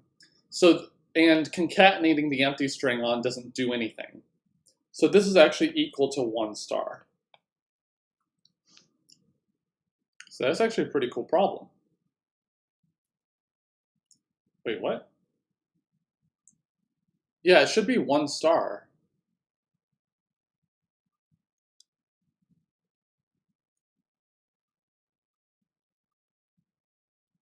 Okay, so they made a typo up here. So look at this.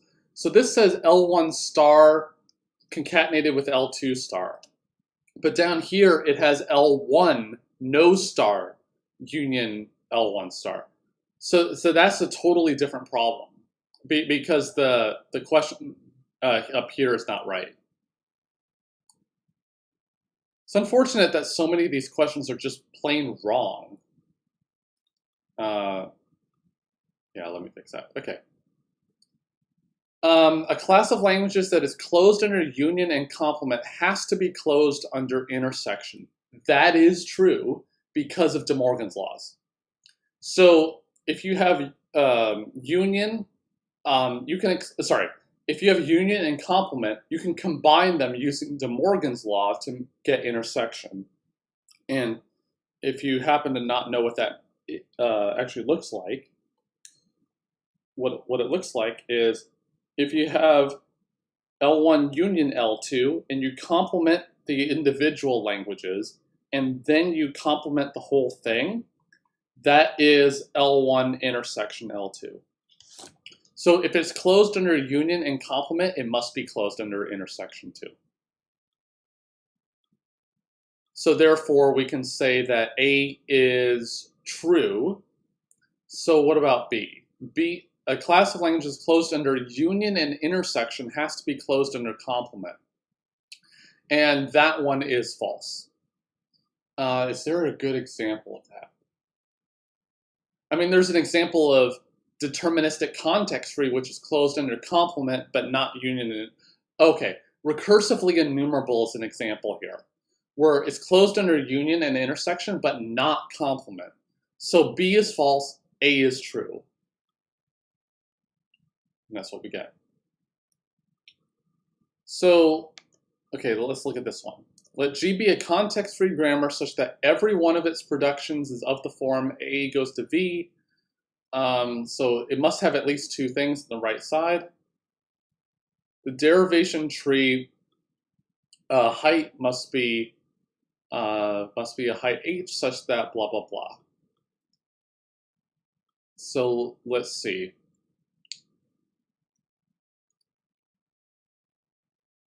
So they're actually all the right-hand sides are the same length, which are k. So the lower bound is always right. So the height, the upper end must also be a log. Yeah, it must be a log in all cases. Base k, so it's only A or B. And it's not k times w because that's, oh, no, it could be.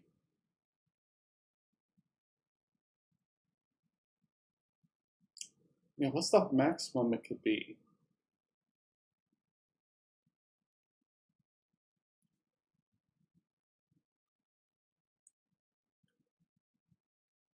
It's not k times w, though. Is it?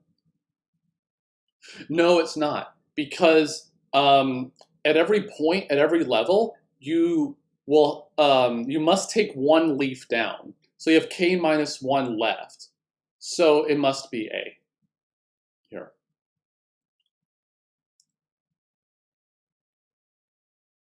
Actually, no, wait. No, it's not log.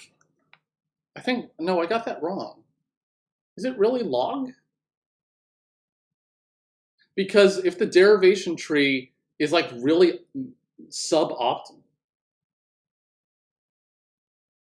it should be this one. It should be D, I think. Yeah, because it doesn't have to spread out. You just have k minus 1, it goes down, then k minus 1, it goes down. So yeah, so it's the height of the tree is roughly the length of the word divided by k. So D really is the right answer here. D is the right answer. Given the following two languages where, okay, so ADN, BDN, where n is not 100, but as we know that if you remove a finite number of strings from a language, it doesn't change whether it's regular or not. L2 being number of A's and B's and C's are all equivalent. So you should remember that L2 is not context-free because it's essentially the same idea as A to the N, B to the N, C to the N. So, but L1 is context-free, but not regular. So L1 is context-free, L2 is not context-free. Because A to the N, B to the N itself, that's context-free, and taking away that one string is just intersecting it with the complement of that one string, which is regular, and context-free languages are closed under intersection with regular languages. Okay. Given the following two statements, number of A's and B's is the same as deterministic context-free. Yes. So A is true. It's deterministic context-free, but not linear. I don't remember as much about linear languages, but I'm assuming that that's true. So the second one is linear, but not deterministic context-free.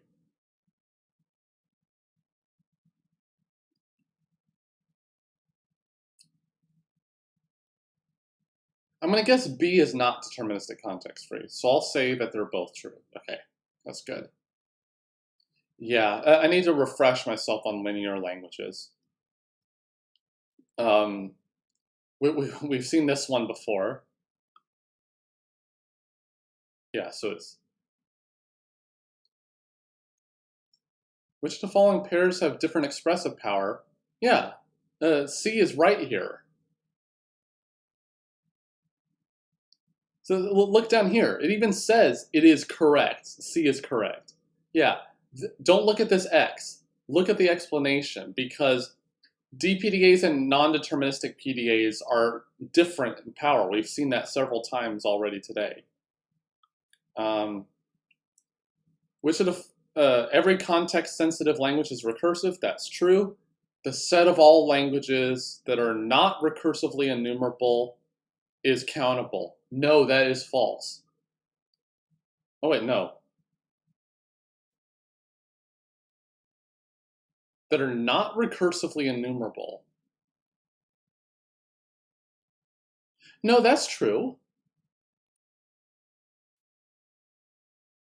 Oh, I'm a dummy.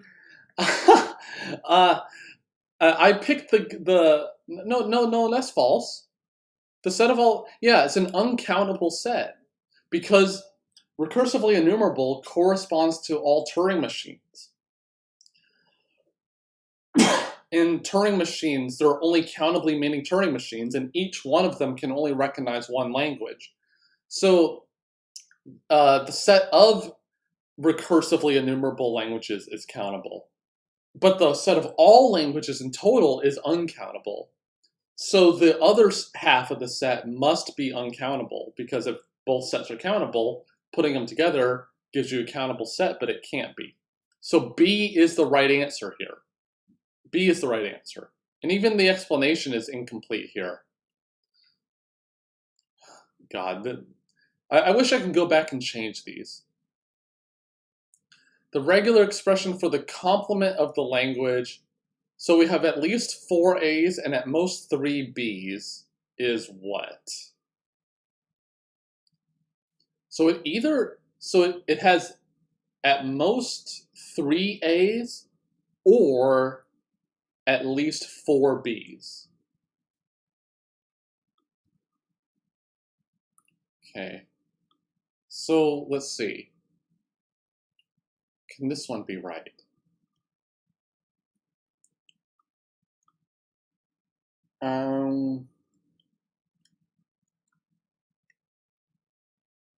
What's the difference between these?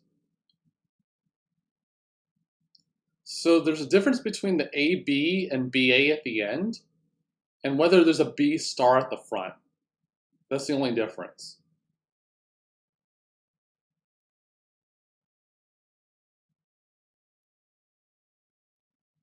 So let's see. And this one has 3 B's and a B star. Let's see. A star. So this one, A doesn't cut it because it only gets 3 B's here, so it's one of these bottom 3. And it can't have A, B, it must have BA be counted, so it must be D here. Yeah, because these two have A, B on the right side, and those are substrings of A to the N, B to the N. But BA isn't. So therefore, 460 is D. You guys have any questions? Feel free to put them in the chat to the side. Okay, so this is actually interesting. Consider the following two languages: 0 to the I, 1 to the j, such that the greatest common divisor of I and j is 1. So they're a coprime. L2 is any subset of 0 star. Which of the following is correct? So another fact that you should know is that the star of any unary language, like L2, is always regular, always. So A can't be right because it says L2 star is not regular, but that can't be true. So it's B, and it can't be D because it says L2 star is not regular. So it's one of these two. And because there's a dependence between I and J here, L1 is not regular. Let L be the language generated by 0 star 1 0 star and accepted by DFAM. Consider the relation defined by M as all states are reachable from the start state. R sub M has, but there could be multiple DFAs here. So it's really asking about equivalence classes, I think. Yeah, so it's asking about equivalence classes. So let's actually draw this out. Let's see, there. So we have the language 0 star 1 0 star. So let's just make a really simple NFA for this.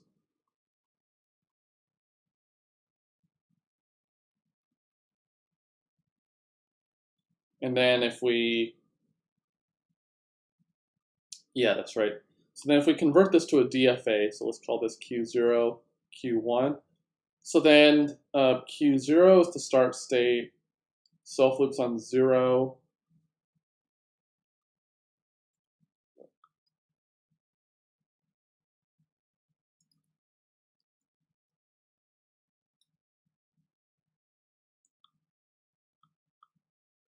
So I'm gonna move that down. So let's see. So we have 1, Q1, 0, 1.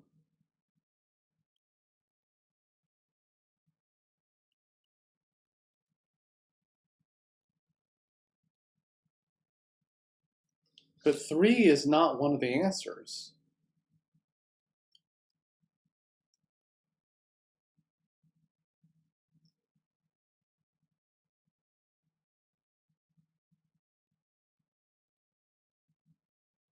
Because all states are reachable.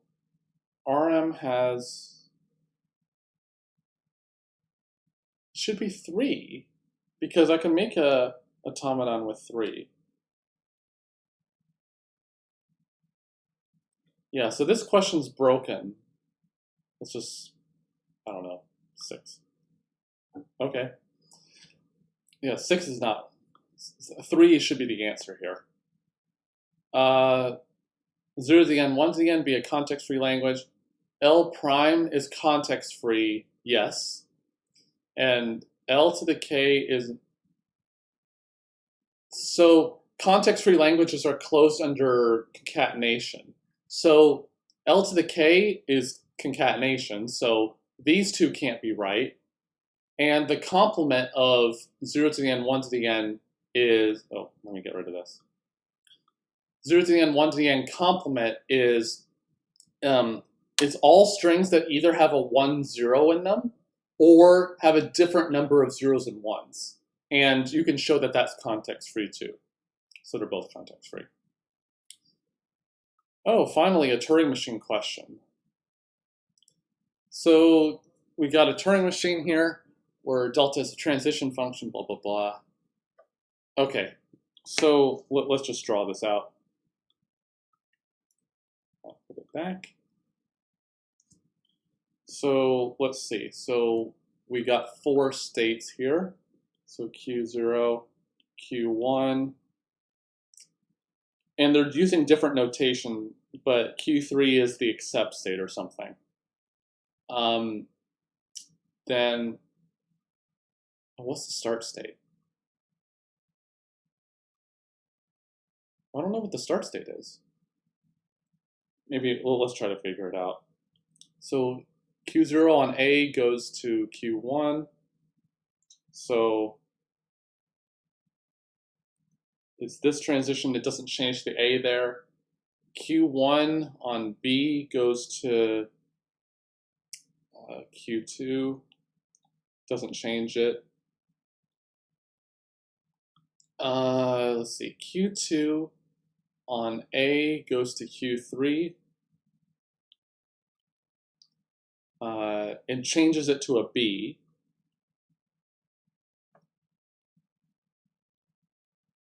The language, let's see.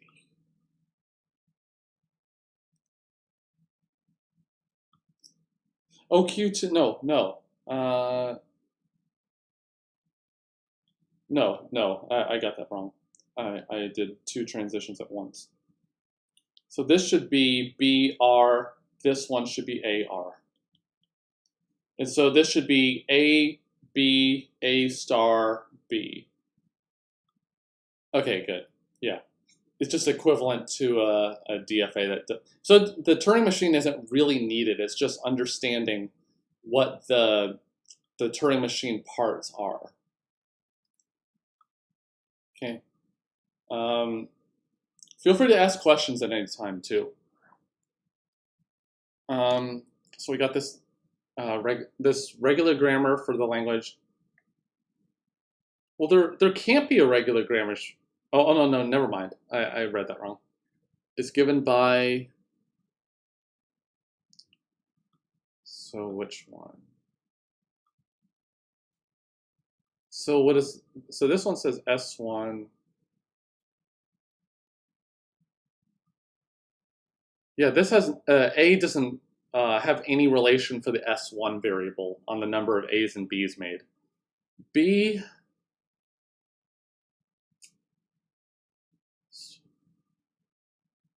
Same thing. It's the same problem.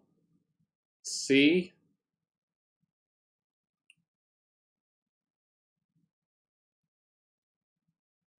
Same thing. Yeah, so it must be, yeah, it must be A. I mean D, because the S1 variable makes 2 A's, it goes to S1, so it makes an even number of A's, or it goes to A1, which makes an even number of B's. Or S can go to S2, which makes an odd number of A's, but A2 makes an odd number of B's. So the total must be even. So it must be D. It's kind of cool. Let's sigma BAB, language AABB. Then the complement of L is, so it must be the empty string for single character A, single character B, AB, BA, and anything at least 3 in length. So it must be D. Yeah. Because it's those 5 union anything of length at least 3. The other 3 can't be right because they have strings of length strictly bigger than 3. Which is identities for regular expressions, which are true. A is true because the union can be done in either way. Starring twice is the same thing as starring once, so it doesn't. So B is right. What about S?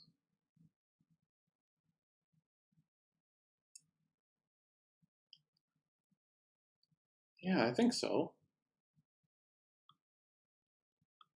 Yeah, it is because R union S can be achieved by going S once and then going back through again and picking R once.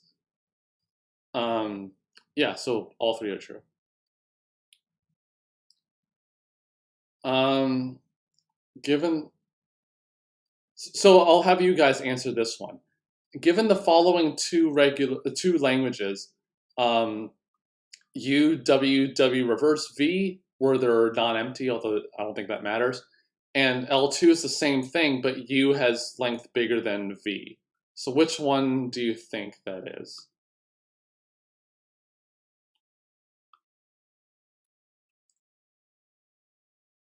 So this one's kind of subtle.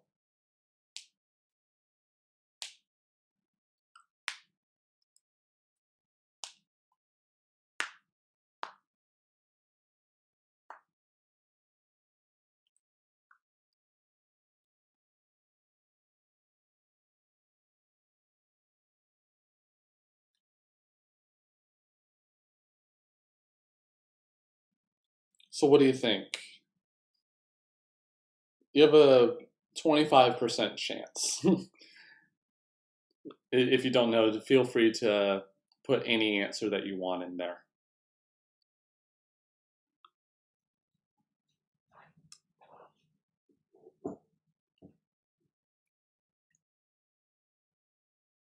Because it's actually kind of subtle.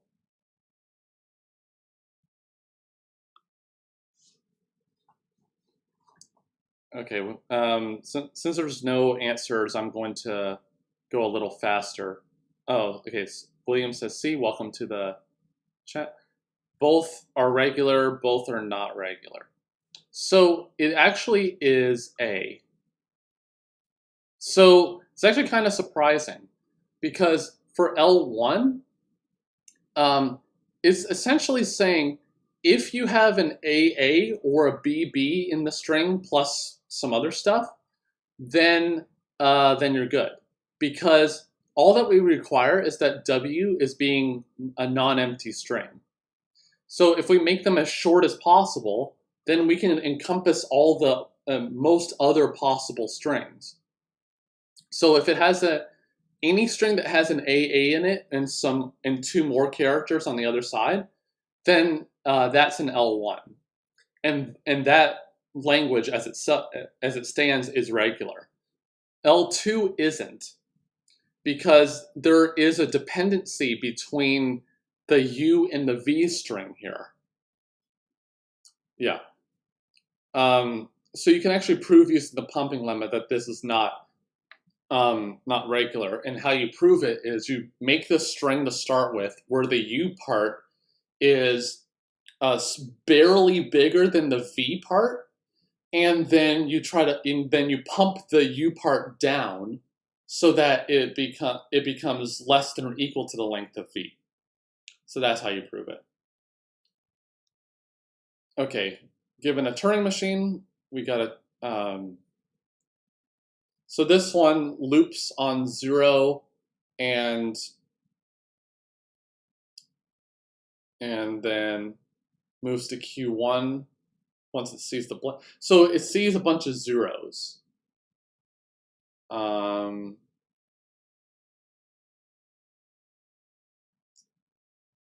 There's not even a 1 transition in here, I don't think.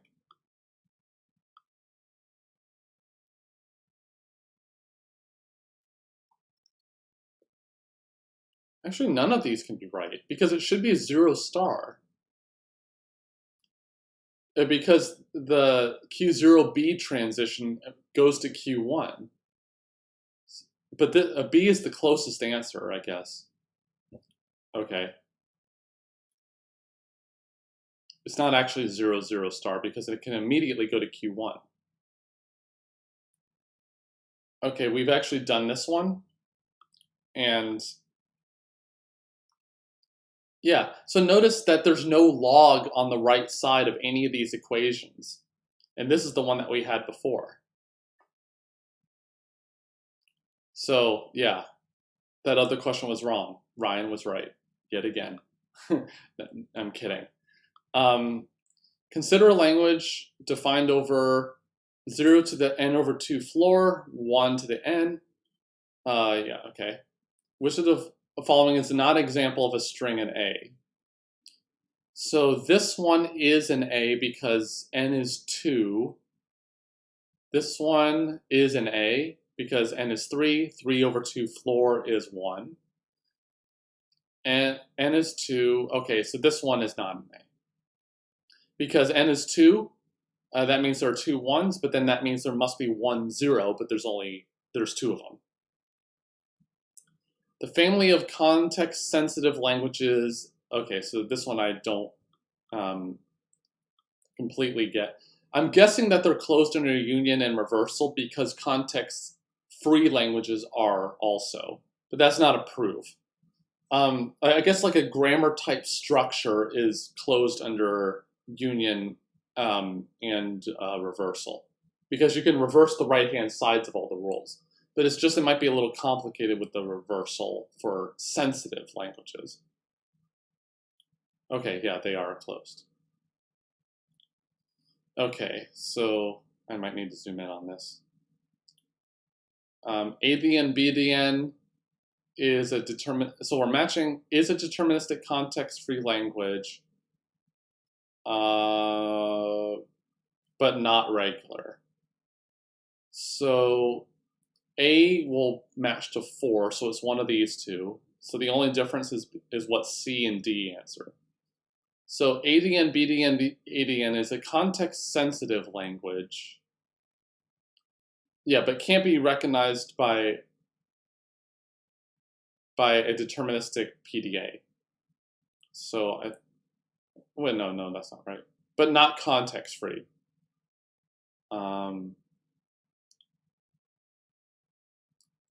L is a recursive language. I can't see what the exponents are, so they may be different exponents. But D should be matched with 2, I think.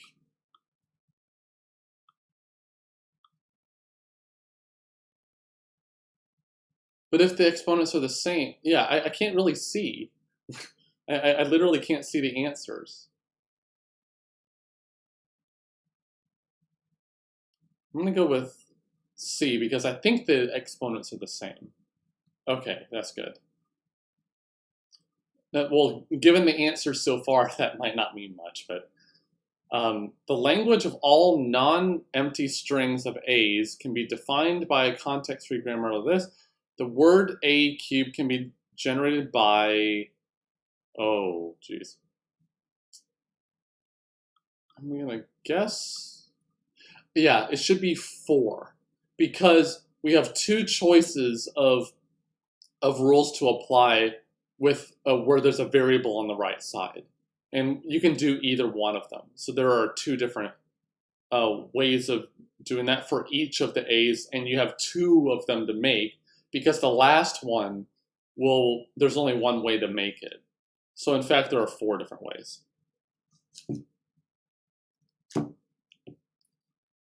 Okay. So I'll let you guys answer this one. So the context-free grammar given by this mess generates the language which is defined by some regular expression. Okay.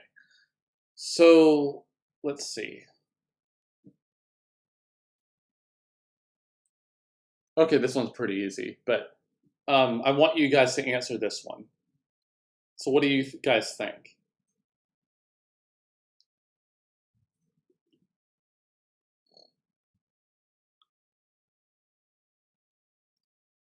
And if you can, please share this stream with everyone that you know, so I can get more views.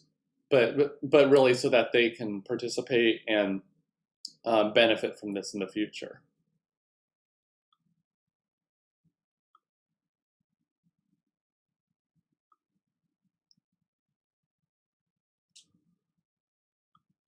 So which of these regexes is it? So Anonymous says A. I'm not sure if it's A because it's the XYX at the top. So the X can make anything, and Y can make BBB. So I don't think it's A because that would require that the Y part end in B at the end, but it isn't. Care to try again?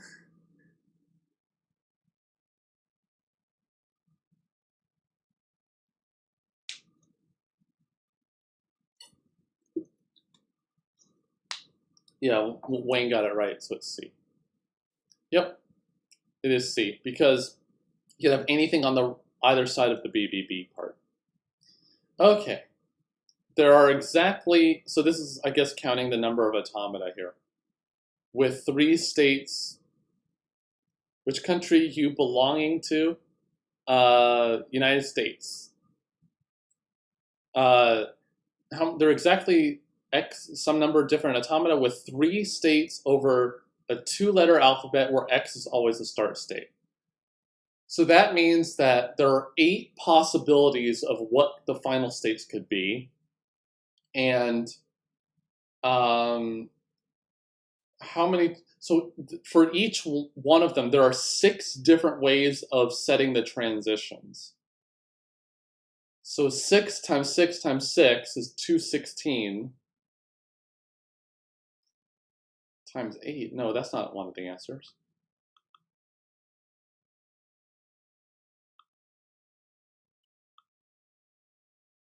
Yeah, there are 8 possibilities of the final states.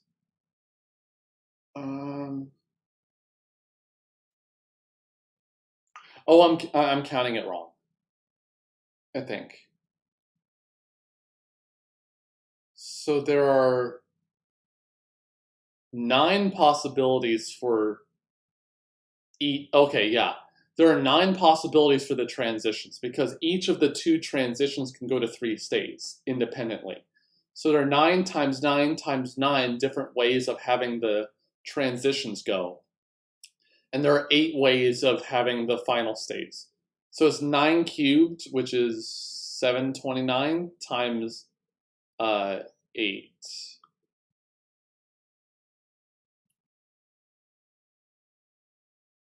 Let's make sure that's right. Yeah, so it should be the 5,000 one. Yeah, because that's the only one that's big enough. Given the following 2 languages, which of these is correct? So L1 is context-free, and L2, I think, is not context-free because there are 3 runs of the A part of the N character part. So it's A here, mainly because when you have 3 different runs, when they're either separated by a character or are different characters, then the language is not context-free. Usually, it depends, but most of the time it is not context-free. Which of the following problems are decidable? Okay, so I'll let you guys answer this one because I see there's some interesting bits here. So what do you think? 478, is it true or is it false?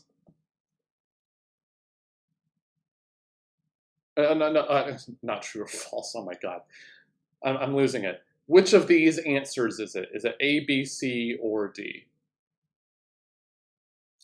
Is L2 context sensitive?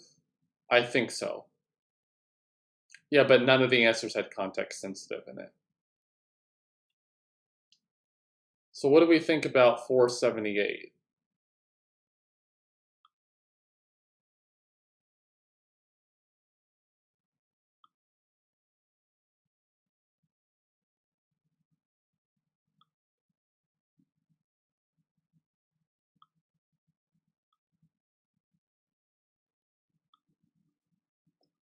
Check something real quick.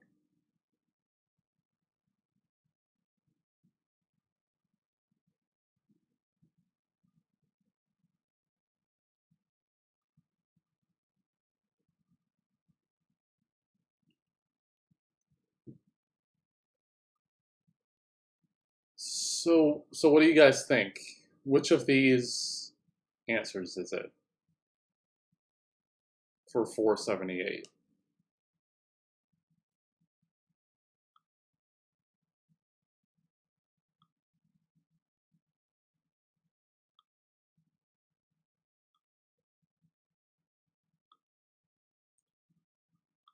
Confused. We all are. So it's asking which of these are decidable with a Turing machine. So if you're given a grammar, can you check whether the grammar is empty? And it turns out that that is possible to do with a grammar, with a context-free grammar. Context-free grammar. There exists two, so A is decidable, so it can't be D down here. There exist two Turing machines such that the language of M is a subset of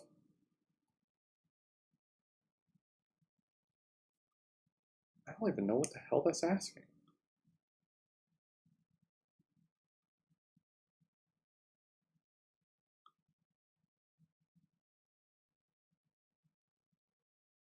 Okay, so that's easy. It says there exists two Turing machines such that blah, blah, blah. So what you can do is have M2 or M1, it doesn't matter. Have that be sigma star. And then every Turing machine must be a subset of it. This works because it asks, there exist two Turing machines. So I can just pick one that I wanted, and sigma star works. So B is decidable. And what about C? Then what you do, it says M is a Turing machine that accepts W using at most 2 to the W cells of tape.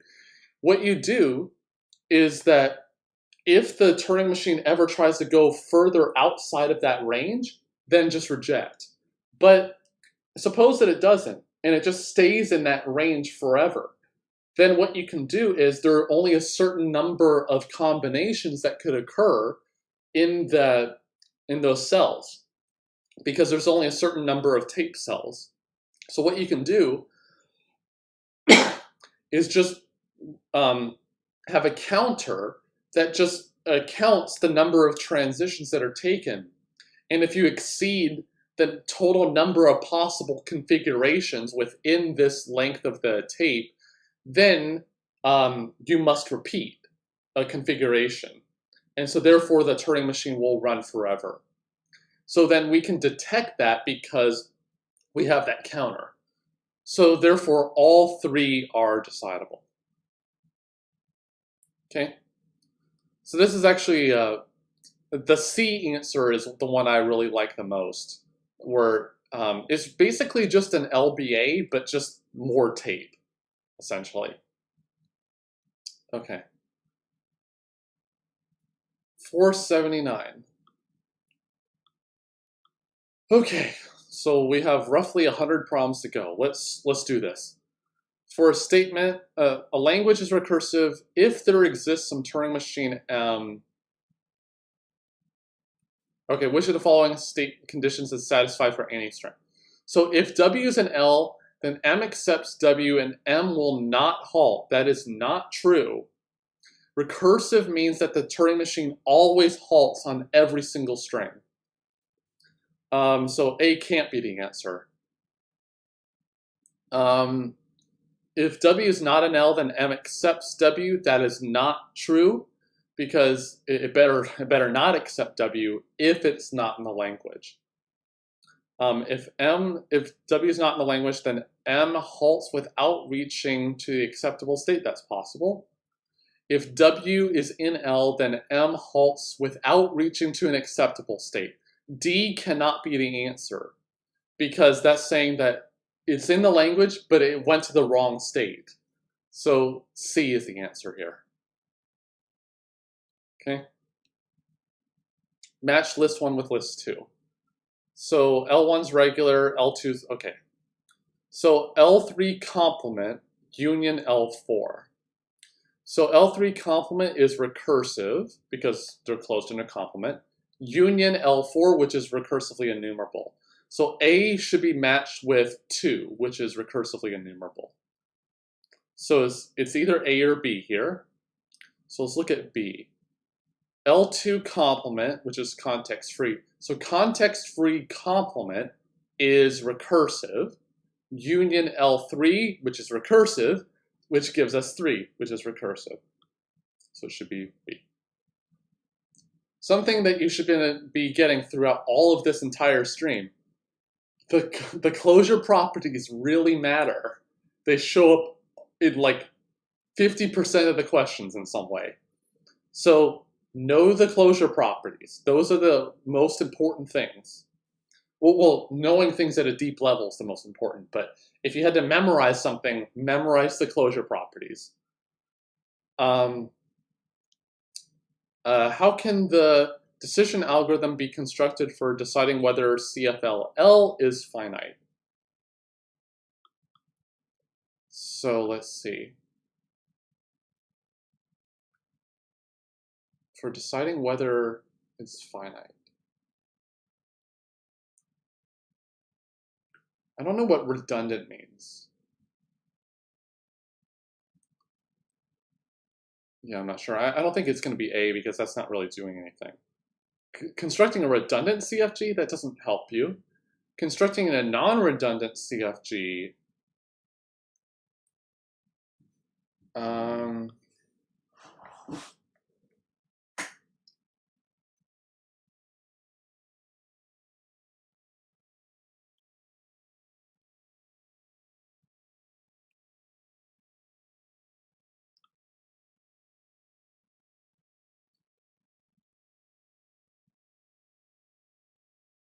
okay, this is actually really interesting. So let's actually show this. So what is this really asking? So if we make a grammar in CNF, so it's asking to make a grammar in CNF no matter what. So if you actually think about it, if we have like a sequence of rule applications such that we eventually come back to here, actually no, back to here, then that means that we have an infinite language. Okay, so as long as the grammar doesn't accept the empty string, as long as this grammar doesn't accept the empty string, then we're good. So what it's asking here, if it does accept the empty string, we might be able to come back. But the thing is that it's in CNF, so you can't be able to come back to the start variable, but you could, in principle, come back to one of these variables.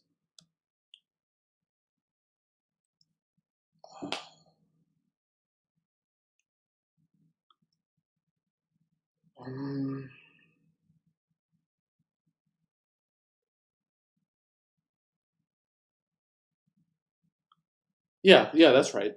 Okay, so then what you do is you will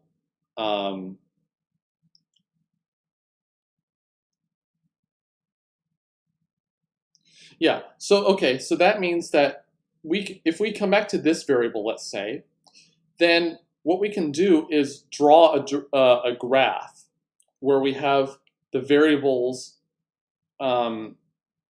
as vertices in the graph. Let's see if this shows up. Yeah, shows up.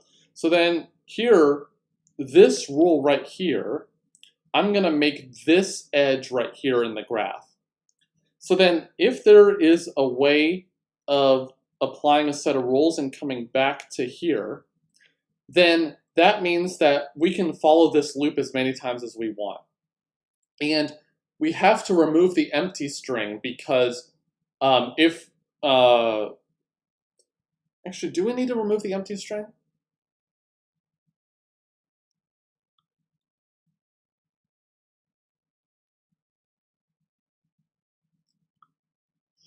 Okay, so because if it's in grammar, in CNF, then it already won't accept the empty string except for the start variable. So actually B and C are both right.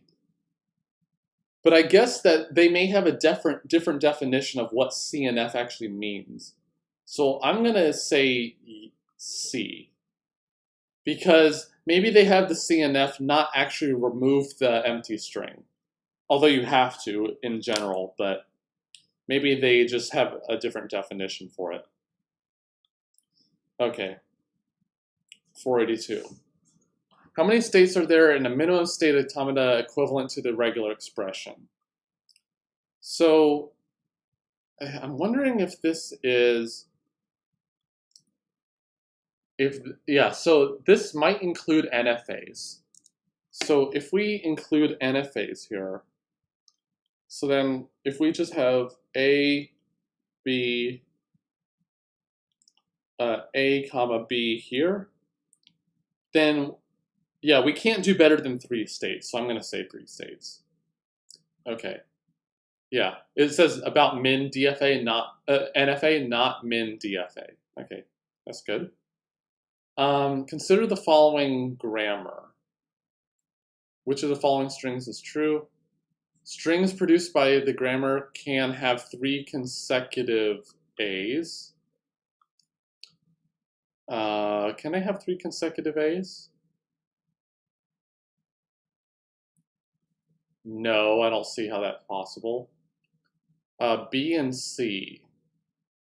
Every string by the grammar have alternate A and B. Is that true?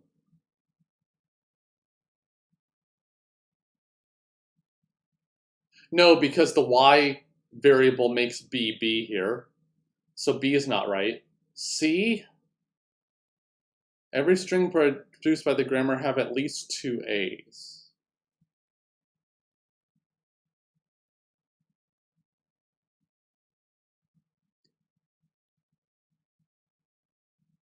Yes, because the X one must generate an A, and the Y variable must go back to variable X, which generates an A.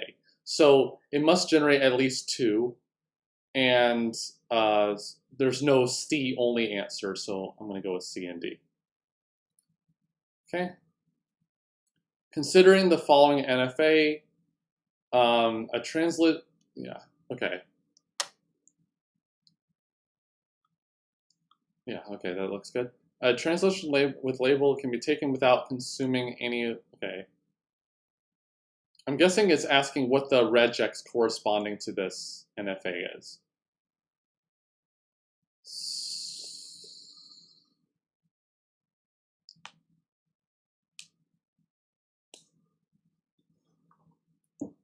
Okay, so let's actually try to figure it out. So it's not A because,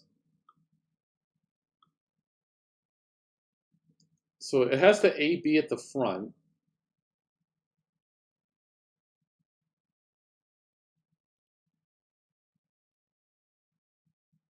Let's actually make the corresponding DFA for this.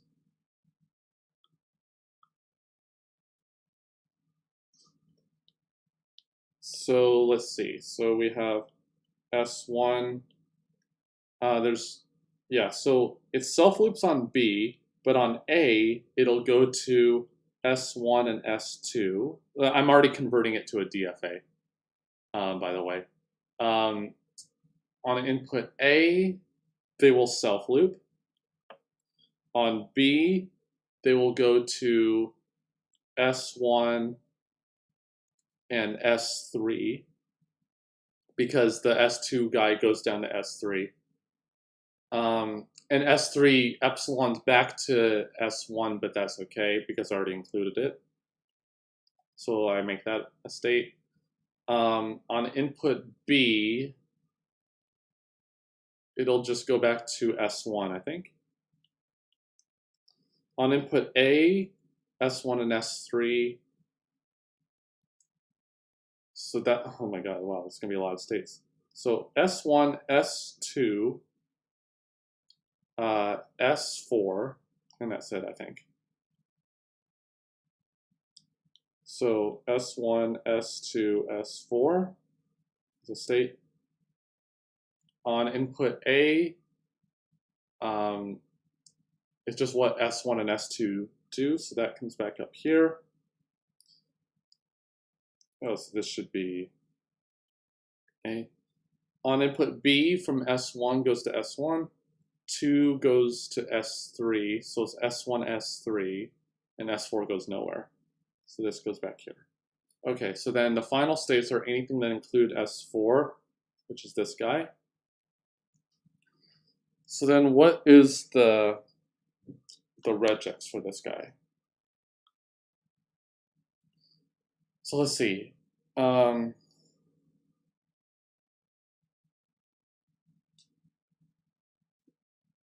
got 5 answers here. Oh boy. So if you read an A, you either go to S1, S2, or you go to S1, S2, S4. So that means in order to get down there, you must have A, B, A. There's no other way. Because of the cycling behavior at the bottom, you have A, B, A, B, A, B, but that ends in A, B, A no matter what.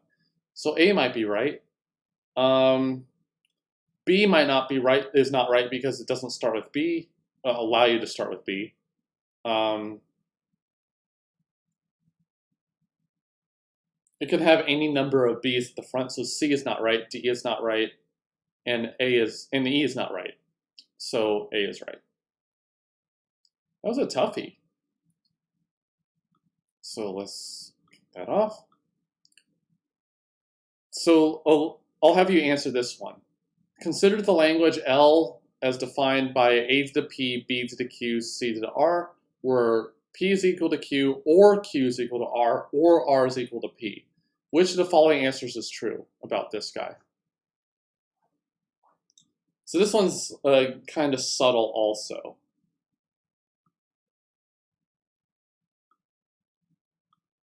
So what do you guys think?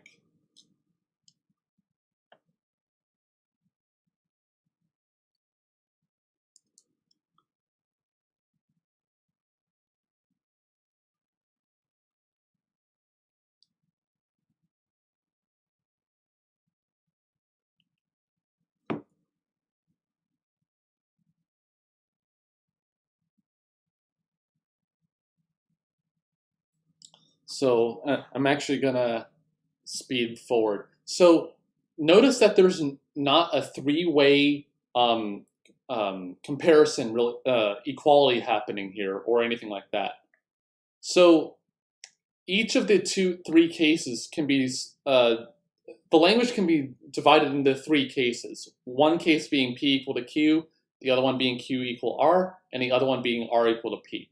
Well then, each one of those is context-free because, so it is context-free but not regular. That's the right one. Because you can divide the language into 3 pieces where each of them is context-free and it's just the union of all 3. Because each of the equalities doesn't depend on what the third number actually is. So if, like for P equal to Q, the C to the R thing, the R can just be anything. So you can divide it into 3 cases. 486. Infinite DFA, where which of the following is true about an infinite DFA is true? So it is decidable.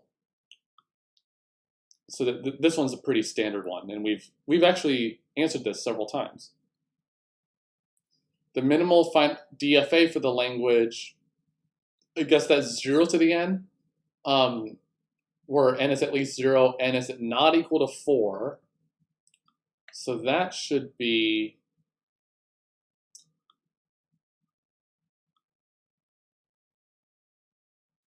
should have a lot of final states. Well, you need at least 6 states, because to get to 4, you need 5 states, and then 1 more for every character after that. So that's 6 states, so it's one of these 2. And it must be a lot of final states because you need to have the empty string, a single 0, 2 zeros, 3 zeros, not 4 zeros, and 5 or more zeros accepted. So it's actually D, because okay, so here's an example. Yeah, that's good. You notice this Q5 is corresponding to 4 zeros. The regular, and you can't do better than this because you need to have that one state being not final, and you can't have a transition back because then you'll not accept other strings. The regular expression for this guy where x ends in a 1 and does not contain 0, 0 is... Okay, so let's see. Do all of these end in 1?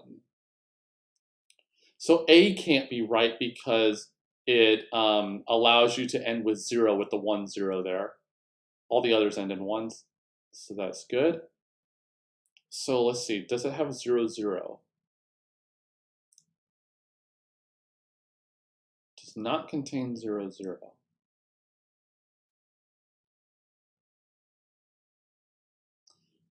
B seems reasonable. What about C?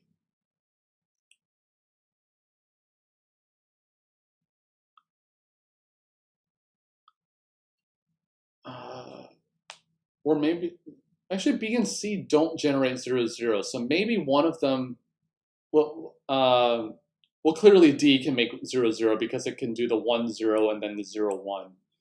But B and C both don't make 0, 0s, so maybe they don't generate every string.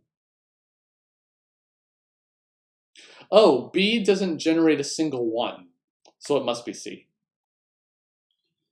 Which university are you teaching right now? West Point. Or going to in shortly, not yet. The transition function for the language,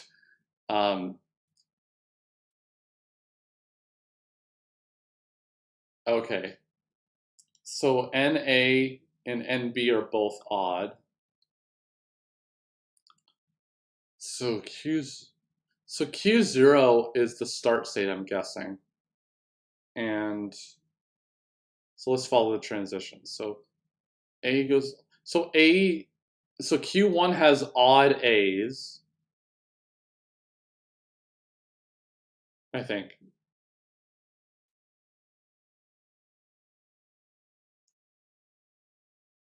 So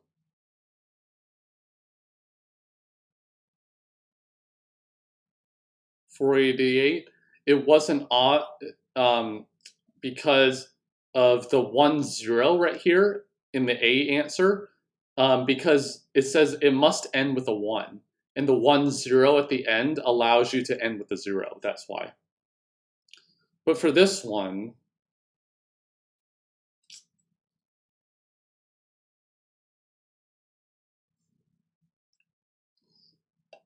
Q0 and Q0? Oh, initial and final. Okay. So the initial state is always Q0. Okay. So the final state should be, so Q1 is odd A's and Q3 is odd B's, because we notice that Q1 is matching with the A's at the top and B's is, so we're at even B's. Q1 has an even number of B's, and this transition going to Q3 makes it an odd number of B's. So it must be D. And oh, here's a little picture. The context-free grammar for number of zeros in W being bigger than the number of ones in W is what?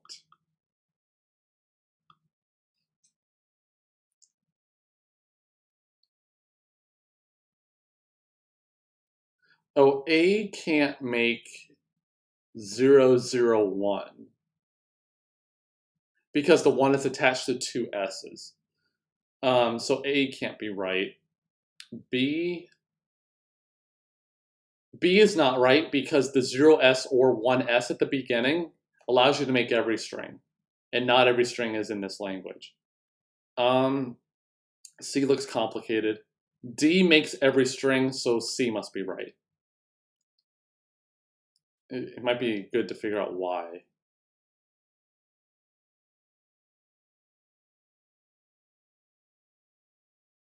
Yeah, it looks a little complicated. I'll skip it. But all the other answers were wrong. If L1 and L2 are recursively enumerable, then the union and intersection are also recursively enumerable. S1 is right. Set of recursively enumerable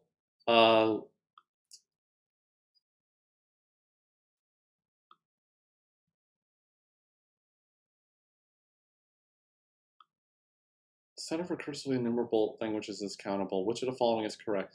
So S2 are, oh, look at this. The C and D are both the same answer. That's annoying.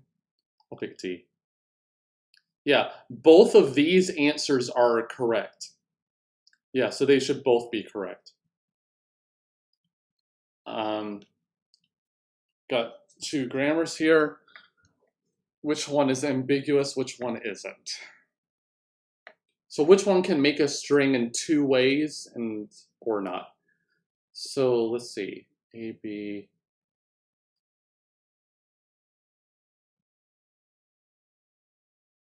G1 is because you can make AAB in two different ways.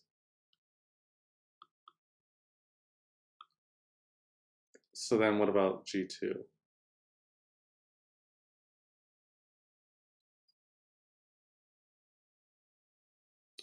Yeah, G2 you can make AB in two different ways.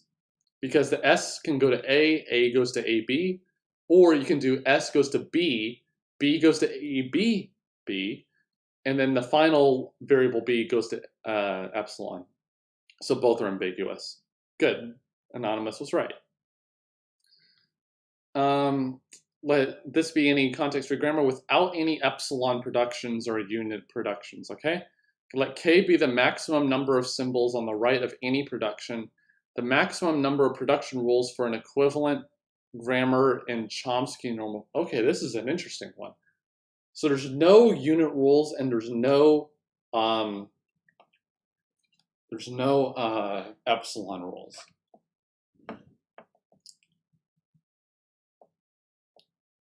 Getting buzzed here.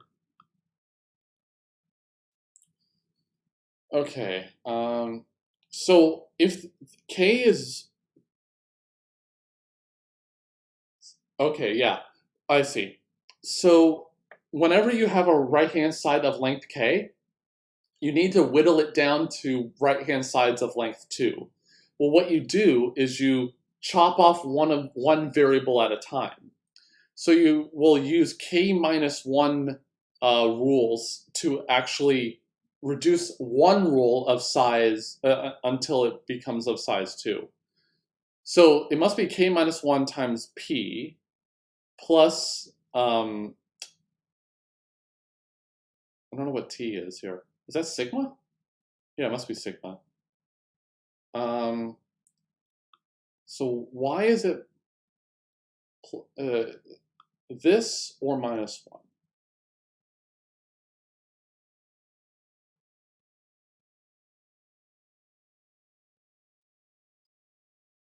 I mean, you will always make the S0 goes to S rule. So I guess it should be the one that's more. Okay, yeah. Yeah.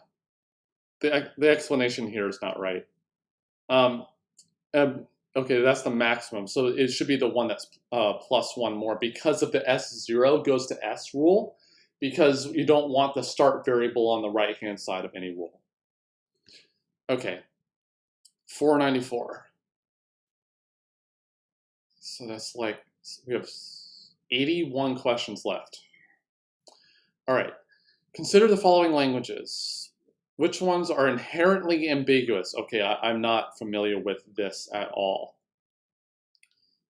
So inherently ambiguous, for those who don't know, means that every grammar for them is ambiguous. There's no unambiguous grammar. WW reverse, yeah. So the palindromes one, which is L2 here, you can make a unambiguous grammar for it. So it's not L2. So it can only be A or D.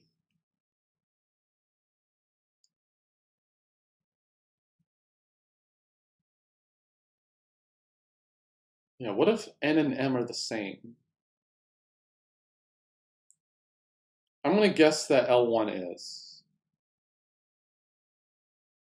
Yeah. Oh, okay, good. I'd like to see a proof of that, though, because I'm not as familiar with inherently ambiguous languages as I should be. And this is actually a recent test, so it might be worth looking into this question again. Someone actually write down, let's look into question 494 again. Okay, so how are we doing on the stream? Okay, let's finish this up. So homomorphism, okay. So homomorphism, all it means is transforming one set of strings into another set of strings. And with some other nice properties. So if L is the regular language denoted by this, then the regular language HL is given by, so all you really do is just replace the W and the X with the corresponding one up here. So that should be, so let's see, W is ZXYY, all of them start with it, plus X star, which is XYZ star. Oh, there's a difference between them. This should be XZY up here, but so it could be B or D. Oh, and this one has a star, WW star, so it's B because D doesn't have a star at the end. So B is the right one.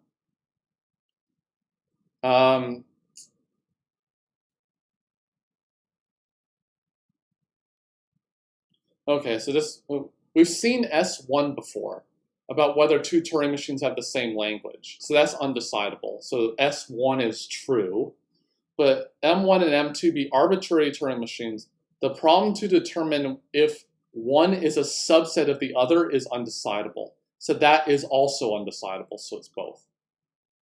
And the reason for this is if you let L of M1 be sigma star, then that's asking if M2's language is sigma star, which is an undecidable problem by Rice's theorem, or there are many other places you can prove that. Or if you make L of M2 equal to the empty set, then that's asking if M1's language is empty. And we know ETM is undecidable. Okay, consider the following grammar. What is the language of the grammar? So C looks like a useless variable to me, which means B is a useless variable,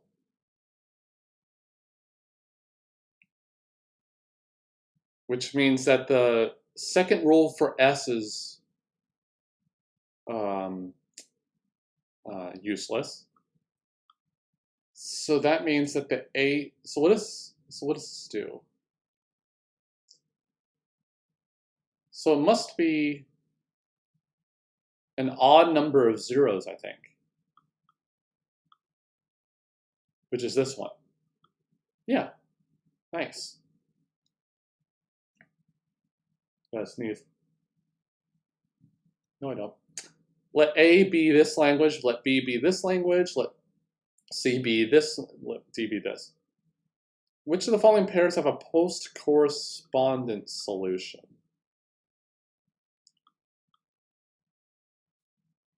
I have no idea what that means. I know the post-correspondence problem.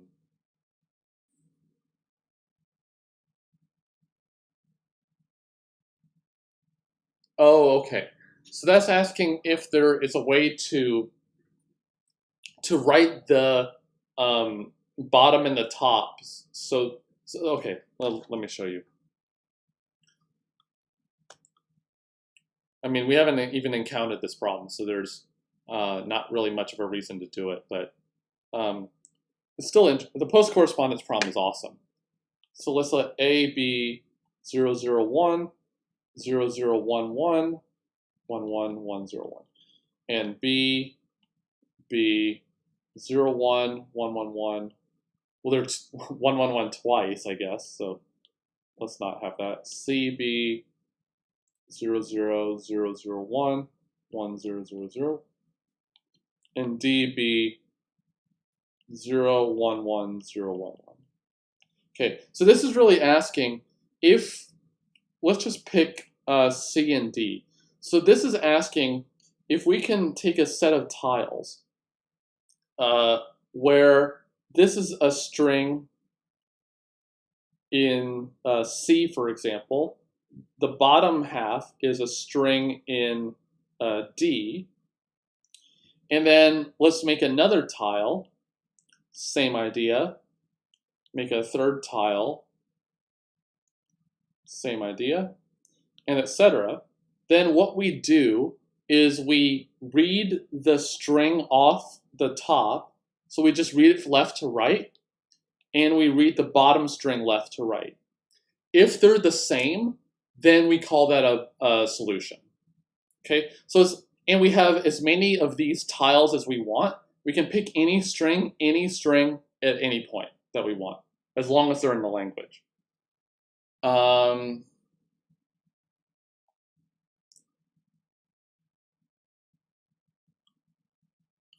So let's see.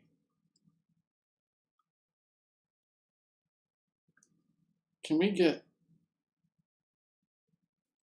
so what are the pairs? The pairs are A and B, C and D. Okay, so it's A and B versus C and D. So A and B, this is actually a really hard question. Wow.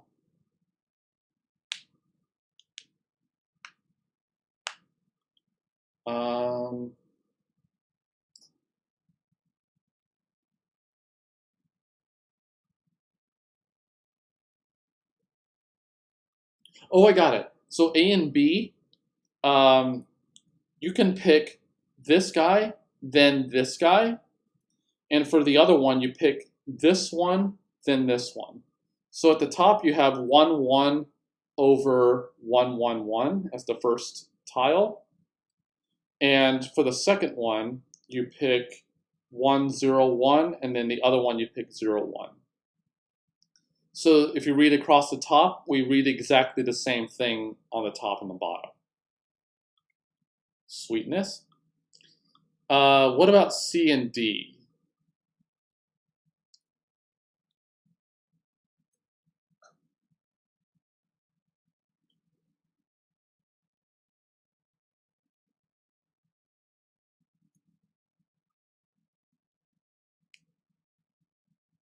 That's a hard question. Wow. I didn't expect such a hard question. So, what would be a proof of this? So, if we start off with the 0 here, then we're always going to get 2 or 3 zeros here. So we can't start off with this guy. If we start off with this one, no string in here starts off with a 0. Starts off with 2 1s. And, oh yeah, okay. So this one, could we start with this one? Well, we can't, because if we could conceivably pick these two, one of these two, but they have 2 zeros at the front. So therefore, we can't pick this one to start with, we can't pick this one to start with, we can't pick this one to start with. So C and D is false. Oh my god, wow, what a cool problem. I'll probably get to that at some point when in my lecture series, but that's a cool problem right there. You guys have any questions? The chat kind of seemed to have died. Any other questions? Consider the following grammars.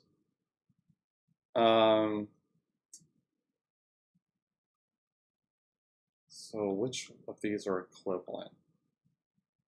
I don't think one is equivalent. So, okay, yeah. So 4 is equivalent to 2 because they don't generate any strings at all. There you go. Question 500, 75 to go. Okay, so we're just looking at containment here. So context free should be the bottom, so it's A or C. Context sensitive should be next, which it is. Then recursive should be third. So it should be, yeah, no, recursive should be third. So that should be L4 third, which is C, which is right. Question 501. Consider the language n at least 2, which the following generates this language. Oh, strictly bigger than 2. So it must generate at least 3 characters.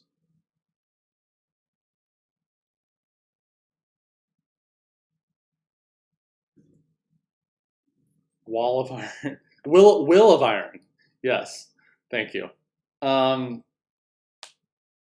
Actually, I don't know what the N corresponds to. Oh, thanks. I forget sometimes. Yeah, 501. I'm not sure what the N corresponds to.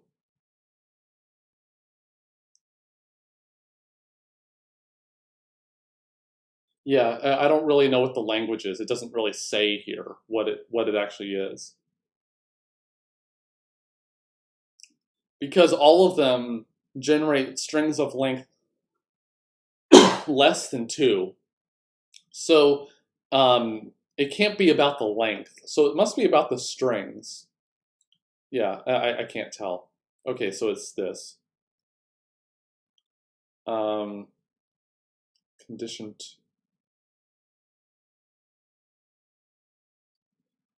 Option 2 is incorrect because it can generate the null string, but the fourth one can generate the null string.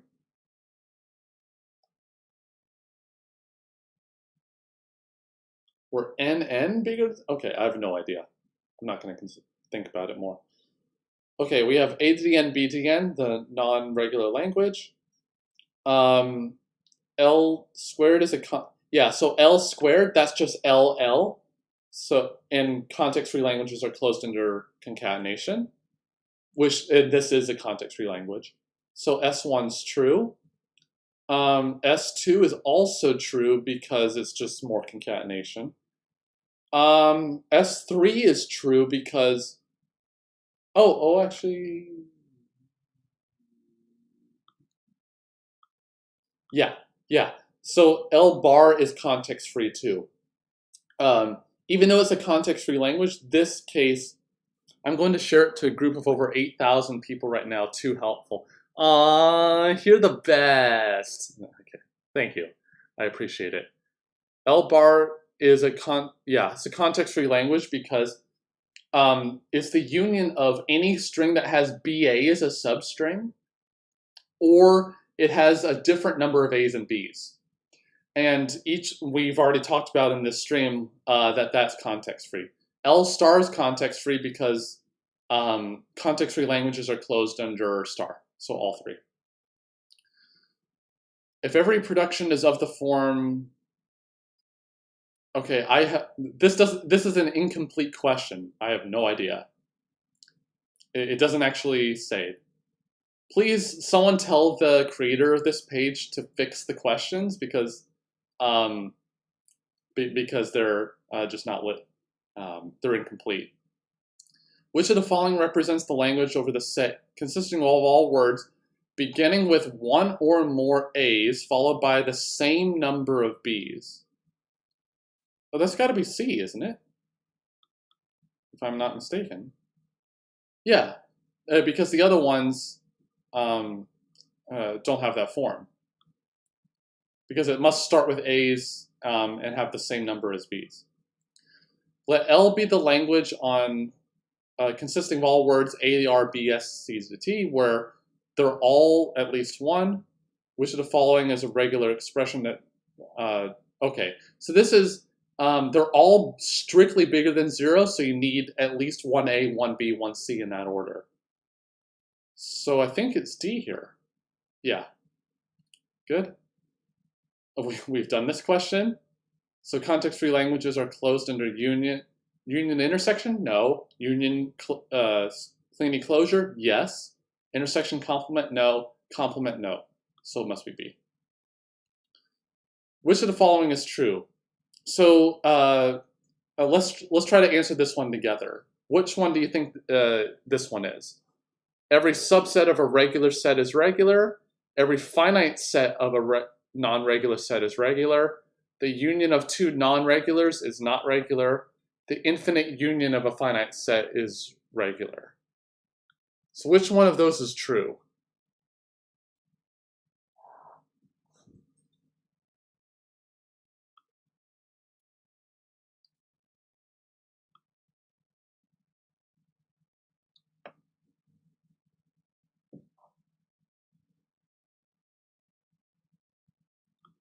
So what do you guys think? Which of these four is true?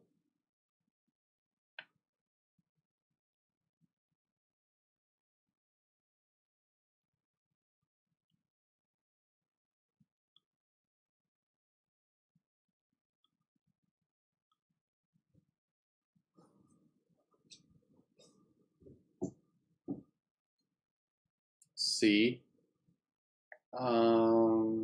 No, it's not C. Because you can take a language and its complement. Both of them have to be non-regular. But the language union, its complement is sigma star, which is regular. So which one of those? So it's either A, B, or D here.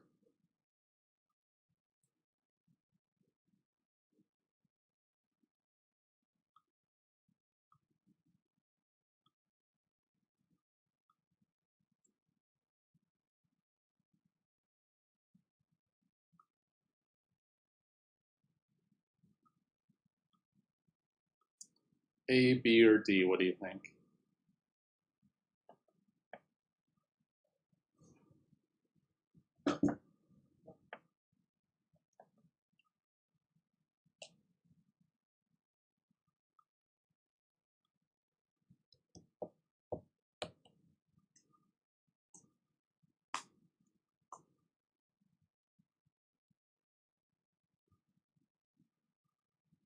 So it might be A or D or B.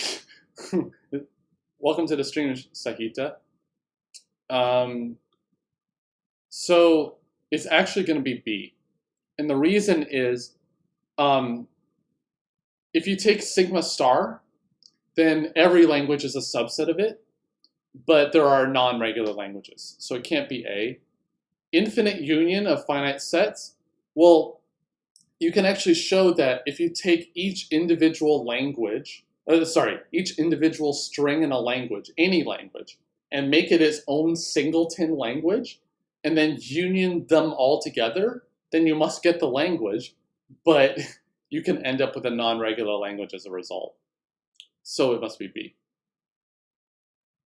Sahita was right. All right, question 508. The language generated by this guy is the set of, so it's this, we've done this one already, is all odd length palindromes because A and B are odd length and the other two rules add 2 characters, so it doesn't change the parity of whether it's even or odd. So it must be odd length. The minimum number of states required in a DFA accepting binary strings not ending in 101 is blah. Don't focus on the not, because if you make a DFA for something, you can just complement the states and you get the complement language without incurring any additional states. So focus on the DFA of the strings ending in 101. And we can do that pretty quickly. So, come on, look at me. So let's do this. So if it ends in 1, 0, 1, that's good. But then we may read other characters. So if we see a 0 in this state, we stay there because we haven't seen the 1, 0, 1 yet. If we see a 1 in this state, we should stay there because we're still seeing potentially the beginning of a 1, 0, 1. If we see a 0 in this state, well, we have to basically restart now because at this point we've seen a 1, 0, 0, but that's incompatible with 1, 0, 1. And if we see a 0 in the final state, what would that mean? That means we have to go back to here. And if we see a 1, let's go back to here, I think. Yeah, so we can do this with 4 states. Yes, so again, the answer is B. Let me get rid of that. 5:10, 65 to go. Yeah, it was a little, there's a delay there, don't worry. The grammar is defined as this thing. Non-terminal alphabet of the grammar is, oh, okay, so this one's easy. So the non-terminal or variable of the grammar, just look down the right side of the rules here, and that will give you, let's see, that will give you all of the non-terminals, which it is here. So it's A, B, C, D, and E. Which of the following CFGs cannot be simulated with a finite state machine?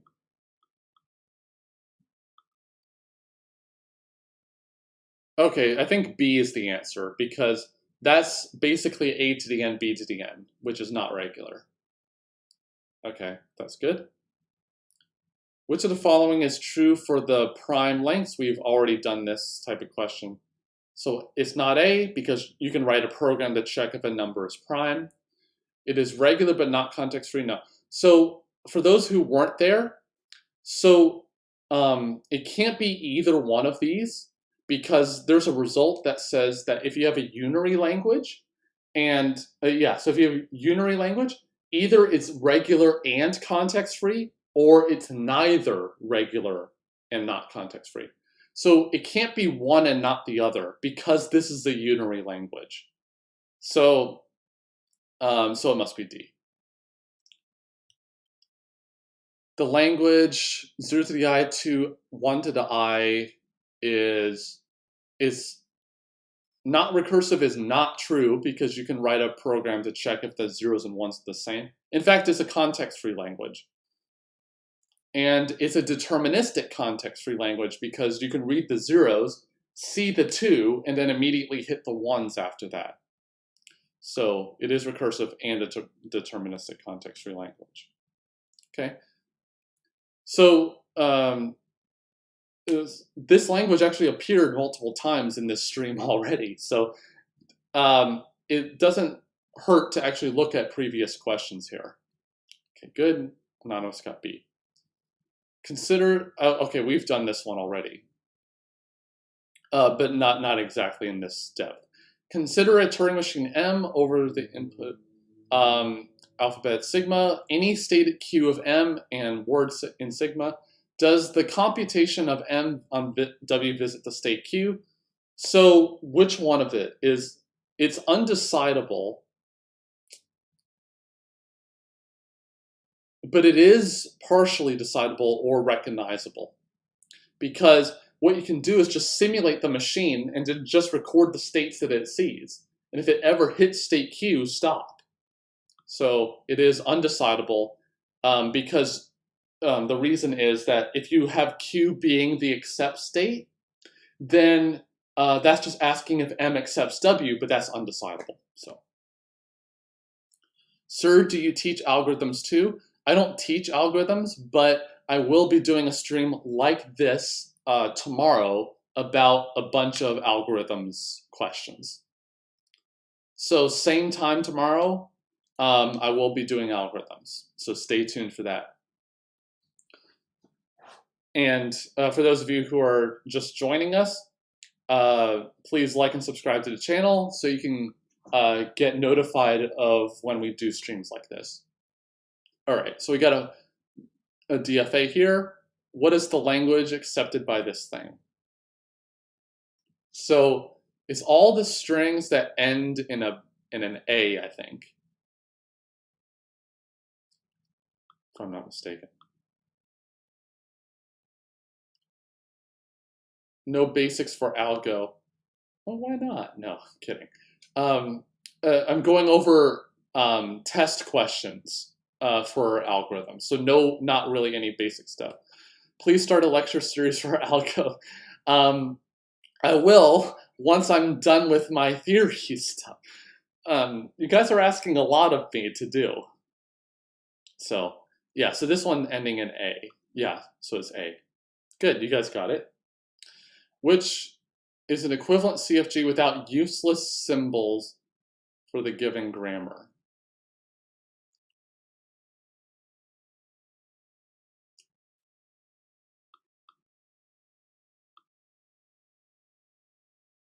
Okay, yeah.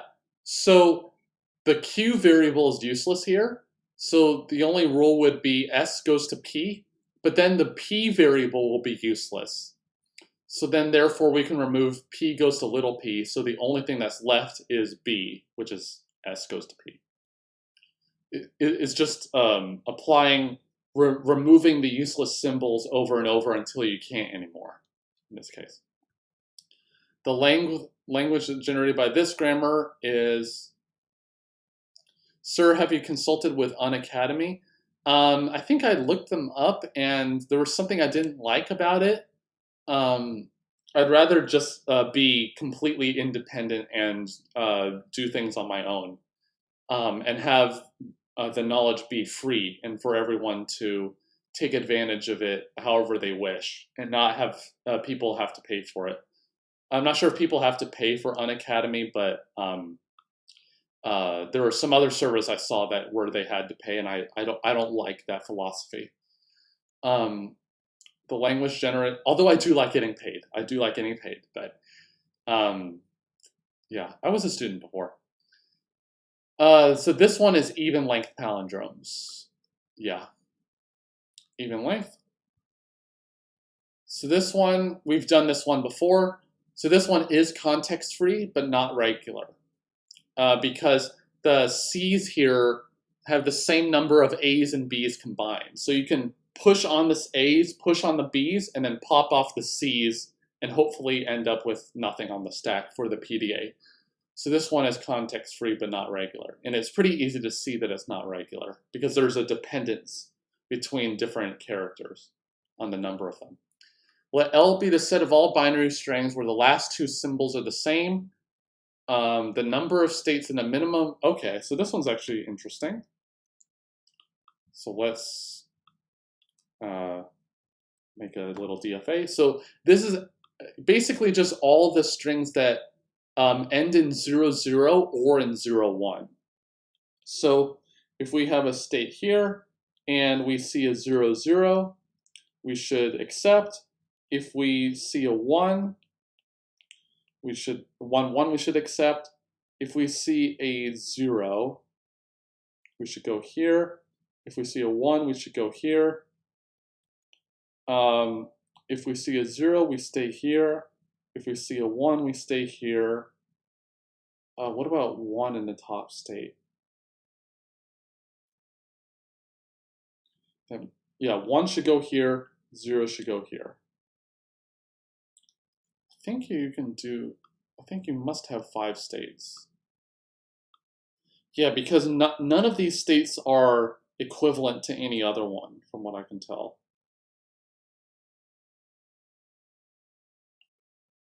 Yeah, so I'm going to go with 5 states. Okay, good. Now that you've solved all gate questions, you got a kind of a pattern. Can you start a live test series kind of series? More people will get involved. That's interesting. I'm not sure what you mean by live test series. Do you mean just like putting up questions and having people answer them? Or if you have any questions, my email is in the video description of the one you're watching right now. Or you can join our Discord server and you can we can talk about it there if you don't want to hear or something else happens. Yeah, but I'd be interested in having more people watch these, of course. Okay, so I should remove this. Every regular language is also context-free. That's true, because we've seen that already. Every non-deterministic Turing machine can be converted into an equivalent deterministic one. That's true. Every subset of a recursively enumerable set is recursive. That is not true, because sigma star is recursively enumerable, and there are languages that are not recursive. So let's see. Which of the following is true? Every regular grammar is LL1. Okay, I'm not sure about LL grammars. So every regular... That's actually an interesting idea, putting up probable questions and polling them. I'll think about that. I like that idea. I didn't even think about that. Yeah, that might be worth doing. But not this weekend, because I'm doing this and the other session tomorrow. Yeah, I don't know any of these. Okay, yeah, I don't know LL and LR grammars. I don't know. I was never taught that, so I can't give an exact answer.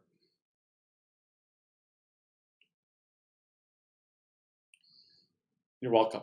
The number of states in a DFA accepting the following languages. Okay, so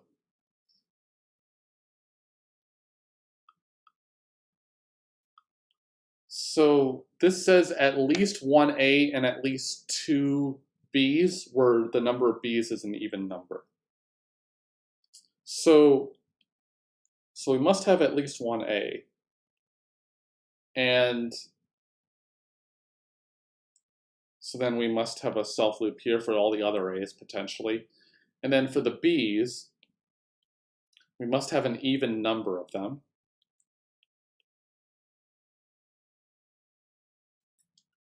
Yeah, it's an even number? Yeah. So this should be going back like this, so that we have a two cycle here. And if this sees an A, we shouldn't like that. So we should have a dead state here. If this sees an A, go here. If we see a B at the beginning, we should go to the dead state, because we need to start with an A, not a B. So we need 5 states. We can't do better than that. Okay, still 6 months out for gate. That's okay. Thank you. Okay, let's... Oh, I didn't even show you the picture. Okay, so yeah, so this is the automaton that they made here, but let me get rid of it. Yeah, so it's just the automaton that I made that you didn't see. Yeah, so it's 5 states. Good. Which of the following are correct? A language is context-free if and only if it is accepted by a PDA. That's true, because CFGs and PDAs are equivalent. PDA is a finite automaton with a push-down stack. That should be true. Yeah, that's true. So both of them are true. Okay, good. The class of context-free grammars is not closed under intersection. We've seen that probably 5 times already. So closure properties, remember the closure properties, because those will come up every single time. Which of the following problems are undecidable? Membership problem in context-free languages, we've seen that that's decidable. Whether a given context-free language is regular, that is undecidable, because even testing whether it's sigma star, which is regular, is undecidable for context-free languages. Whether a finite state automaton halts on all inputs, it always does, so that's decidable. Membership problem for type 0 languages.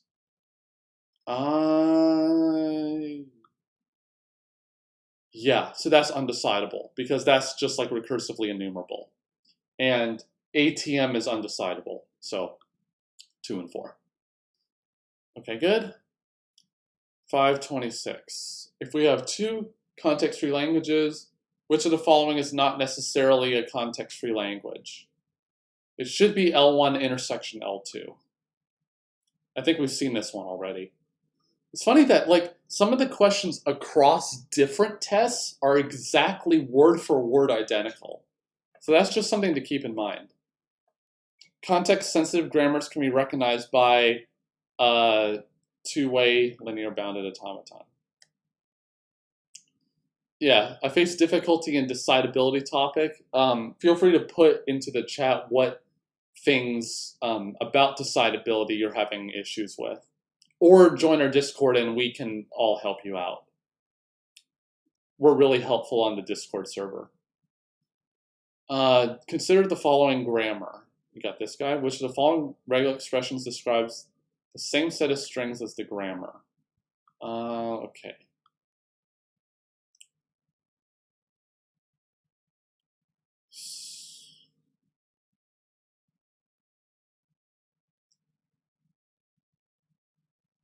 So A doesn't generate X, Y. B, because the grammar can make X, Y. A doesn't make, the answer A doesn't make X, Y. Does B make X, Y? No, I don't see it. C?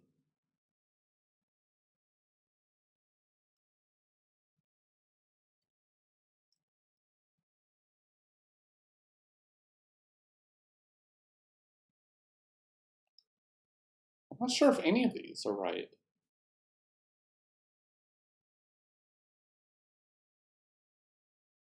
Because none of them make X, Y just by itself. I'm just going to pick a random answer. Because none of them generate X, Y. Oh, okay. But it doesn't even have option D in the explanation. Oh, what? Recursively enumerable languages. They're not closed under complement. That's the only thing they're not closed under. I mean, other than set difference, but that includes complement. Of the main operations, complement's the only one. C can make X, Y. Oh, wow, I'm a dummy. I didn't even see that at the front. You're right, yeah. X, Y, because of the W star. You're right, you're absolutely right. Turing machine is more powerful than finite machines because it has the capability to remember arbitrarily long sequences. It has no finite state. That's not true. Tape movement is confined to one direction. That's not true. It has the capability to remember arbitrary. Yeah, because you can store anything on the tape as long as you want. So C. Which of the following statements is wrong? The language accepted by a finite automata is the language is denoted by regular expressions. That's true, so it's not the answer. For every DFA, there's a regular expression denoting its language. That's true, so it's not the answer. For regular expression, there does not exist any NFA with transit that accepts L of R. So yeah, C. Good job, Anonymous. Can a DFA simulate an NFA?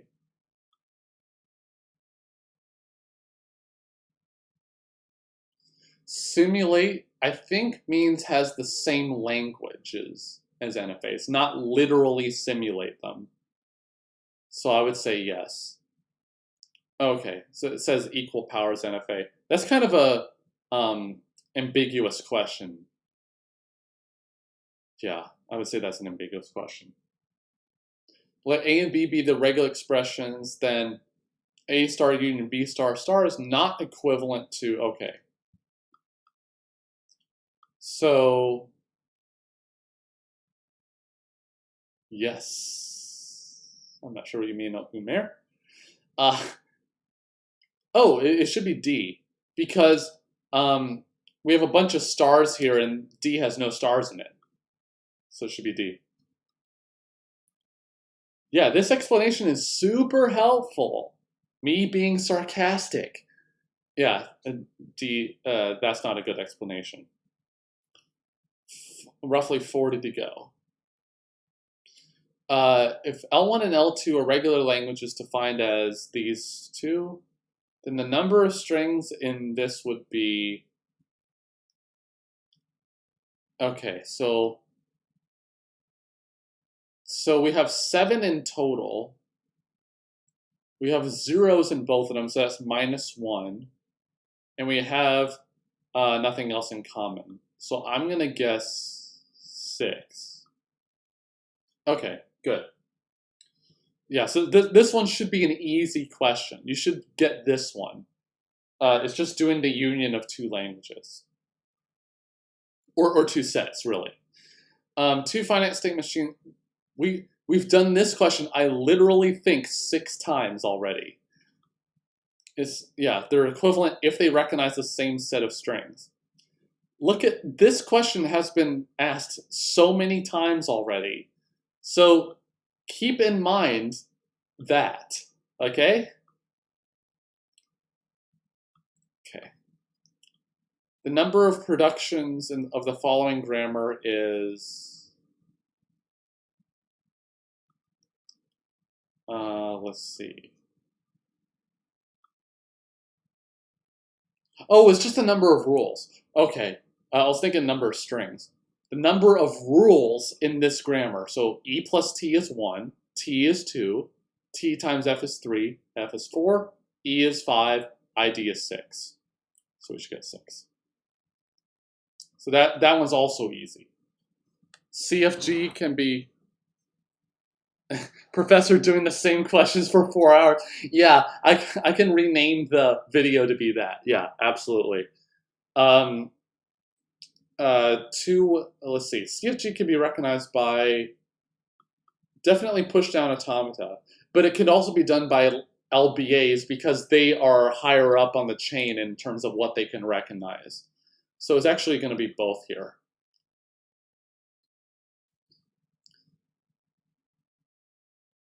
I mean, yeah, I am answering the same questions over and over, but it's not for me, it's for you. Okay, so the language here is, okay.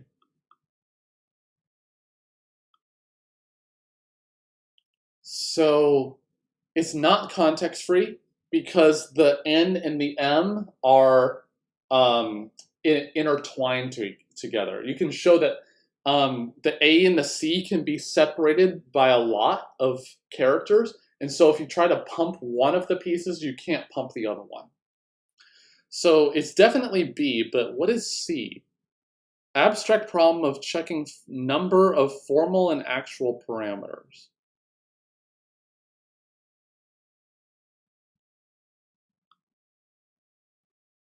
I don't know what that means, but I'll pick it. Okay, so I'm just super lucky today. B and C, I guess C is right. I have no idea what it means though. Okay, what is the highest type number we can apply to the following grammar? Highest type number for which it,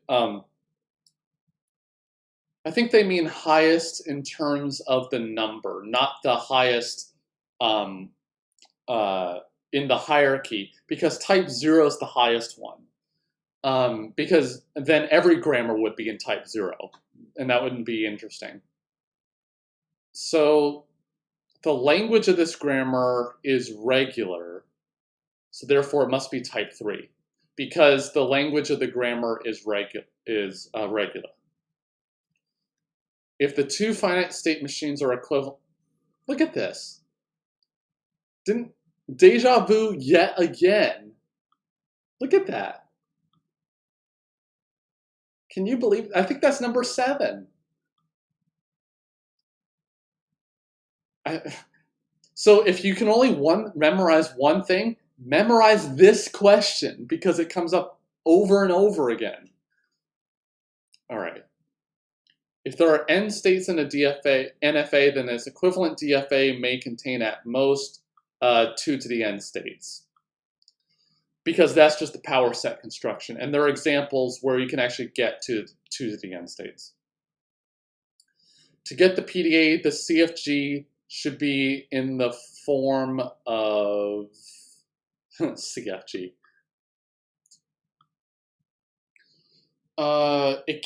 C and F is not enough because to get the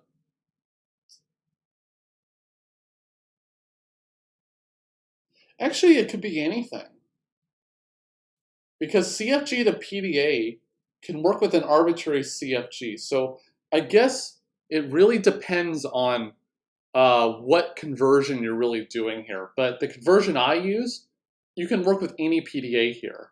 You're saying GNF, I'm going to go with it. Okay, so maybe according to some textbook, that's the way that it's done, but you can do it with any CFG in any format whatsoever. Yeah, there's an algo to convert any grammar into PDA in any format. Okay. One of the uses of CNF is to turn the parse tree into, yeah, CNF. The good thing about CNF is that every child, unless you're at the very bottom, has 2 children. So it must be a binary tree. It's not a binary search tree because we're not really searching in that way. So it's a binary tree. Yeah, so, that's something to keep in mind about CNF parse trees, is that the parse tree is always going to be binary until you reach the bottom. If there's a Turing machine that enumerates L in canonical order, so in lexicographic order, I guess, then L is decidable. Because if you're given a string and you want to figure out whether it's ever generated, what you do is, if the string is generated by the enumerator, then clearly we should accept. But if it goes past where that string is, then it can never backtrack because it's doing things in canonical order. So it must be recursive.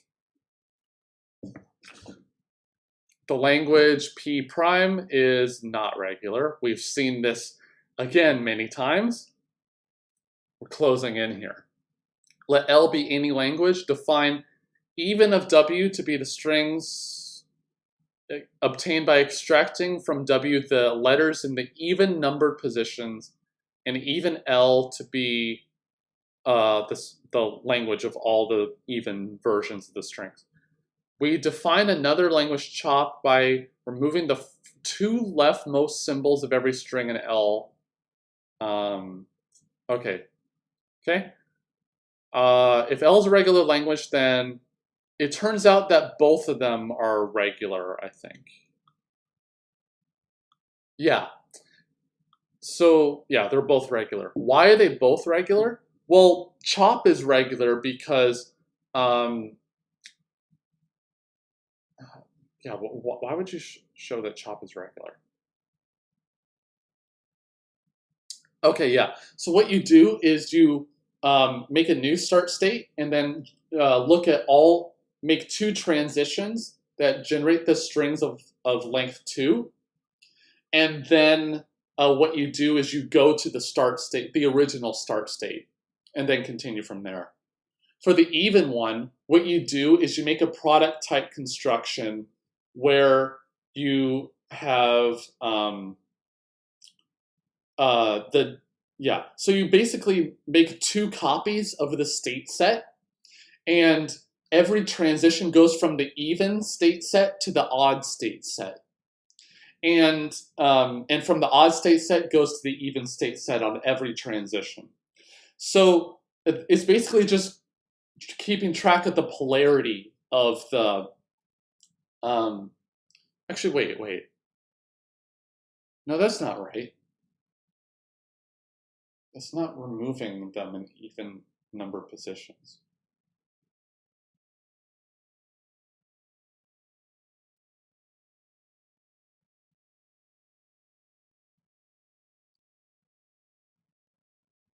I know this is an exercise in CIPSR, but I don't remember how it's done.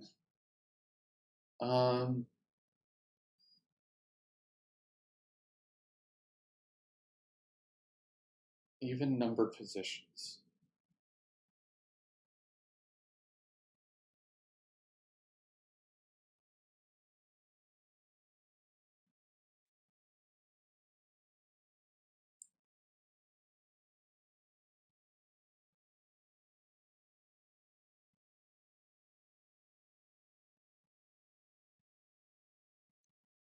I think it is that even odd idea, but for the transitions, yeah, yeah, it is the even odd idea, except the even um, the yeah the even states, their transitions to the odd states are just kept as normal, but the transitions going from the odd set of states to the even ones, you change those to be the empty set, the empty to be epsilon transitions, and that guarantees to you that you're skipping over the odd characters and taking the transitions as you normally would. Okay. And so you just made an NFA, and then therefore the language is regular. So they're both regular. Okay, 547. 28 to go, I think. Okay, what in the world am I reading? Where's 3? Okay, so Chomsky normal form, that's 3. So it's C and D. Greibach, I know all of the characters are at the beginning.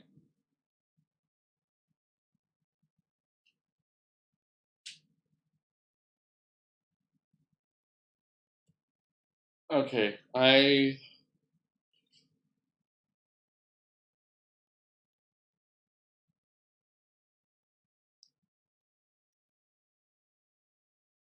I think it has 2 variables for Greibach, if I'm not mistaken. So Greibach should be matched with 4.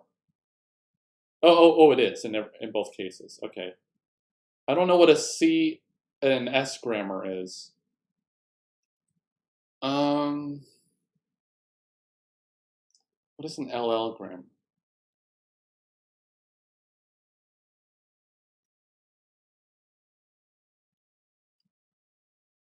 So the only ones we haven't matched are 2 and 3. Oh, no, 2 and 1, sorry. 2 and 1.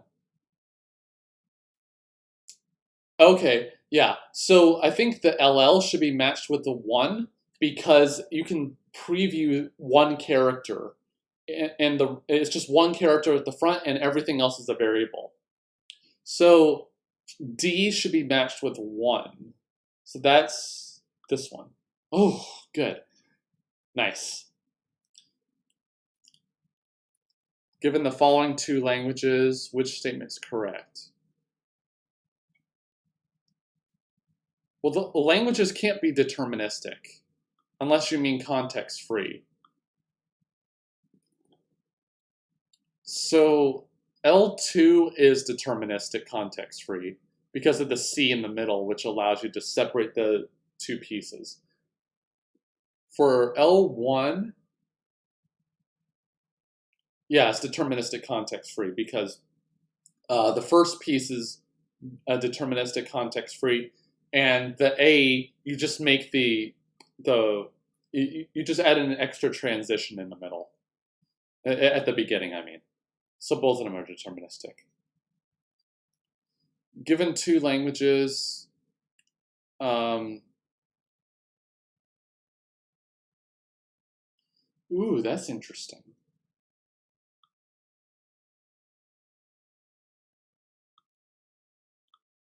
Well, L2 is not regular because it's almost the complement of a non-regular language, and so therefore the complement is not regular, even though it's not exactly the complement. This one, yeah, L1 can be shown to be not regular. Why? Because if you choose N to be exactly equal to K plus 1, then you pump within the first P characters, which is going to be in the A, B parts. And if you remove the copy of Y in the XYZ decomposition for the pumping lemma, then you're removing characters. So that means the N must go down, which means that it's no longer bigger than K because it started out at K plus 1. So they're both not regular. Where's that? Okay, yeah. The regular expression for the complement of this guy is I think we've did this one.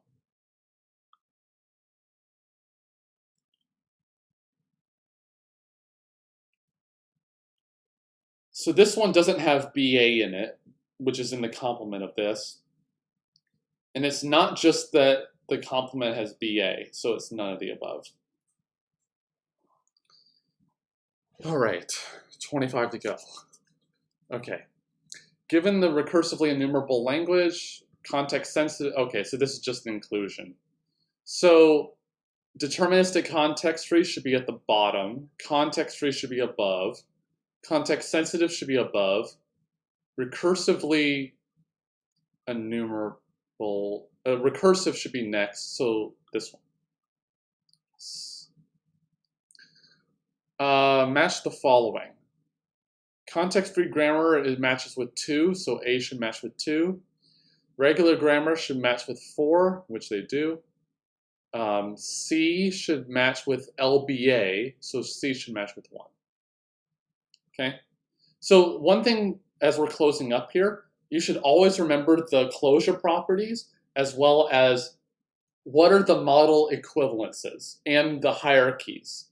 So context-free grammars are associated with PDAs. Context sensitive is with LBAs, regulars are with DFAs, NFAs, all that stuff. You should know all of those equivalences. According to the pumping lemma for context-free languages, let L be an infinite language such that there exists some positive integer m such that any string that's long enough can be decomposed into 5 parts. Okay, so this is asking, do you understand the pumping lemma statement? So here, for those who don't know, the 3 middle letters, the VXY, should be at most M. So it should be A or B here because the other ones are at least M. It should be at most M. And VY is at least 1. So the length of the V and the Y part together must be at least 1. So A can't be right, B must be right. It's just going through this, understanding what the pumping lemma statement is. Let the language D be defined on the binary alphabet 0, 1 as follows. Okay.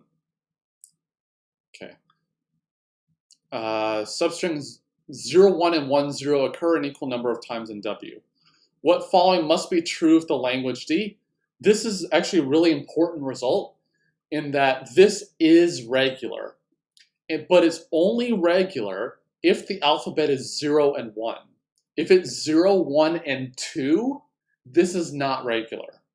Okay, so it's important that it's 0 and 1.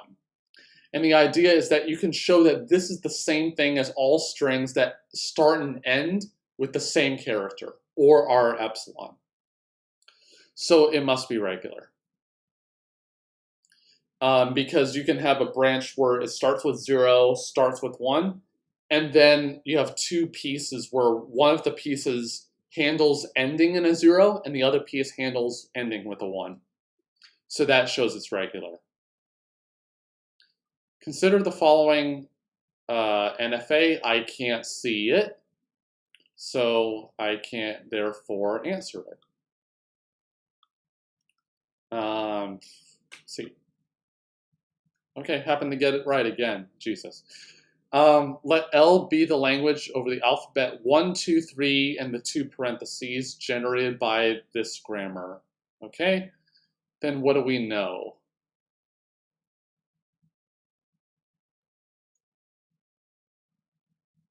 Okay, I'm gonna draw it because it's hard to actually read that.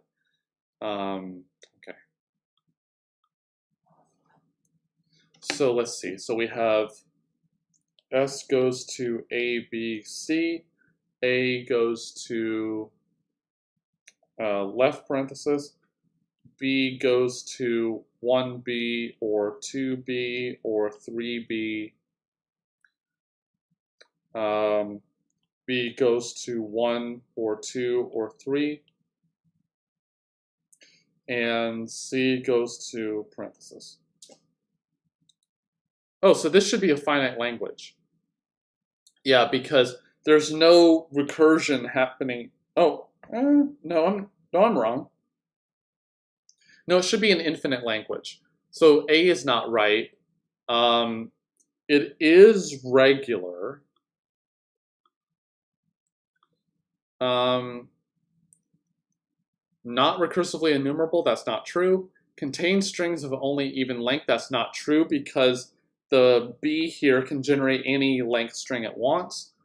Context-free but not regular, this is a context-free grammar, but it is regular because it's essentially 1 plus 2 plus 3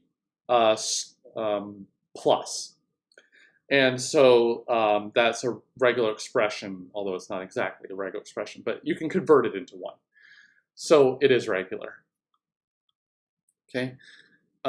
Which of the following, let me turn this off.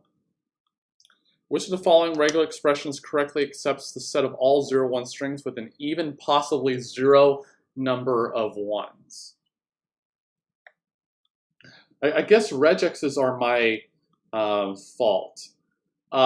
This A can't make any string starting with a 0. Same with B.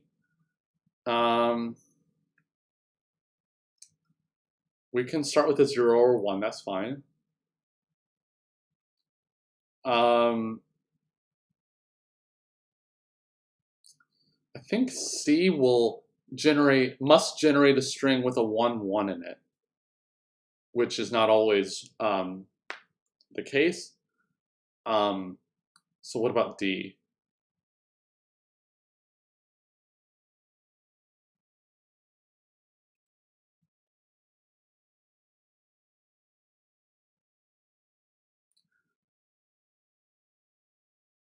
It doesn't allow you to end with 1. Oh, no, it does. So why would that be wrong? Or why would it be right? I'm not sure. Let's look at E. So E, you can start with a 0 or a 1. Oh, D doesn't allow you to get a string of just zeros. Yeah, so it must be E. D doesn't allow you to get just zeros. Consider the following grammar. A language is called prefix closed if for every X, every prefix is also in the language. Which of the following is false? So it's context-free because it's a context-free grammar. LG is infinite. Yes, it is because S goes to SS is in there. Can be recognized by a deterministic push-down automaton. Maybe, I don't know. LG is recursive. Yep, because it's context-free. LG is prefix closed.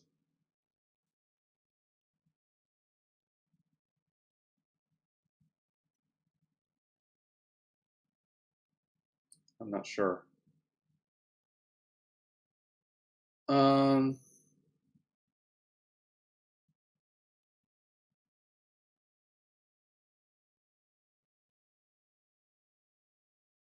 No, it's not prefix closed. Why? Consider the string open close square bracket. You can actually make it with S goes to AB, which is going to make the square bracket. So if it's prefix closed, then that means I can make the empty string, for example, but we can't make the empty string. But even if you consider non-empty prefixes, can we make the left square bracket? And it turns out no, because the only choices we have are AC and AB. Those are the only choices we can do. But each one of them must generate something, and they both end in B, because the C must make a variable B, which is the right square bracket. So it's not prefix closed. So I guess it is recognized by a DPDA. I'd have to think about that more. Yeah, but it's definitely not prefix closed under that definition. Which language has the following properties? Closed under union and intersection, but not complement. So it can't be regular because it is closed under complement. Context-free languages are not closed under intersection, so it can't be B. C, they are closed.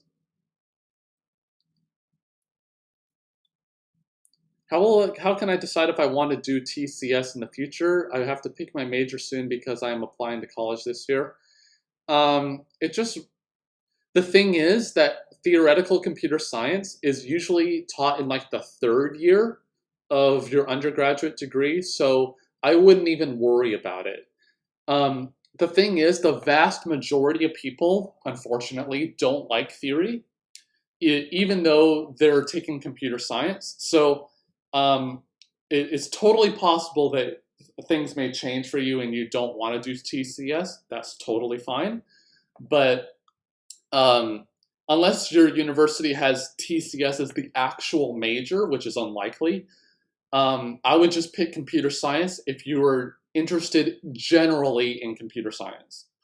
Although it depends on the university. Most likely, you'll be fine just picking computer science or any major. In fact, you can pick linguistics or math, and you can take this class as, yeah, you can just take this class in the future anyway. In fact, I've taught people who were linguistics majors, not even engineers, because this is related to a lot of languages and linguistics and stuff.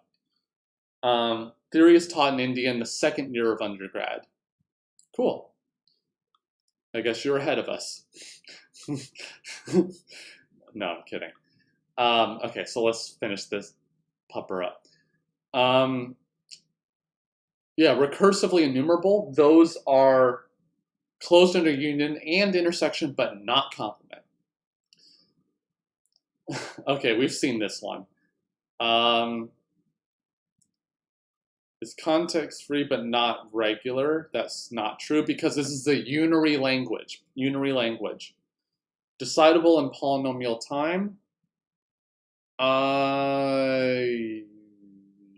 Yes. So, well, in general it is, but in this particular case, you can actually get away with a lot more. There's a subtlety here about polynomial time, but the other ones are not. It's not regular, it's not undecidable, it's not context-free but not regular because it's a unary language. Let B, when I started I didn't, does your merch ship to India? I think so. I'm sure that they have something like that. You might as well look and see. When I started, I did not know that I would be interested in TOC, and now I will do my bachelor's in it. Great. Cool. Thanks for your advice. You're welcome, Elite Gaming. Let B consist of all binary strings beginning with a 1 whose value converted to decimal is divisible by 7. Okay.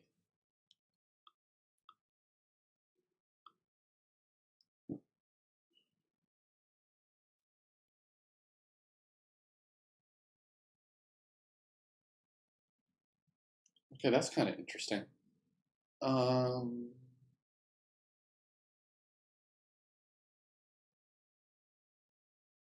Yeah, it is. You can make a DFA for it. And the reason is that you can have 7 states, which correspond to what the remainder is at any given point.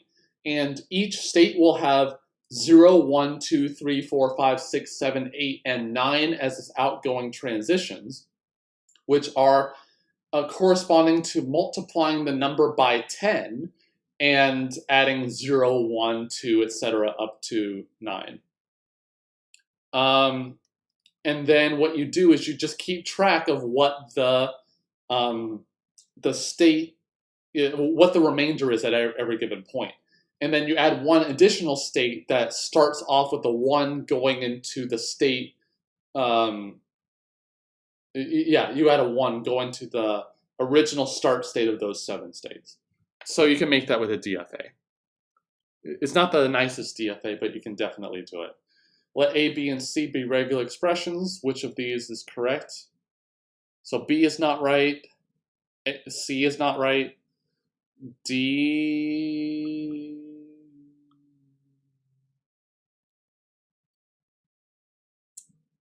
I'd have to think. Let's look at A. Yeah, A is not right. I should have noticed that at the start.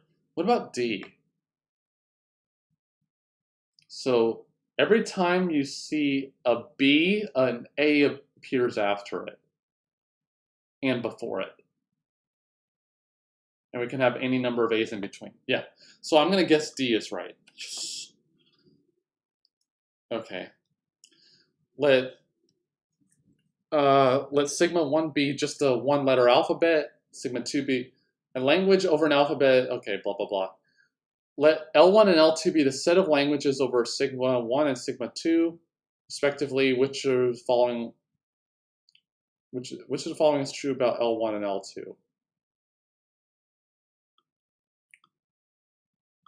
Oh, they should be neither countable, because they're not always finite. Actually, the languages in them are not finite. Neither of them is countable because you're asking for subsets of all possible strings. And that already is an uncountable set, so E. Consider the languages, these two. Which of the following is true? Okay, so there's a subtlety here in the greater than or less than sign. So the less than sign means that there's only a finite number of strings in L2. So L2 must be regular. So then L1 is not regular because it requires that two of the sections have equal numbers. So I'm going to guess L1 is not regular and L2 is regular. Yes. Hopefully get these last 10. Here in Masters and CS, there are basically 3 major pools in every Tier 1 college. It's intelligence system, basically AI, theory, and system design. Cool. We are advised not to take theory if we aren't into teaching. Yeah. There's kind of a joke that theory teachers, the only purpose of them is to actually teach people about theory. But anyway. Consider the following 3 statements. Intersection of infinitely many regular languages must be regular. That is not true. Yeah, that's not true. Every subset of a regular language is regular. That's not true, so 2 is false. If L is regular and M is not regular, then L of M is necessarily not regular. Yeah, that's not necessarily true. Because L could be the empty set. Yeah, that's an example. Okay. Given L, let L be a given context-free language over the alphabet A, B. So it's context-free. We take away X, Y, X, and then L2 be the concatenation with itself. So L2 is context-free.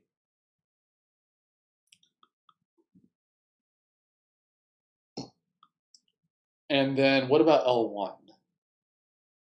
Oh, yeah. So L1 is regular in that it's the empty set. Why?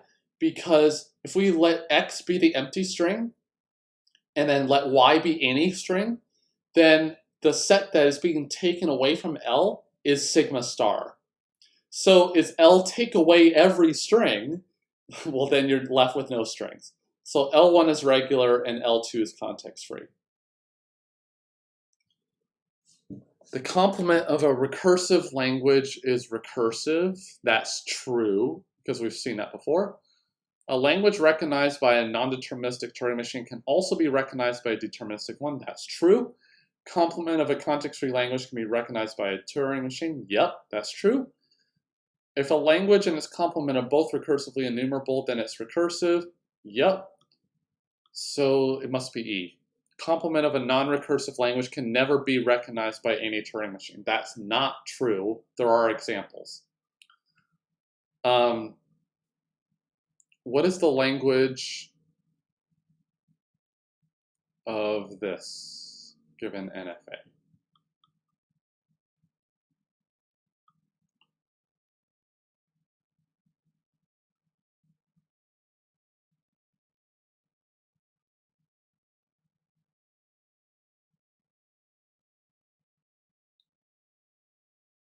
So it's AB. Well, it's not quite that. So it should be able to accept B. I'm not sure what the caret is here. Well, the empty string is not accepted, so A can't be right.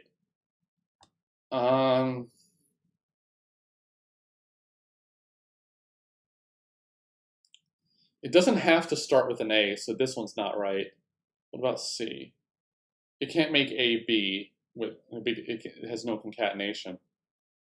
D. Yeah, so D says that it must start with an A if there's any characters at all. It actually must start with an A, so it's going to be E. Because we can start with a B if we want to. All right, almost done. The language of this grammar is, yeah, it's not A to the N, B to the N. Well, the number of A's and B's is always the same by induction. But it's not A because of the SS rule, because we can put A and B's, a B before an A in two segments. B,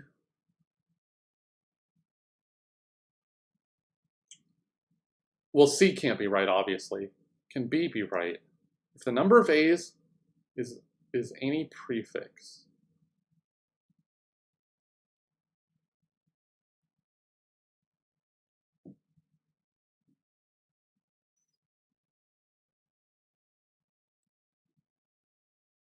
wouldn't that be right?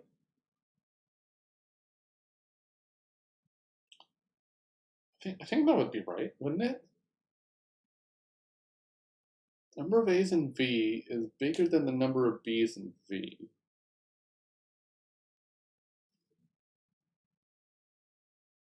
Because the A's are generated first.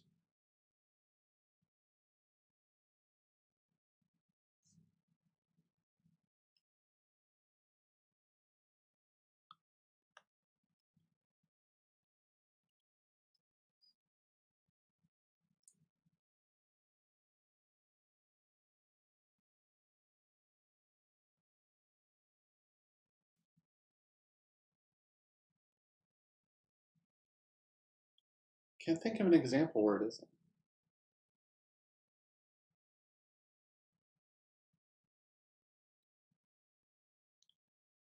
I can't make BAB in this thing.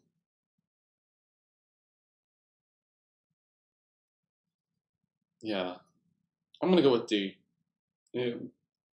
Because there must be something subtle here that I'm not seeing. Okay, so it's D. But I can't think of an example where B is not right. Yeah, thanks, Anonymous.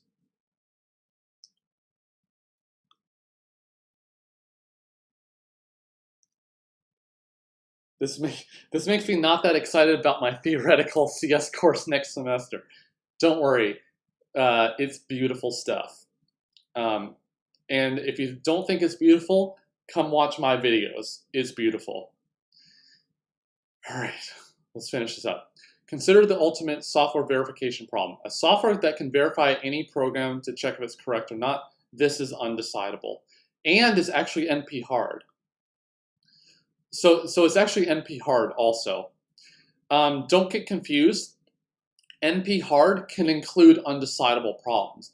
NP complete cannot have undecidable problems. For example, ATM is undecidable, but NP hard.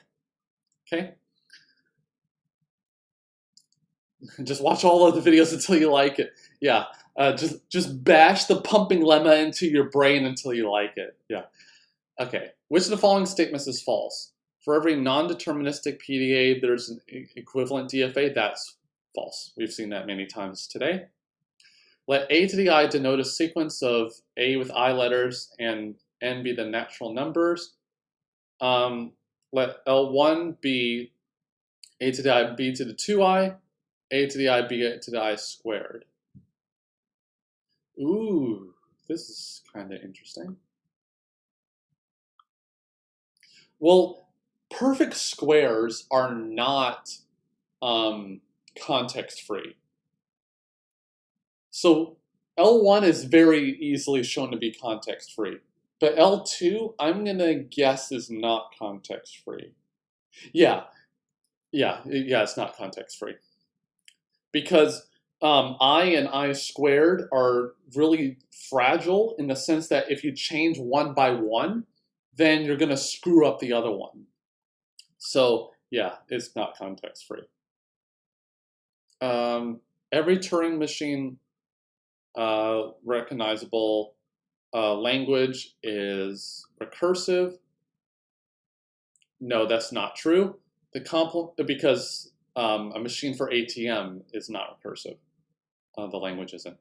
The complement of every recursively enumerable language is recursively enumerable. Not true. The complement of a recursive language is recursively enumerable. That is true. 2 more. Let's do this. Consider the following 2 statements. The intersection of 2 context-free languages is always context-free. Nope. So 1 is false. The superset of a context-free language is never regular. So that should be false, because you can take sigma star, because that's a superset of everything. The subset of a decidable language is always decidable. Not true. So 1 through 3 are not true. Let L be the language of all strings in which the number of occurrences of A is the same as the number of occurrences of B, or the number of occurrences of B is the same as the number of occurrences of C. Then L is not context-free. No, that is context-free because we've done that already today. So actually all 4 are false. Yes! So let's do the last one, finally. Consider the grammar below. What language does it generate? So we've seen this. It's equal number of B's and A's, I think. Yeah, I think it's, yeah, none of the answers look right to me. Yes! Oh, yes. All right. So we went through 326 questions. Wow. That was quite a day. Wow. I didn't think I'd be able to make it, but we did. I'm not going back through the other questions because a lot of them are the same, and we already did a live stream of those. Maybe not as much detail, but we did a live stream of them. Yeah, well, you're waiting for me to end my stream. Okay.